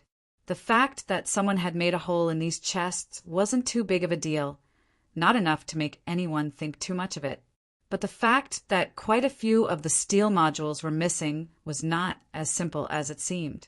If his guess was right, this was probably why they had been able to hide from him and the 150,000 craftsmen in the city. I understand. Let's end this matter here. Increase security. In addition, Wang Chong took 2 steps back, but then he suddenly thought of something and stopped. In addition, have someone come and clean this place up. After glancing behind him, Wang Chong quickly left. The winds howled, and the thick stench of blood wafted through the air. Behind Wang Chong, the ground was strewn with the corpses of Uzun white braves. There was nothing that didn't require a price. Dian Mangpoj had retreated, but the 200-some elite Uzun white braves were the price he had to pay. Dee-da-da! The war horses galloped through the darkness as the Uzun white braves fled toward the Tibetan plateau. Next to Dian Mangpoj was an Uzun white braves deputy general, his face bewildered. Sir, what do we do now? The adjutant's eyes revealed a trace of deep worry. A force of more than 2,000 white braves had lost 200 or 300 men in the siege. Such a loss had never occurred to the elite white braves before. This tiny city of steel had lost more white braves than an entire country. At the very least, the white braves had never suffered such casualties when they attacked greater and lesser valor. And when they thought about how Lord Dusong Mangpoj was still waiting on the edge of the plateau for news of their victorious return, they began to tremble in fear and unease. I truly didn't think that we would be defeated in that small city with less than a few thousand soldiers. I didn't think that that brat from the Tang dynasty would be even more formidable than the legends say.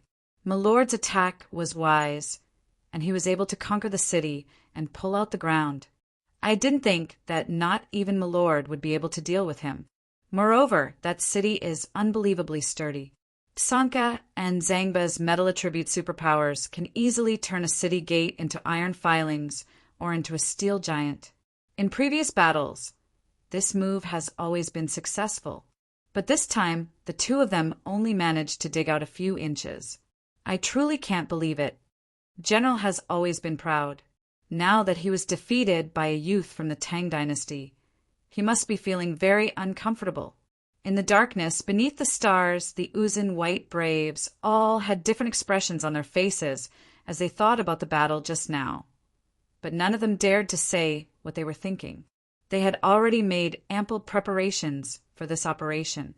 The great snow mountain Holy Land had deployed siege awls, the 5-clawed grappling hooks that could scale the walls, the hooves of horses, the metal element ability users, and the infiltration of the city ahead of time.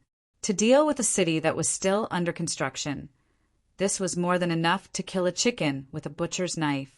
But who could have imagined that their opponent would be even more formidable? Moreover, even their leader, Dayan Mangpoj, had been defeated by them.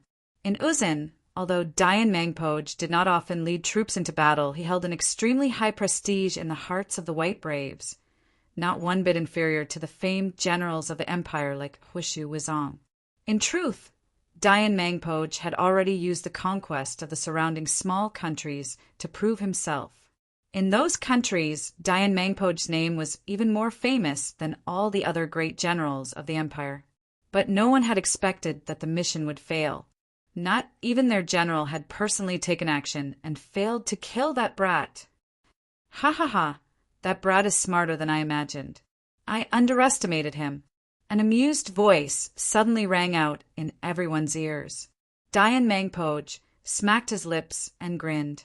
There was not the slightest hint of dejection on his face. On the contrary, it was brimming with a strong will to fight. My lord, in a flash, everyone was dumbfounded. They had anticipated Dayan Mangpoj's various reactions. Dejection, depression. But they had never imagined this. He.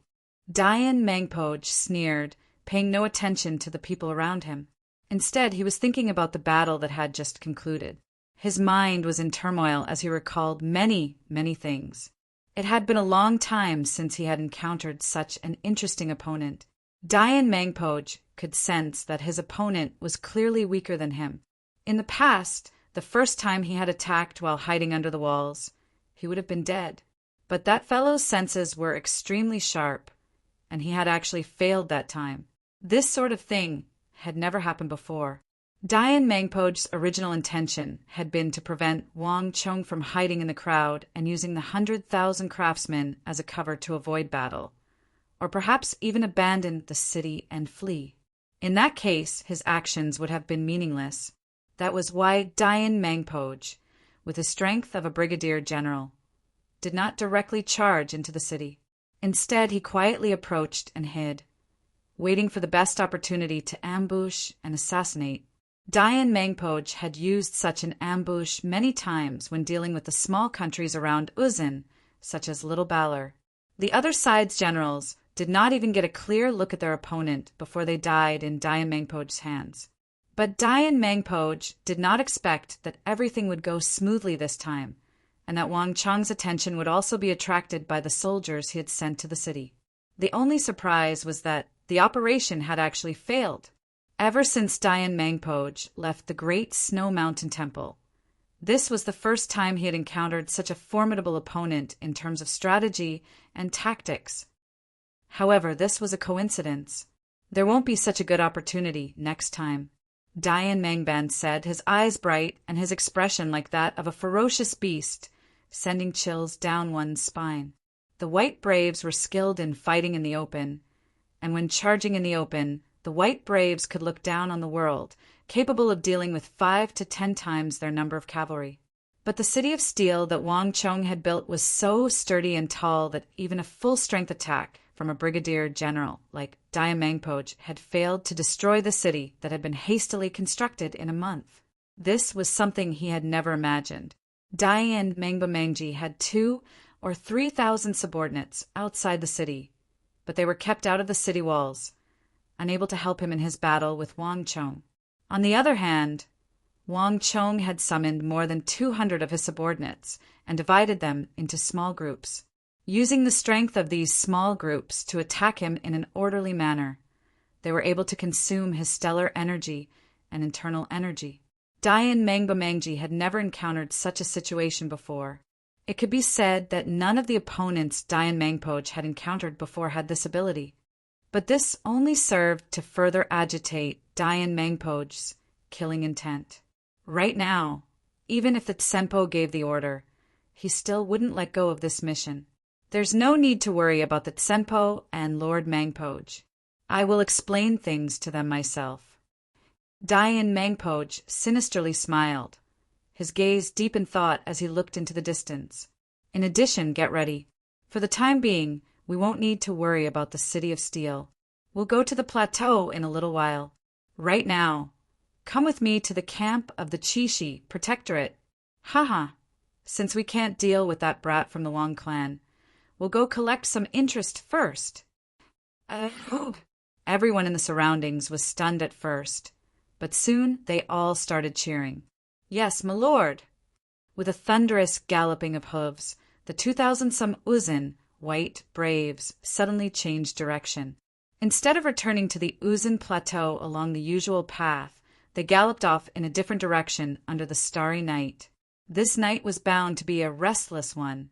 Flap, flap.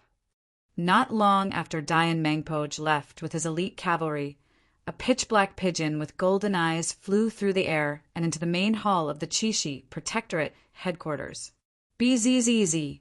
For a moment, time seemed to stop, the Chishi Protectorate headquarters plunging into a deathly stillness, as if all the air in a radius of several hundred li had been sucked out.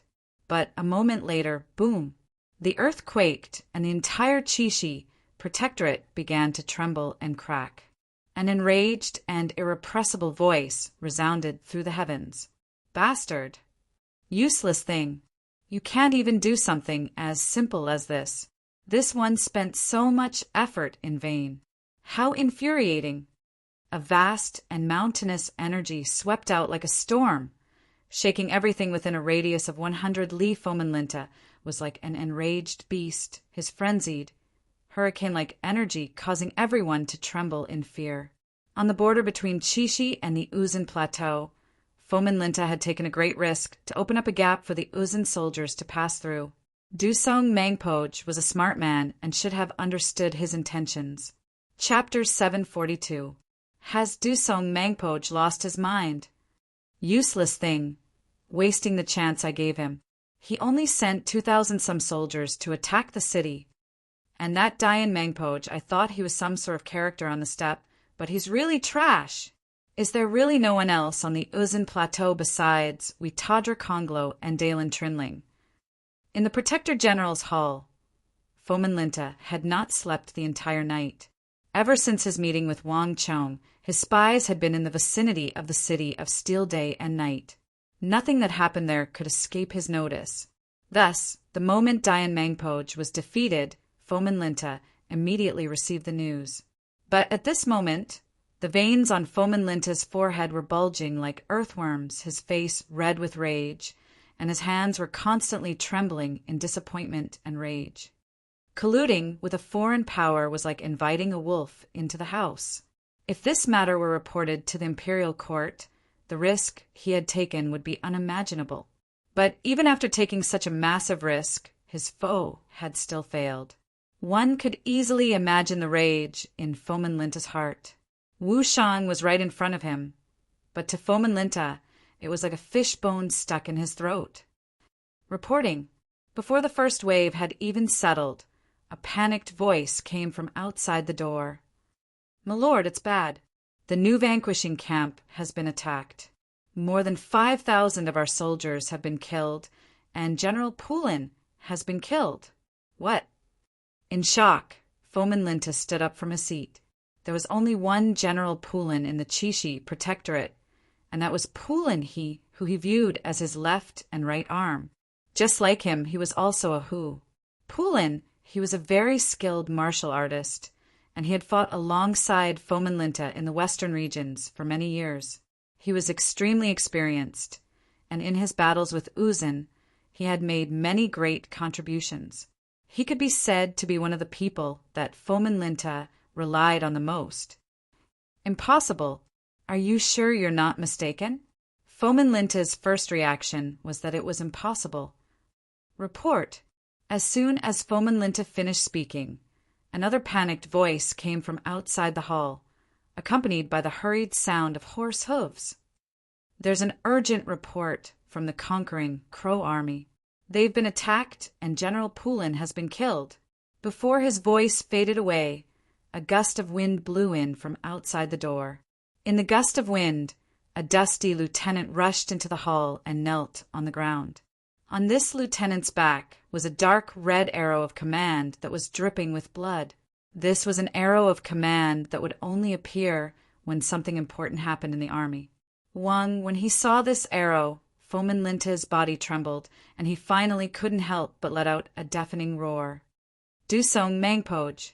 This furious roar was like a clap of thunder that resounded over all of Chishi. The city of steel was brightly lit and bustling with activity. Marquis, we've already investigated.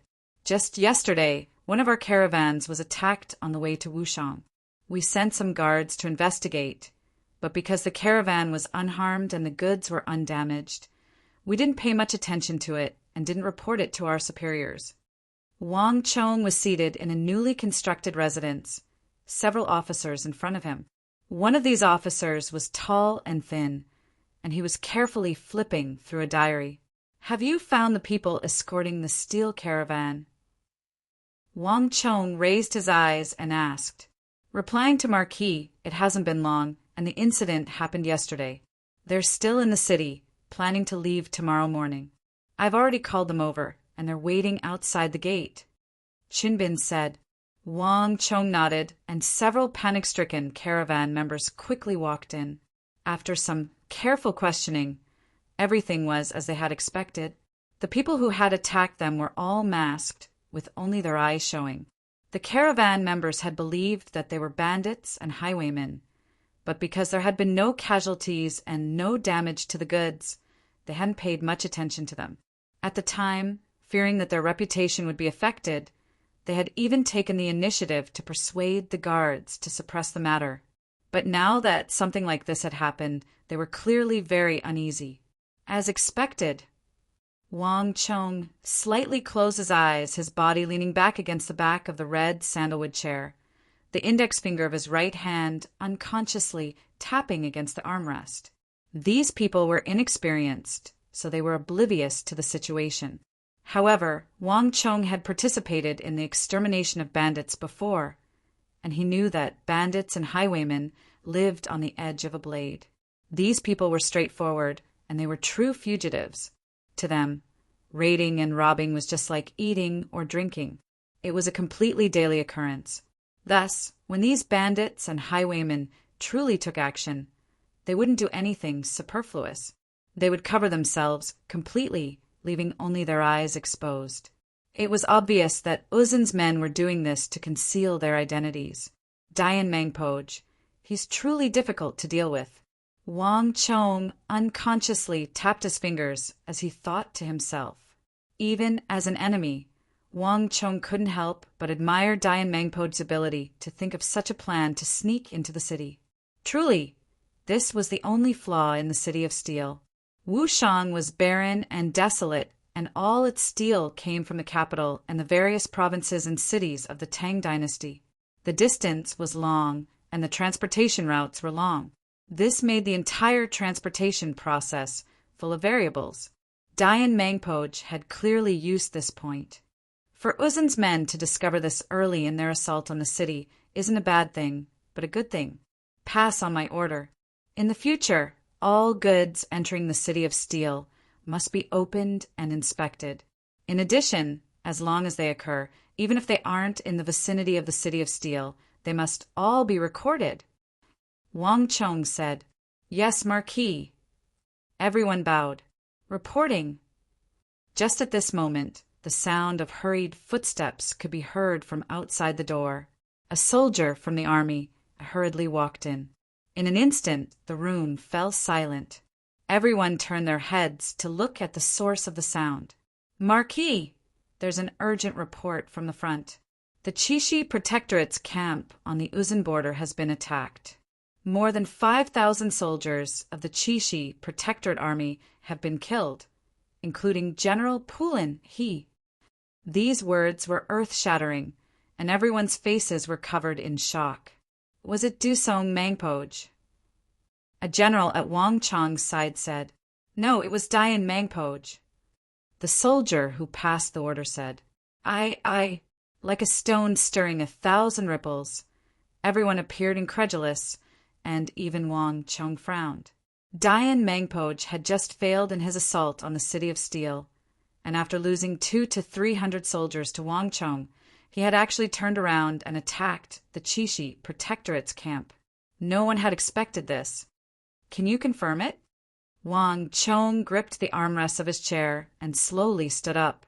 Marquis, it's absolutely true. The news should have already reached Qixi and the imperial court by now. The kneeling soldier respectfully said. So it was like this. Wang Chong raised his head and closed his eyes, a look of deep confusion on his face. This was yet another event that had never occurred in Wang Chong's memories. If he had not appeared in Wushang, Dian Mangpoj would not have mounted 1,000 cavalry to deal with him. If he had not failed in his assault on the city and returned in defeat, Dian Mangpoj would not have vented his anger by attacking the Qixi Protectorate, and Pulin he would not have died in battle. All of these events were closely linked. Marquis, this is a good chance. A voice came from the side. Cheng Senyuan's eyes were bright as he suddenly interjected. Fomin Linta let Uzin's men in, which led to today's incident. We can use this point to report it to the imperial court and deal with Fomin Linta. As soon as Cheng Senyuan finished speaking, everyone in the room reacted. That's right. Fomin Linta even led his army in the City of Steel to threaten Marquis. This time, Marquis can turn the tables and deal with him. Let's see how he'll explain this to the imperial court. 5,000 or 6,000 casualties is no trifling matter. Fomin Linta probably never imagined that he would have such a day.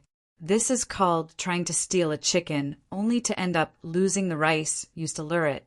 Marquis, we can't let him go this time. Everyone began to speak. They could already imagine the pressure Fomin Linta was facing after committing such a grave mistake. Enough! Wang Chong raised a hand and shouted. Wang Chong's words instantly plunged the room into a deathly stillness. Everyone lowered their heads, their expressions respectful. There was only one voice in the City of Steel, Wang Chong. When Wang Chong made a decision, there would be no second voice. This matter cannot topple Fomin Linta, Wang Chong said. Although he had no good impression of Fomin Linta and had even been threatened not long ago, at this moment, Wang Chong could not muster a shred of excitement or joy. Although the 5,000-some soldiers of the Qixi Protectorate had been subordinates of Fomin Linta, they were still soldiers of the Tang dynasty. From this point of view, the losses of the Qixi army were also losses of the Tang dynasty. Thus, Wang Chong could not muster a shred of joy. But this matter only strengthened Wang Chong's belief that Fomin Linta was no longer suitable for the position of Qixi Protector General. If he hadn't sacrificed his personal interests to allow Dian Mangpoj in, this sort of thing would never have happened. Wang Chong was sure that when the Qixi Protectorate had allowed Dian Mangpoj in, it had never imagined that Dian Mangpoj would bite back. Pulin, his death in battle, was inextricably linked to this. As a powerful protector general, this sort of situation could not be allowed. As these thoughts flitted through his mind, Wang Chong quickly regained his composure. But letting him off like this is letting him off too easily. As long as he remains in this position, who knows how many more people will die. I will report this matter to the imperial court. No matter what, he is no longer suitable for the position of Qixi Protector General. The room instantly exploded with cheers at Wang Chong's words. Fomin Linta's reputation was too great, his status too high. Last time, when he had mobilized his forces to threaten Wang Chong, he had left everyone gasping for breath. Now he could finally teach him a lesson. Marquis is wise. Fomin Linta truly is not suitable for the position of Qixi Protector General. Dian Mangpoj and his 2,000-some men attacked our City of Steel with all their might, using schemes and deceptions, even bringing battering rams and metal element warriors. In the end, not only did they return in defeat, they even allowed Marquis to kill more than 200 of them. Fomin Linta had so many men, but Dian Mangpoj killed more than 5,000 of them. It's obvious at a glance who is superior and who is inferior. To think that Fomin Linta still has the face to flaunt and threaten Marquis. In my view, Marquis is the best candidate for Protector General. Chapter 743. Enough! Wang Chong waved his hand. He wanted to impeach Fomin Linta, not because of a personal grudge, but because the Qixi Protectorate under Fomin Linta's command would suffer even greater casualties in the future. In the future, Qixi would be fraught with dangers and threats from all sides. Given Fomin Linta's abilities, he would only be able to hold his ground and not advance. He was simply incapable of dealing with this threat. Replacing him was the best method. But Wang Chong would not say these things to Cheng, Sanyuan, and Su Shixian. It's fine to let them misunderstand. Wang Chong quietly said to himself. Putting aside the matter of Fomin Linta, Dian Mangpo's appearance and the White Braves under his command had truly given Wang Chong a wake-up call. The defenses and guards of the City of Steel alone would not be able to deal with any major incidents. It's about time to transfer over Li Sai and the Wushang army. Wang Chong quietly said to himself. Based on the time that had passed, Li Sai's training in Wushang village should be about done, and the first batch of Wushang soldiers should have been born. The White Braves had swept through the world. They were slightly inferior to the Mamelukes, but they were even more valiant. In all of the Central Plains, only the Wushang cavalry under Wang Chong's command could surpass them. Flap, flap. A few moments later, a messenger bird soared into the sky, flying toward Wushang. All of you listen to me, clearly. The duty of a soldier is to obey. Starting from now, you are no longer the villagers of Wushang, but professional soldiers of the Tang dynasty. Your duty is to protect the country, to protect those ordinary people who do not have the ability to protect themselves. With great power comes great responsibility. This is the duty of the strong. This is how it is for you, and it is also how it is for me. As swift as the wind, as slow as a forest, as immovable as a mountain, and as aggressive as fire. This was the ultimate goal of every professional soldier and every professional army. This is also the goal each of you must achieve in the end. Soldiers were not martial artists. It was a collective, large-scale battle, not a one-on-one fight between martial artists. Understand? In the valley of Wushang village, Li Sai stood upright with his hands behind his back. His 2-meter-tall body was like a mountain, constantly emitting a heavy pressure. The Wushang people were too strong. In order to suppress them, only tough men like Li Sai and the charismatic, invincible general could do it. In fact, Wang Chong's judgment was not wrong. In just 1 month, Li Sai's outspoken, straightforward, and upright character had won the respect of the villagers in Wushang. Understood. As soon as Li Sai's voice fell, the 5,000 Wushang recruits in front of him lined up in a neat formation. Each of them looked valiant and heroic as they responded in unison. Their shouts were like a great bell, resounding through the clouds. After almost a month, these 5,000 Wushang recruits were worlds apart from the other Wushang villagers in terms of spirit, energy, and other aspects. This was obvious. They were more spirited, more upright, more focused on cooperation, and more focused on obeying orders. Very good. Li Sai's eyes were like lightning as he quickly scanned the crowd. His expression was extremely solemn. Now, the first flag on the cliff on the right. You only have 7 seconds. If you are any slower, the training will immediately fail. During the training, if there is any mistake in the team, you will immediately fail. Understood? Understood. The crowd responded loudly again. If you fail, there will be punishment. Do you see those cane bearers at the side of the square? You should know what the consequences are. Li Sai stretched out a finger and pointed into the distance as he said sternly, "Boom!" A burst of laughter suddenly came from afar. The originally spirited Wushang recruits all lowered their heads or turned their faces away. They looked embarrassed and unnatural, no longer as spirited as before. The people of Wushang were all powerful. Even a random child had astonishing strength.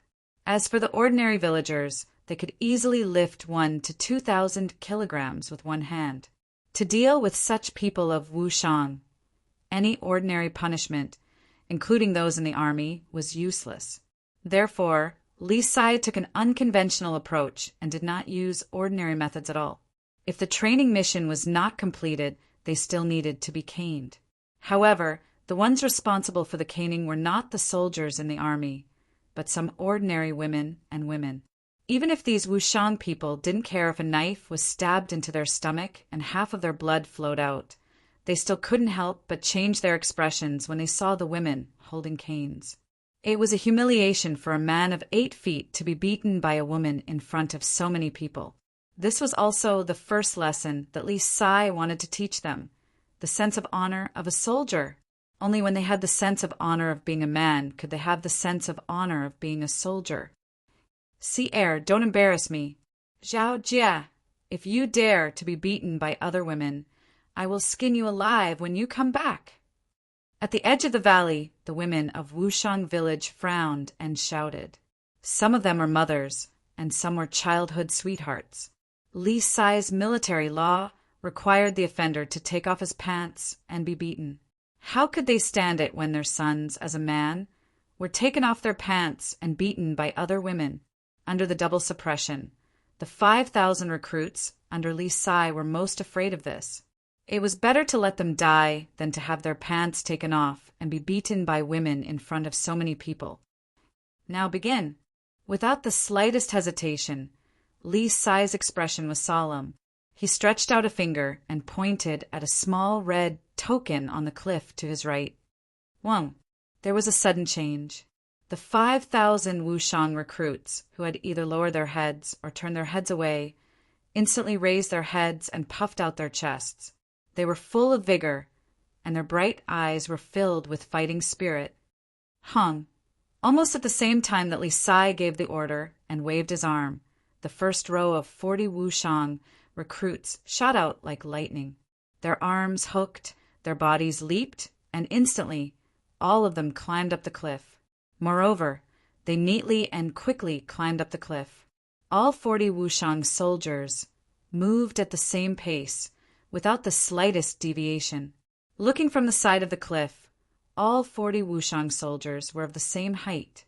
There was not the slightest bit of dislocation. Wushang, at the same time that this batch of Wushang soldiers rushed out, the second wave, the third wave, the fourth wave, the fifth wave, the entire troop of 5,000 people was like a living carpet that quickly floated along the smooth and precipitous surface of the cliff toward the top. Yes, it was floating. When 5,000 people moved and moved at the same speed, it gave off such a feeling. However, if one looked closely, they would discover that this carpet was actually made up of countless Wushang soldiers who maintained an orderly formation, like a marching army. Steep cliffs were extremely dangerous. Just climbing up was already extremely difficult, not to mention maintaining an orderly formation between the cliffs. However, these 5,000 well-trained Wushang recruits did it. On both sides of the valley, all the Wushang villagers who saw this scene could not help but exclaim. Even for the Wushang villagers who climbed and flew between the cliffs as if they were walking on flat ground, it was not easy to do this. It was easy for one person to climb, but it was much more difficult for 2 people to climb at the same time. It was even more difficult for 3 people to climb at the same time.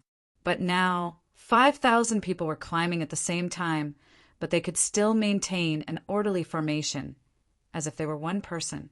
Even for the Wushang villagers, this was unbelievable. At this moment, everyone felt a deep respect for the 2-meter-tall, burly man at the bottom of the valley. Whoosh! A rapid gust of air rose up the cliff face to the sky. 1 second, 2 seconds, 3 seconds, 4 seconds, 5 seconds, 6 seconds, 7 seconds. Once the 7 seconds were up, the 5,000 Wushang recruits maintained an orderly formation and quickly climbed up the cliff. The clouds disappeared. The rain stopped. When the last row of Wushang recruits climbed up the cliff, everything became quiet again. Not a single sound could be heard. Even the 5,000 Wushang recruits seemed to have become one with the mountain. Not a single sound could be heard. Sweeping like fire, immovable like a mountain, these 5,000 Wushang recruits had completely achieved this. Seeing this scene, even Li Sai couldn't help but nod his head. After training in Wushang village for almost a month, there was finally an effect. Just like what Marquis said, these Wushang people were indeed born the best warriors. Walala! As he was thinking, he suddenly heard a fluttering sound. Li Sai's heart skipped a beat. He raised his head and saw a messenger pigeon flying down from the sky. Li Sai's eyelids twitched as he suddenly realized something. He extended an arm and let the pigeon land on it. Then he removed the letter from the pigeon's leg and read it carefully. See this as an order. Return quickly. There were only 6 simple words on the letter. When Li Sai saw these words, he immediately understood what was going on. It's about time. Raising his head, Li Sai looked at the 5,000 Wushang recruits at the top of the cliff. Soldiers were trained for 1,000 days to be used in a single moment. Li Sai was well aware that this was the time for this army to test their skills. Return. The loud and clear voice was like thunder exploding, resounding through countless mountains. An hour later, under the watchful eyes of the Wushang people, an army of 5,000 majestically left Wushang village. At this moment, no one knew that the future of the Central Plains and the foreign kingdoms would change with this first batch of Wushang soldiers. Several hours later, Wang Chong received news of Li Sai's return. Standing on the tall steel walls, one could see a fully armored army in the distance, sweeping through a cloud of dust. This army of around 5,000 exuded the aura of an army of 50,000 or even 100,000. This was an astonishing momentum that could topple mountains and rend the earth. But most astonishing of all was the speed at which these 5,000 people advanced. Although they were walking, they moved with incredible speed, like galloping horses. Chapter 744. The army also had to move rapidly, and it was normal for soldiers to travel 100 li in a day for some special missions. However, even the fastest army couldn't reach half of these people's speed. It was even more impossible for them to maintain an orderly formation while sprinting at high speed like them. When tens of thousands of powerful soldiers moved in the same manner and marched in the same manner, the impact and shock they produced was indescribable, impossible. These soldiers are so strong, they're so obedient, and there's not even the slightest bit of chaos. Where did Marquis find such a formidable force? What a powerful aura! It's even more formidable than the white braves attacking the city last night. Are these the helpers Marquis found? Inside and outside the walls, the craftsmen and guards were all sighing in amazement. These are the Wushang soldiers that Marquis found? On the southwest wall, Zhang Shouji was currently inspecting the walls, and as he saw the Wushang soldiers from the east, he couldn't help but sigh. He was one of the few people who knew of the existence of Wushang village, but this was his first time seeing the soldiers of Wushang village. Truly formidable. This aura, no wonder Marquis would send General Li. Zhang Shouji quietly said to himself. He had experienced the bitter battles of the Southwest. In the War of the Southwest, those who had survived the assault of the Mengshi, Yusang army had essentially been the elite of the elite. But Zhang Shouji felt that not even the most elite of the Southwestern Protectorate army could compare to the Wushang army that Li Sai was leading from the east. The Wushang soldiers were very fast, and in a few moments they were less than several hundred zhang from the City of Steel. At this moment, the gate opened, and Wang Chong rode out with Cheng Sanyuan and the others. Marquis. When he saw Wang Chong, Li Sai got down from his horse and strode over. He bowed in front of Wang Chong. Fortunately, I have completed the first phase of the Wushang soldiers' training. Please inspect them, Marquis. Wang Chong nodded. His gaze shifted from Li Sai to the 5,000 Wushang soldiers. These Wushang soldiers were completely different from when Wang Chong first met them. They were fully equipped with armor and had already begun to take on the shape of the Wushang iron cavalry. Not bad, you've worked hard. Wang Chong patted Li Sai on the shoulder and turned his head. Li Sai truly was very capable. In a short month, he had been able to train these 5,000 Wushang soldiers into their current state. They were as immovable as a mountain and as aggressive as fire. There were probably only a few people in the army who could do this. He truly was worthy of being the future invincible great general. Go and rest. Leave the army in the back to me, Wang Chong said. From the isolated villagers of Wushang to the world-renowned Wushang Iron Cavalry, this process had not been accomplished in a single step. They had still not cultivated the martial arts that had been specially created for them, nor had they cultivated the Wushang halo that had been named after their village. Most importantly, they had still not obtained the warhorse that was the most important thing to a cavalry soldier. Everything is ready. All that's missing is the East Wind and Hulieg's warhorse, Wang Chong quietly said to himself.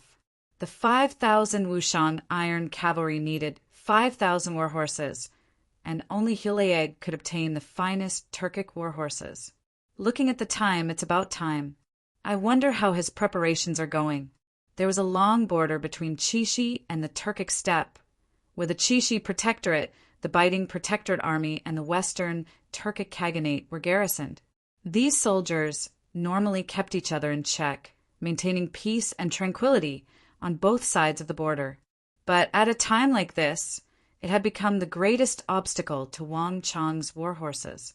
5,000 warhorses was no small number, and such a large herd could not possibly be hidden from the eyes and ears of the Chishi Protectorate Army, the Biting Protectorate Army, and the Western Turkic Khaganate. Given Wang Chong's relationship with the two protector generals, if he was discovered, there was an 80 to 90% chance that he would end up helping someone else. Moreover, such a large warhorse transaction would not be able to get past the Western Turkic Khaganate. After all, the Western Turkic Khaganate was currently hostile to the Tang dynasty. Now, it's up to him to use his own methods, Wang Chong quietly said to himself.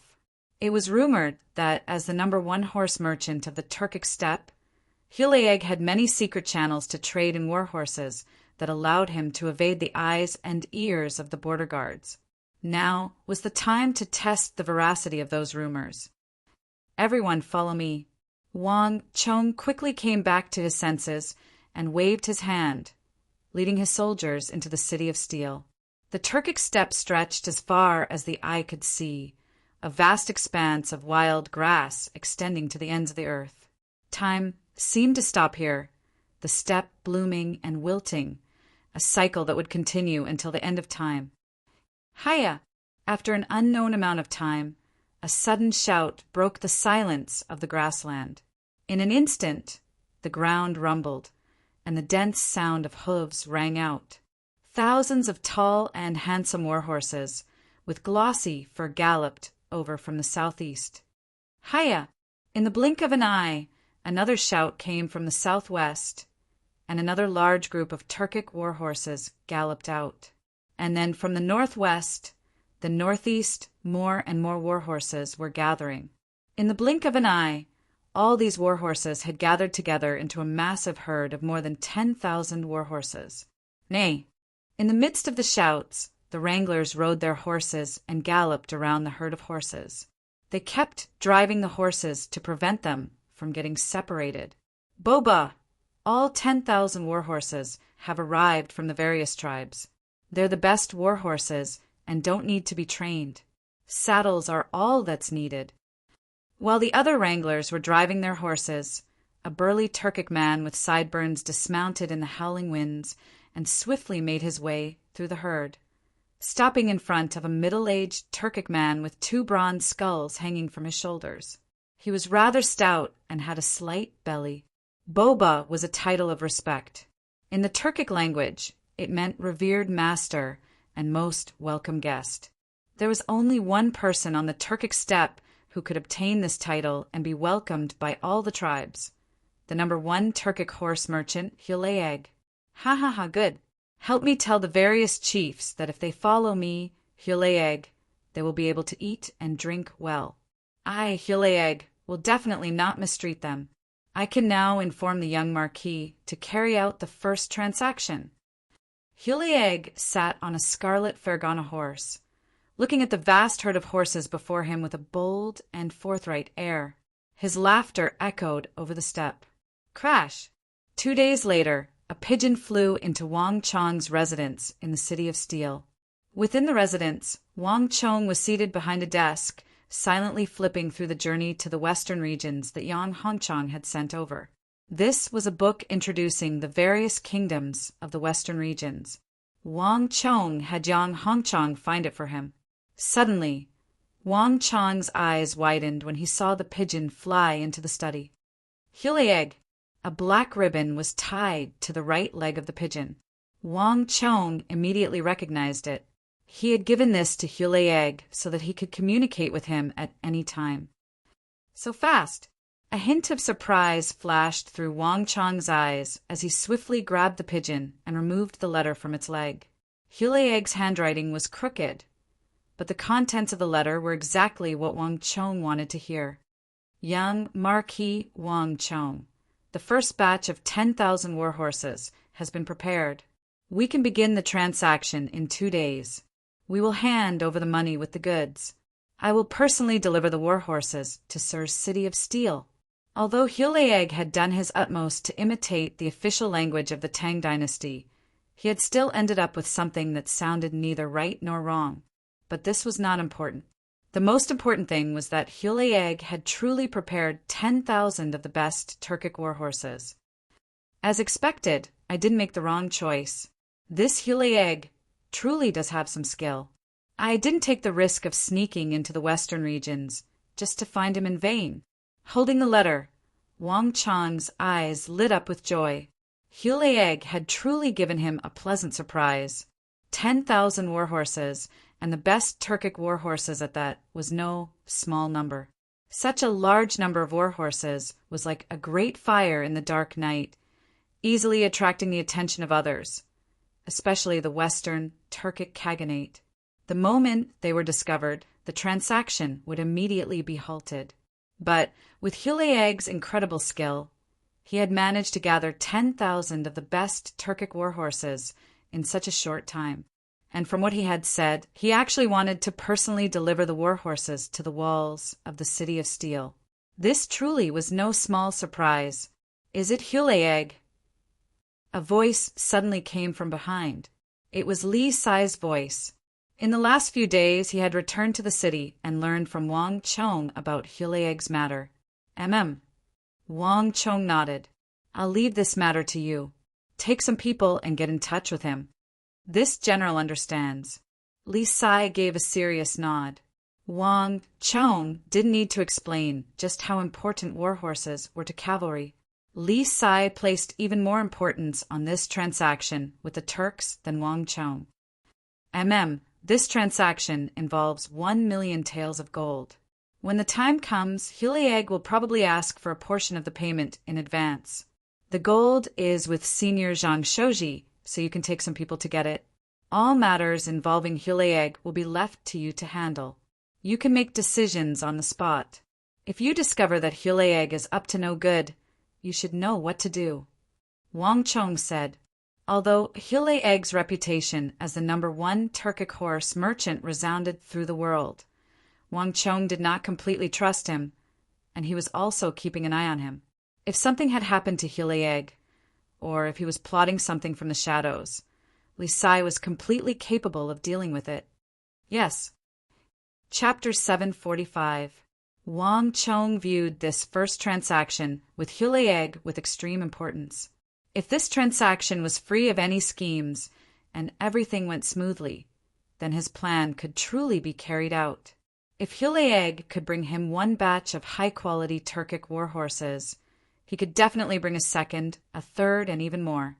Perhaps by borrowing the abilities of the number 1 Turkic horse merchant, The Tang dynasty really might be able to obtain an endless supply of high-quality war horses from the Turkic steppe, making up for the greatest weakness of the Tang dynasty in its last life. I truly am looking forward to it. Hulaeg, I hope that you won't disappoint me. Wang Chong muttered to himself. Outside the window, the wind was beginning to stir. No one knew that a storm was slowly sweeping across the western regions from the distant Wushang. Hulaeg truly was as cautious as Wang Chong had expected. After the first letter, Wang Chong quickly received a second letter from Hulaeg. He had even sent a servant to disguise himself as a merchant dealing in jewelry to sneak into the city of steel. Before carrying out the first transaction, Hulaeg hoped to receive a deposit of 100,000 taels of gold.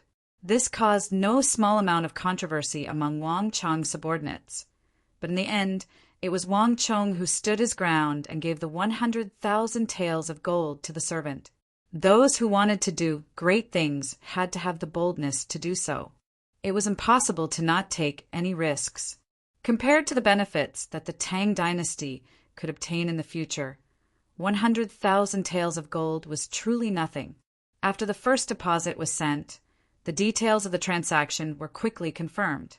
The time was set for the following night after the Z period.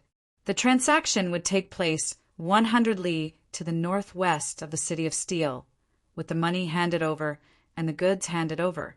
However, Hulaeg also made an additional request. He hoped that Wang Chong would personally attend the transaction. Time flew by, and 2 days passed in the blink of an eye. It was quickly time for the discussion of the transaction. The moon was dark, the stars were dim, and fierce winds howled through the sky. In the starry night, figures lined up neatly, waiting silently. Marquis, it's been so long, so why haven't the Turks appeared? Could it be that they won't come? After waiting for more than 4 hours, Chung Sanyuan finally couldn't help but ask. Yes, the Turks can't be trusted. He clearly knows that our Tang dynasty is at war with the Western Turks, but he still sold us horses. This is truly suspicious. Could it be that they only came for the 100,000 taels of gold? Besides, if they wanted to trade, they should have come long ago. Su Shirshian agreed. The agreed time for the transaction was the Z period, but dawn was approaching and Hulaeg still had not appeared. This made Wang Chong's generals rather uneasy. Haha, don't worry, it's only 100,000 taels of gold. Compared to the transaction amount we've agreed on, it's just a drop in the bucket. It's basically nothing. With Hulaeg's eyes, he wouldn't care. Wang Chong stood ramrod straight with his hands clasped behind his back, his long hair fluttering in the wind. Compared to the unease of his generals, Wang Chong was much calmer and more composed.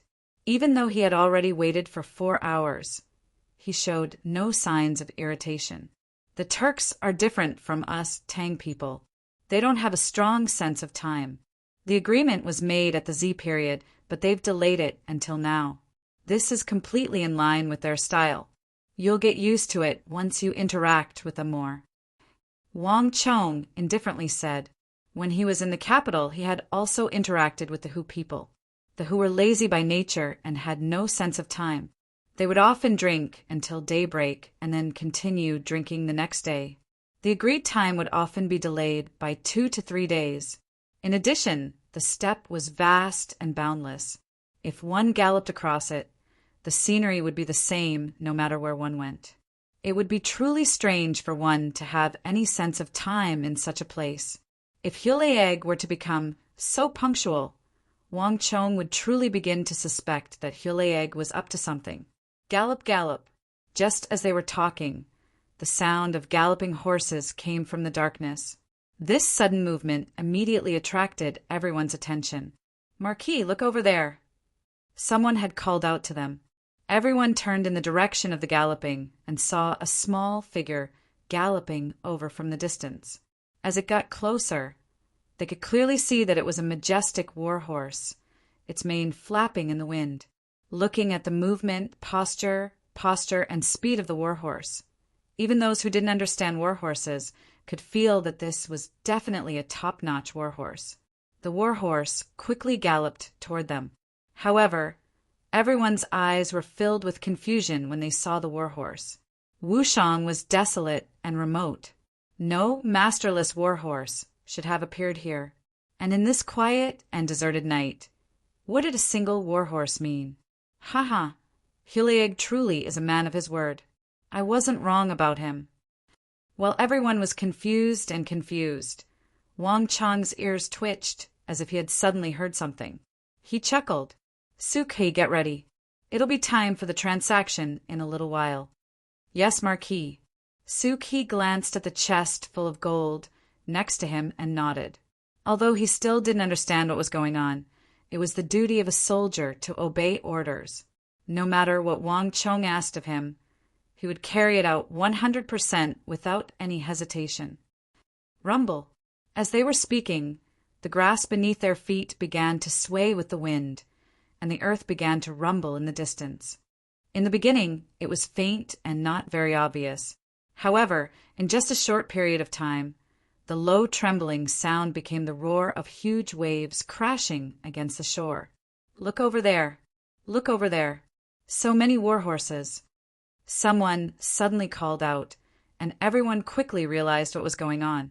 Deep in the night, along the northwest direction, countless shadows of war horses could be seen, densely packed, galloping over from afar. The rumbling that everyone heard was the sound of those war horses galloping together. Ha ha ha! Young Master Wang, we finally meet again! While everyone was still attracted by the warhorse, a burst of rough laughter suddenly came from the back of the warhorse. Cree! Suddenly, a sharp cry came from the distance. The warhorses that were charging over like a huge wave suddenly slowed down. Furthermore, they split into two groups, and in the middle of these groups were several figures riding on warhorses, galloping toward Wang Chang's party. The person in the lead had a slightly plump figure, and two fist-sized objects on his shoulders were swinging back and forth. As the wind howled, they let out shrill cries like the weeping of ghosts. Wang Chong immediately recognized him as the #1 Turkic horse merchant, Hulaeg. Ha ha ha! I really didn't make a mistake. Wang Chang's eyes brightened in delight. Grabbing the reins of a warhorse, he leaped onto it and galloped off in Hulaeg's direction. Marquis, careful! Everyone panicked and hurriedly followed. In the distance, the two warhorses met, and Wang Chong and Hulaeg dismounted. Ha ha ha! Young Master Wang, thank you, truly thank you! To Wang Chong's surprise, the moment Hulaeg dismounted, he immediately went up and gave Wang Chong a passionate bear hug. Marquis, before Wang Chong could say anything, the others were given a fright by this Turkic's actions. Chan Bin, Guan Yu, and the others subconsciously reached for their weapons. Don't panic. He means no harm. Wang Chong extended a hand and stopped the crowd.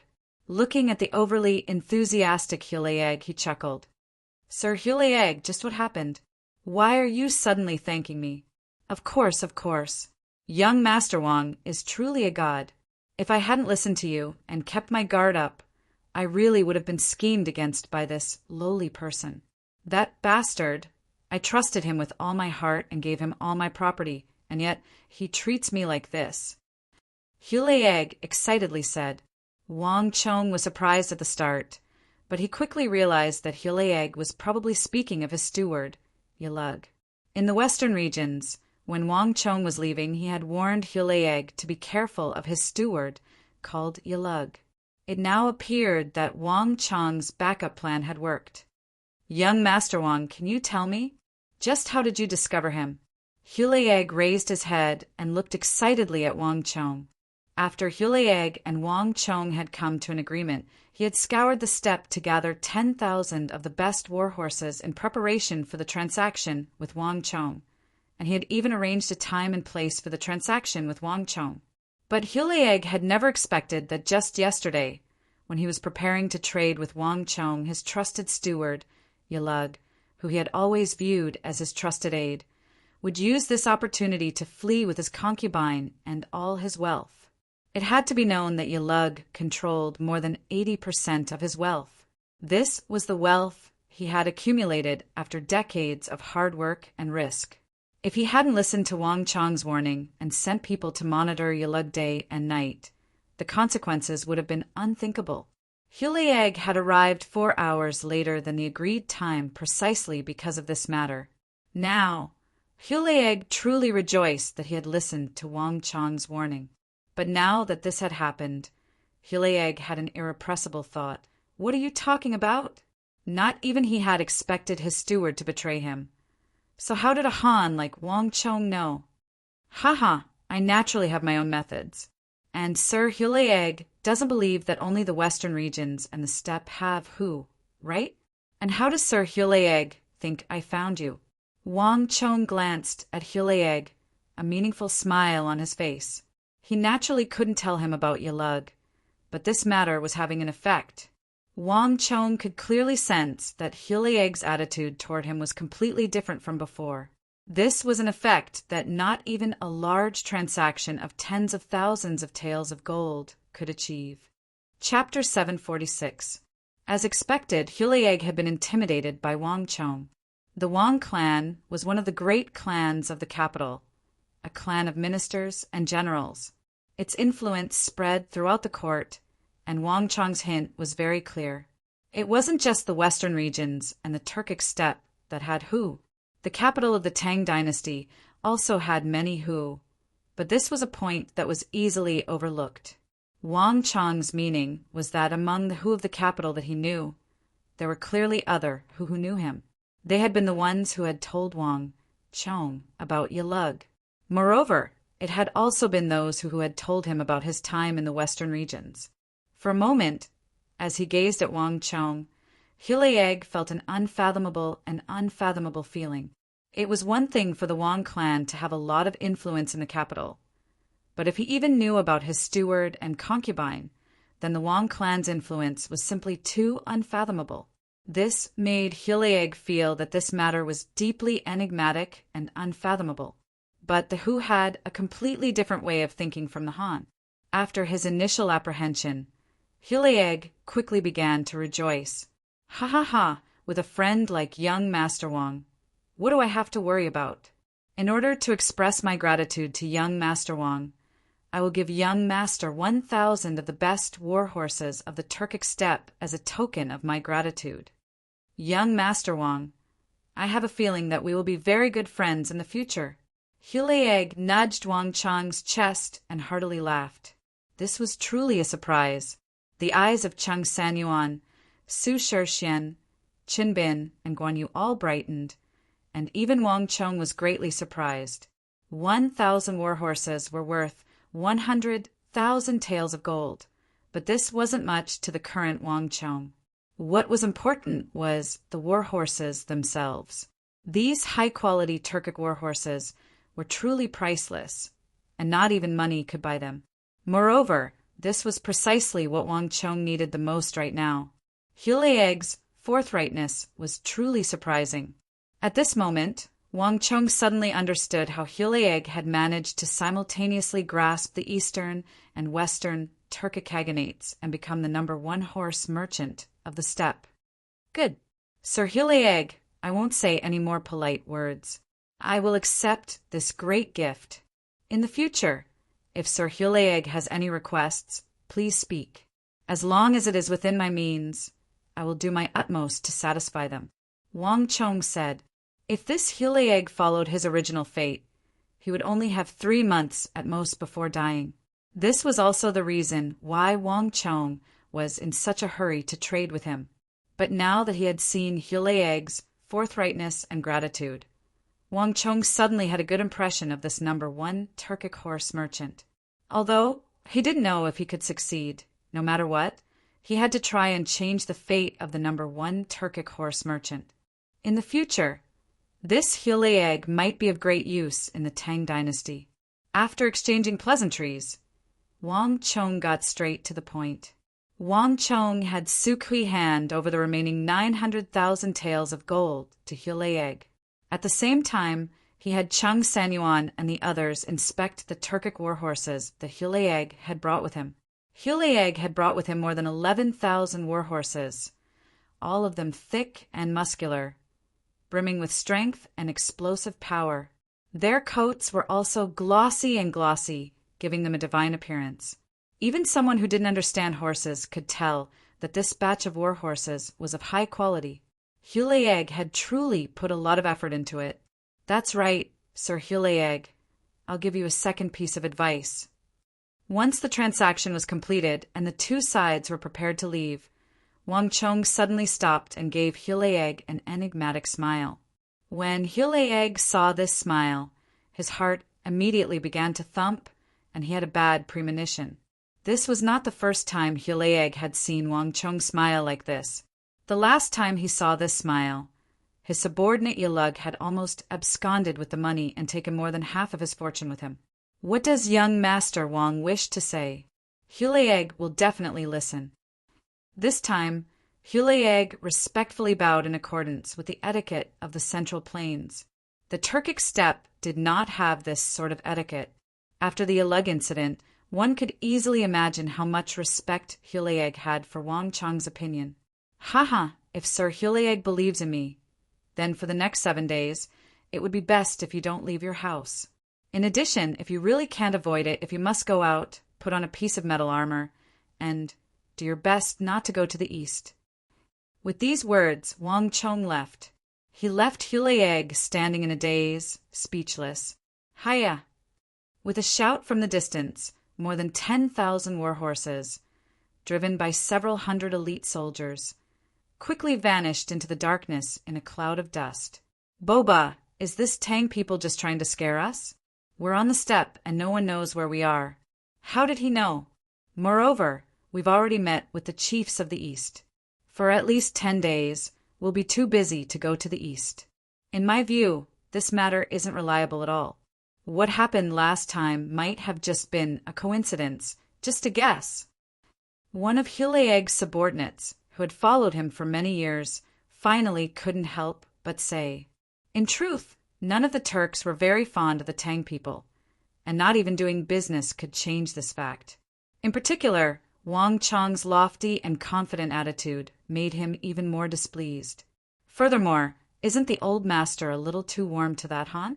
He had followed the old master for so many years and done business with many people. But this is the first time he has seen the old master so warm to a Han, even gifting him 1,000 of the best Turkic war horses for free. No, Waduchi, you're wrong. To his surprise, Hulaeg looked in the direction Wang Chong had disappeared, his brow creasing even deeper. The east he spoke of was not the eastern steppe of our western Turkic Han kingdom, but the eastern Turkic Khaganate. Hulaeg's words left the Turkic man called Wuwan dumbfounded. Hulaeg was a master of money and power, and it wasn't just in the western Turkic Khaganate that he had a wide network. In the steppe ruled by Uzmish Khagan of the eastern Turkic Khaganate, Hulaeg also had a close relationship with the chiefs of the various tribes there. Not long ago, Hulaeg had arranged to meet with several powerful tribal chiefs who had a close relationship with Hulaeg. But very few people knew of this matter, and Hulaeg had only made this decision not too long ago. But how did Wang Chong know? If he even knew of such a secret, it would be far too inconceivable. Could it be that he's trying to say that someone will try to harm me at that time? Hulaeg muttered to himself. He wanted to treat Wang Chong's warning as a joke, but with Yilug's gem in front of him, Hulaeg did not dare to treat Wang Chong's words lightly. Turning around, Hulaeg left, his mind full of thoughts. Putting aside the activity on Hulaeg and Uzin's end, the sun rose from the east and the darkness broke. The more than 11,000 Turkic war horses that Hulaeg had provided suddenly appeared like a dark cloud around Wang Chong's city of steel, giving everyone a fright. The fact that Wang Chong had constructed a city in a single night was already astonishing enough, but now he had produced so many war horses. Everyone was stunned, especially those spies. They were even more panicked. Messenger pigeons hurriedly flew in all directions. What? More than 10,000 war horses? Have you gone crazy? How could there be so many war horses? Even Fomin Linta, who had been caught up in the whirlpool of the imperial court and had been executed in Pulinhi's death, was given a fright. His first reaction was that this was impossible. Chishi was a vital route between the western regions and interior, and it guarded 3 borders. Between the Tang dynasty and Uzun, between the Tang dynasty and the western Turkic Khaganate, and between the Tang dynasty and the western regions, all 3 directions were filled with his soldiers. It wasn't just 1 or 2 war horses. Such a massive number could not possibly be hidden from his eyes and ears. If Wang Chong really had obtained so many war horses, how could he not have heard anything about it? Could it be that all the well-trained war horses under his command were useless? Moreover, he could understand the construction of the city in one night. But how could so many war horses appear in one night, and the border guards didn't even notice it at all? What was going on? Could it really be a miracle that could create something from nothing? He would never believe such a ridiculous piece of news. "My lord, this general has already sent 3 groups of men to investigate. This matter is absolutely true. This general can guarantee it with his life," the kneeling general hurriedly said. In Chishi and the western regions, all the enemies in the area were primarily cavalry. The Uzun was like this, the Turks were like this, the kingdoms of the western regions were like this, and even the distant Abbasid Caliphate and Karak Spazinu were like this. In such a complicated environment, one could easily imagine just how important war horses were. Wang Chong only had a small fief here, but he had more than 10,000 war horses. And even the Protector General, the most important Protector General in charge of all of Chishi, only had a little more than Wang Chong. How could anyone accept this result? As Fuming Lingcha stood in the hall, he stared blankly at his anxious subordinates, his face flushed with anxiety. At this moment, Fomin Linta was far from the only one shocked by Wang Chong's 10,000 Turkic war horses. That brat actually has this kind of ability. In the distant Big Dipper city in Longxi, Geshu Han's eyes flashed with a bright light as he slowly stood up, his hands propping up the red sandalwood table. He had to admit that the youngest son of the Wang clan had truly given him a major surprise. For the first time, he suddenly realized that some things had exceeded his expectations. In Chishi, what is Fomin Linta's reaction? Geshu Han suddenly asked. Fomin Linta is still busy dealing with the questions of the imperial censors, so he probably doesn't have the energy to pay much attention to what's going on over there. But based on the information we've obtained, Fomin Linta has probably flown into a thunderous rage.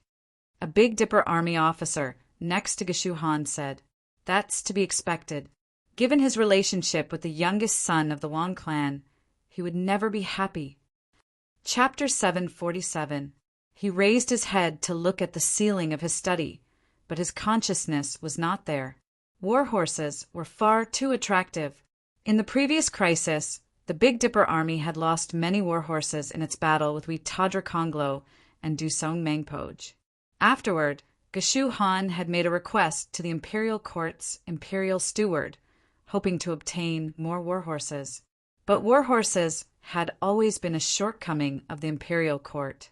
Geshu Han had requested for them for so long, but he had still not seen any war horses.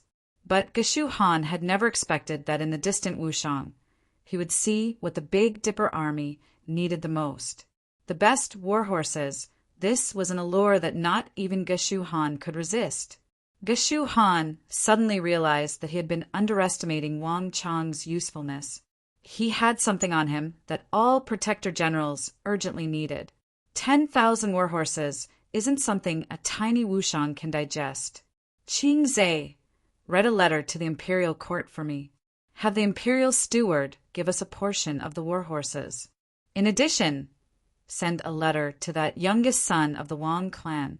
Geshu Han said, "This, my lord, do we have to admit defeat to that brat?" One of Geshu Han's subordinates, Qing Zhe, exclaimed in shock. He clearly remembered that the great general had given him an order to deal with that youngest son of the Wang clan.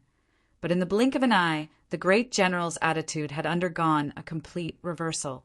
Moreover, for a great general like him to admit defeat to a junior who was far beneath him in age, experience, and status, it would be far too shameful. The entire Big Dipper army would probably lose all face. Haha, who said we were going to admit defeat? We still have to take the war horses for the sake of the public. As for our relationship with that brat, it's a private matter. If that brat can't even handle this little pressure, we should have him withdraw as soon as possible. In the end, that will be for his own good.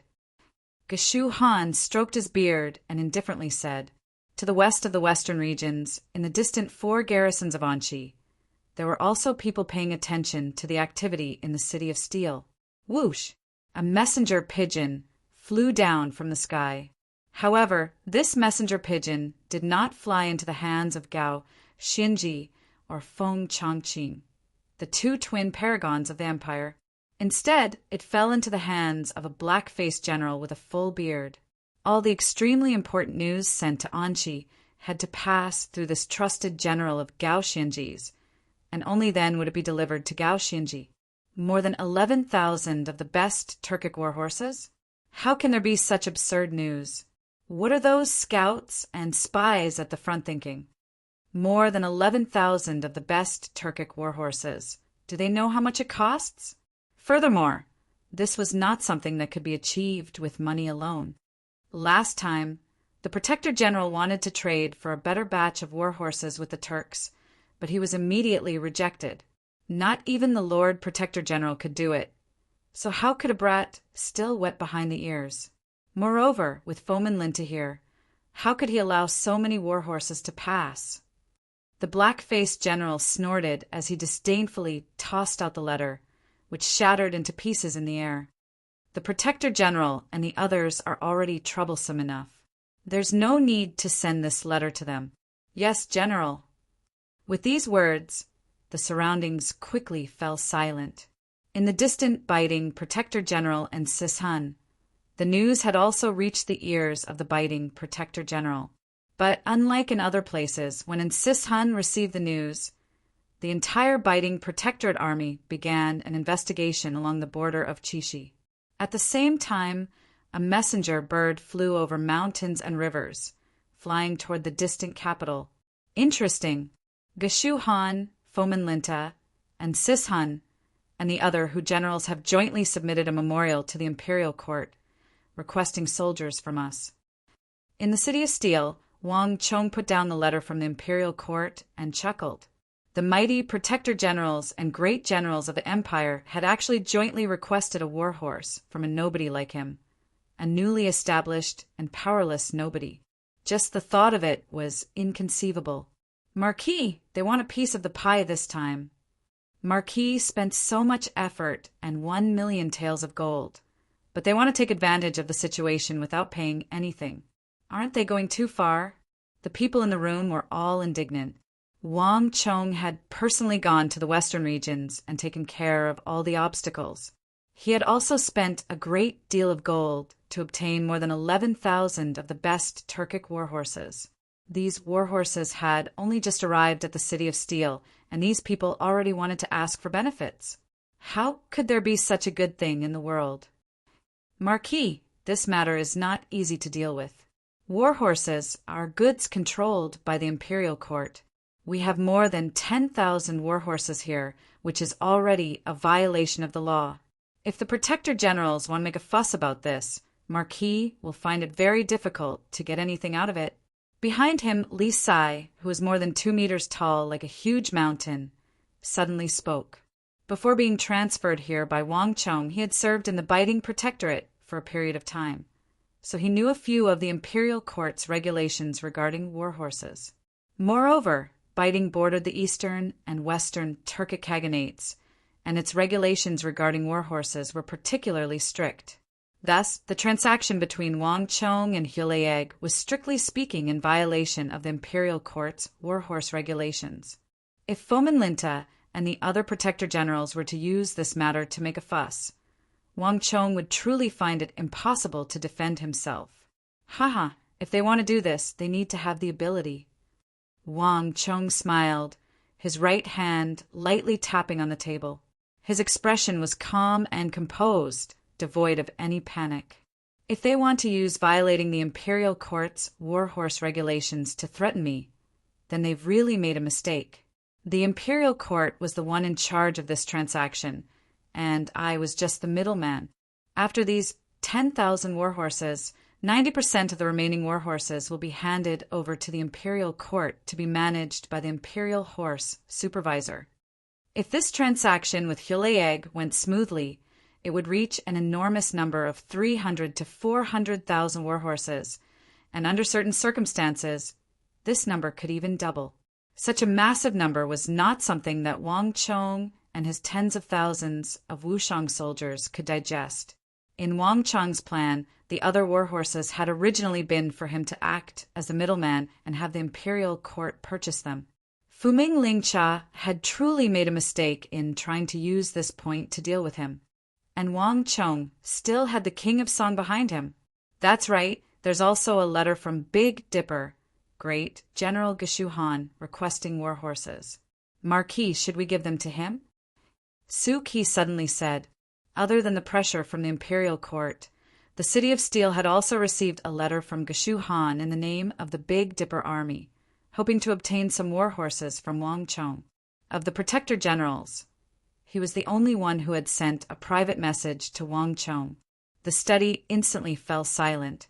No one dared to speak on matters involving the Protector Generals of the Empire. Every move made by these titans would have far-reaching effects that would often involve countless people. No one dared to make any rash comments on this matter. Tap tap. Wang Chong lightly tapped the table with the index and middle fingers of his right hand, a pensive look in his eyes. Geshu Han had actually sent him a private letter, and in this sort of situation, requesting warhorses. To be honest, this was rather surprising to Wang Chong. Interesting. This Big Dipper, Great General, really doesn't play by the rules. Wang Chong muttered to himself, a faint smile on his lips. Give it to him. Wang Chong suddenly said. These two simple words were like a boulder crashing into the hall, causing a massive uproar in the hall. Marquis Geshu Han is a who. He doesn't have any good intentions in doing this. And Marquis, have you forgotten? He was the one who wanted to deal with Marquis after the regional commander's incident. Absolutely not. Geshu Han is still opposing Marquis, and the Big Dipper army scouts still haven't left. If Marquis gives him warhorses, wouldn't that be letting him off too easily? Wang Chong's decision took everyone by surprise, and even Li Sai raised his eyebrows in surprise. Marquis, given Geshu Han's personality, what if he takes our benefits and then comes back to deal with us? Li Sai said, Ha ha ha. Geshu Han sent me a letter because he believed that I wouldn't give it to him. If I really did that, he would look down on me and think that I'm narrow-minded. Moreover, business is business and private is private. In the last battle, the Big Dipper army lost many men to defend Longxi against the Yuzhen. Men are easy to replenish, but warhorses are not. This is also the reason why he sent me a letter asking for warhorses. I will definitely give him warhorses, but not because of Geshu Han, but for the sake of my Tang dynasty. Didn't he send a letter asking for 1,000 warhorses? Give him 2,000. In addition, tell him that the extra 1,000 are for the commoners of Longxi. Wang Chong opened his eyes and rapped on the table. Longxi was the Tang dynasty's barrier, and Geshu Han's Big Dipper army was its only defense. Behind him were the millions of Longxi commoners. If the Big Dipper army was defeated, the Southwest would repeat itself. This was also the main reason why Wang Chong was willing to give him 2,000 warhorses. And there was one more thing that Wang Chong did not say. In that battle in Longxi, the Yuzhen had dispatched the long-dormant Great General Wei Tadra Konglo. The effects of that battle on the Big Dipper army were far more severe than imagined. The biggest impact was that there were too many casualties and a severe shortage of warhorses. As a result, in Wang Chong's memories, A force of around 2,000 Uzun cavalry had broken through the Big Dipper Army's blockade and charged into the interior of Longxi. At the time, it was precisely because the Big Dipper Army was severely lacking in cavalry that this force had slipped through the net. Later on, this Uzun cavalry went on a killing spree, resulting in the deaths of more than 10,000 people and the destruction of several dozen villages. This matter caused such a ruckus that it even alarmed the imperial court and came to be known as the Longxi Massacre. At the time, a painter who happened to be passing through Longxi had drawn this tragic scene and sent it to the capital, causing a huge uproar. Everyone who saw this painting wept and grieved. In the end, Geshu Han was also implicated and forced to leave the Big Dipper Army and return to the capital to explain his position to the imperial court. On the surface, Geshu Han's request for horses seemed to be a test, but in truth it was because the Big Dipper Army's shortage of war horses had reached an extremely severe level. Wang Chong could disregard Geshu Han, but he could not ignore the Longxi massacre in his memories. Now that he could do it all over again, Wang Chong naturally would not allow it to happen again. 2,000 war horses was enough to make up for the Big Dipper Army's lack of manpower. At the very least, it should be enough to deal with those 2,000 Uzun cavalry. Marquis is wise. Your subordinate was foolish. Everyone in the room was completely convinced by Wang Chong's words. In terms of breadth of mind and boldness, Wang Chong far surpassed them. This was also one of the reasons they were willing to follow Wang Chong. Chapter 748. Li Sai, I'll leave this matter to you. Wang Chong turned his head and said, Yes, Marquis. Li Sai hurriedly bowed. After taking care of a few trivial matters in the City of Steel, Wang Chong stood up and stretched as he looked out the window. It's time to take care of another matter. Wang Chong stretched his body a few times before leaving the room. The outer walls of the City of Steel were almost complete, and the Wushang army and Turkic war horses had both arrived. The plan he had in mind could finally be carried out. Wang Chong had not established a corner of Wushang for the sake of peace, but to fend off the western Turkic Khaganate to the east and the Uzun to the west. He wanted to completely alter the environment on the Chishi strategic route so that the Anshi Protectorate Army and the upcoming Battle of Talas could be fully prepared. Now that everything was ready, all that was left was the east wind. Bang! Pushing open the door, Wang Chong, dressed in an azure robe, stepped over the threshold. A few moments later, he heard a deafening roar. Turning left from the room, he could see 5,000 Wushang soldiers seated on tall Turkic war horses in the distance, undergoing rigorous training under the sun. The ground in front of them was densely packed with tens of thousands of wooden stakes. The distance between these stakes varied from long to short, wide enough for a carriage to pass while narrow enough for a horse's legs to pass. Moreover, there was no pattern to the placement of these stakes.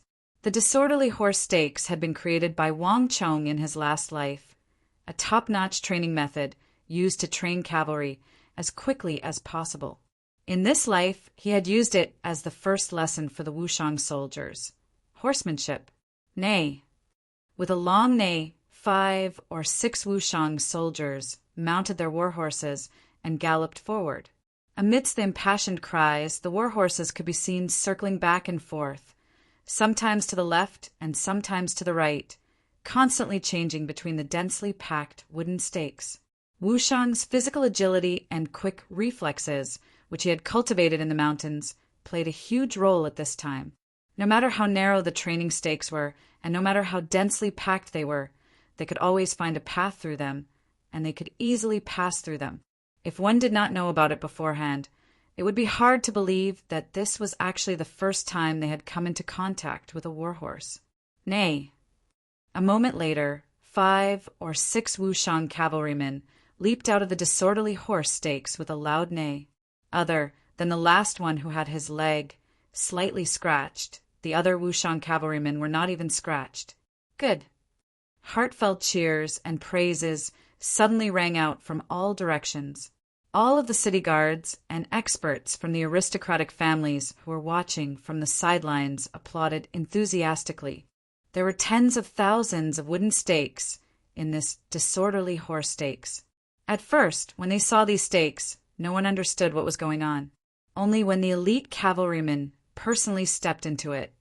Out of 10 elite cavalrymen, 8 of them fell on the road. The other 2 managed to pass through more than half of the disorderly horse stakes. But in the end, they still couldn't pass through the stretch of wooden stakes.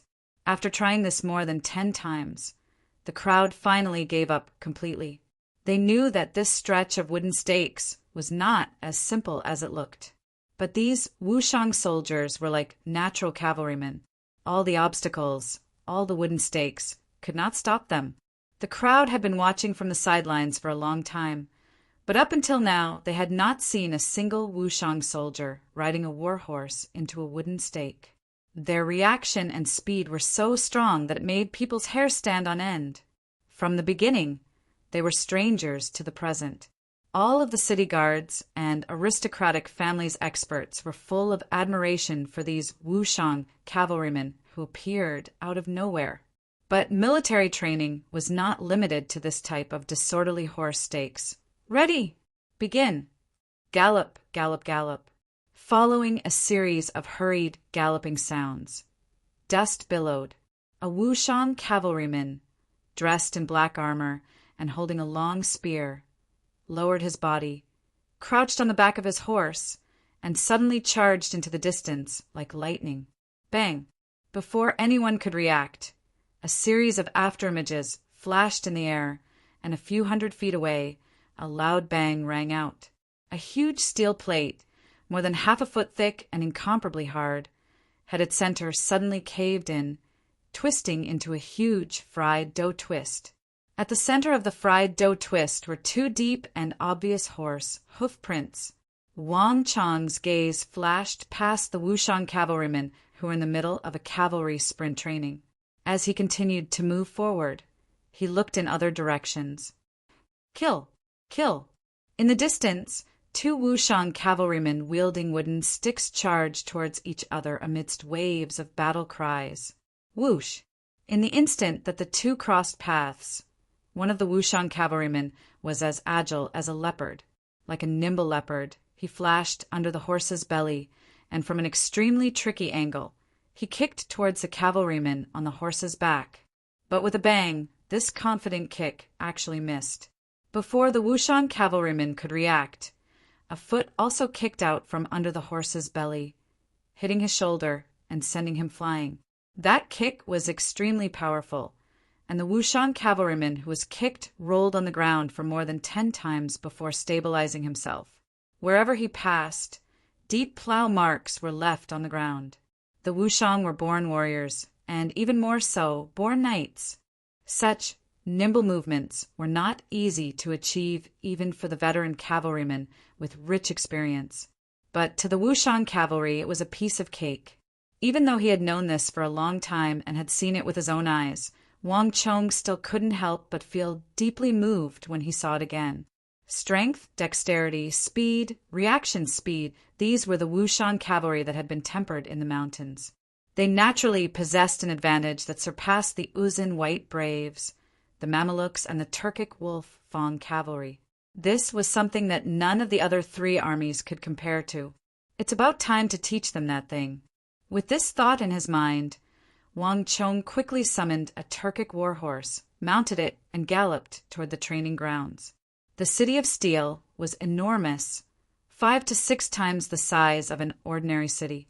It was at this time that the greatest benefits were on display. Even in this city, before all the restaurants, tea houses, and inns had been built, there was enough space for the 5,000 Wushang cavalry to gallop about and train in any area. Roar! When the war horse was still 100 some zhang from the training grounds, a long howl like that of a dragon or a tiger resounded through the air. Got it. Upon hearing this sound, all the Wushang cavalry in the middle of their training began to gallop over. In just a few seconds, they had assembled into ranks, their backs ramrod straight and their spirits high as they stood in front of Wang Chong. As they gazed at this young marquis, who was even younger than them, all the Wushang cavalry revealed deep respect and admiration in their eyes. Ever since they had left Wushang village, the more they understood about Wang Chong, the more they admired him. The young marquis, the son of Heaven's disciple, the lord of the city of steel, the one who had built a city in a single night, who possessed extraordinary wealth and connections, and an illustrious status. And then there was the fact that he had received orders in the face of peril to reverse the tides. In a situation that everyone knew was doomed to lose, he had routed the powerful Mengshi, Yusang army commanded by a famed general, and left behind more than 400,000 corpses. All of this had surpassed the imagination of an ordinary person, even to the proud Wushang cavalry. Wang Chong's actions and the ability he had displayed beyond his age had even won the admiration of the Wushang cavalry. After all, even the most admired person of the Wushang cavalry, Li Sai, was Wang Chong's subordinate, and he was loyal and devoted to Wang Chong. Under this influence, all the Wushang cavalry viewed Wang Chong as a god. Ready, you will now begin to count off. 5 to a squad, 10 to a squad, and 100 to a squad. Begin the formation.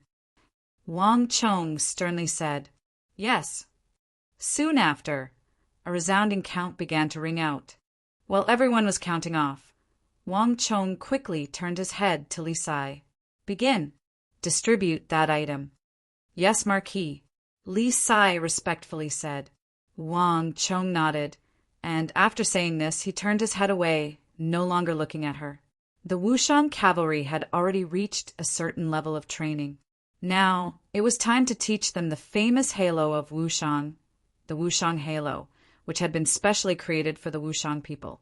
The Wushang halo had been a war halo created by several thousand of the continent's strongest experts, including Wang Chong, based on the unique traits of the Wushang people. This was a supreme art that only the Wushang could learn. The White Braves were renowned throughout the world because of their Zhangsheng halo, and the holy war halo beneath the hooves of the Abbasid Caliphate's Mamelukes was also incomparably sharp. The Wushang soldiers would find it very difficult to defeat them with their current strength. Only by regaining the famed Wushang halo, the strongest cavalry of the continent, the strongest Wushang cavalry of the continent, would they have a chance of suppressing them. Not even the otherworldly invaders could stop this halo, much less the White Braves of Uzan. Cree! Cree! Just when Wang Chong had Li Sai pass on the Wushang halo, a shrill cry came from the sky. Bang! Cries of alarm came from the city of steel, and then a large bird dropped from the sky, smashing into the ground, its mangled body unmoving. This sudden development startled the nearby craftsmen, but the Wushang cavalry remained motionless, not even creasing their brows. Wang Chong raised his head and saw that the birds that had been circling over the city of steel had suddenly split into several camps and were engaged in fierce combat, their shrill cries echoing through the air. "Ah, look over there. Another large bird has fallen. How fierce! What's going on? They're fighting,"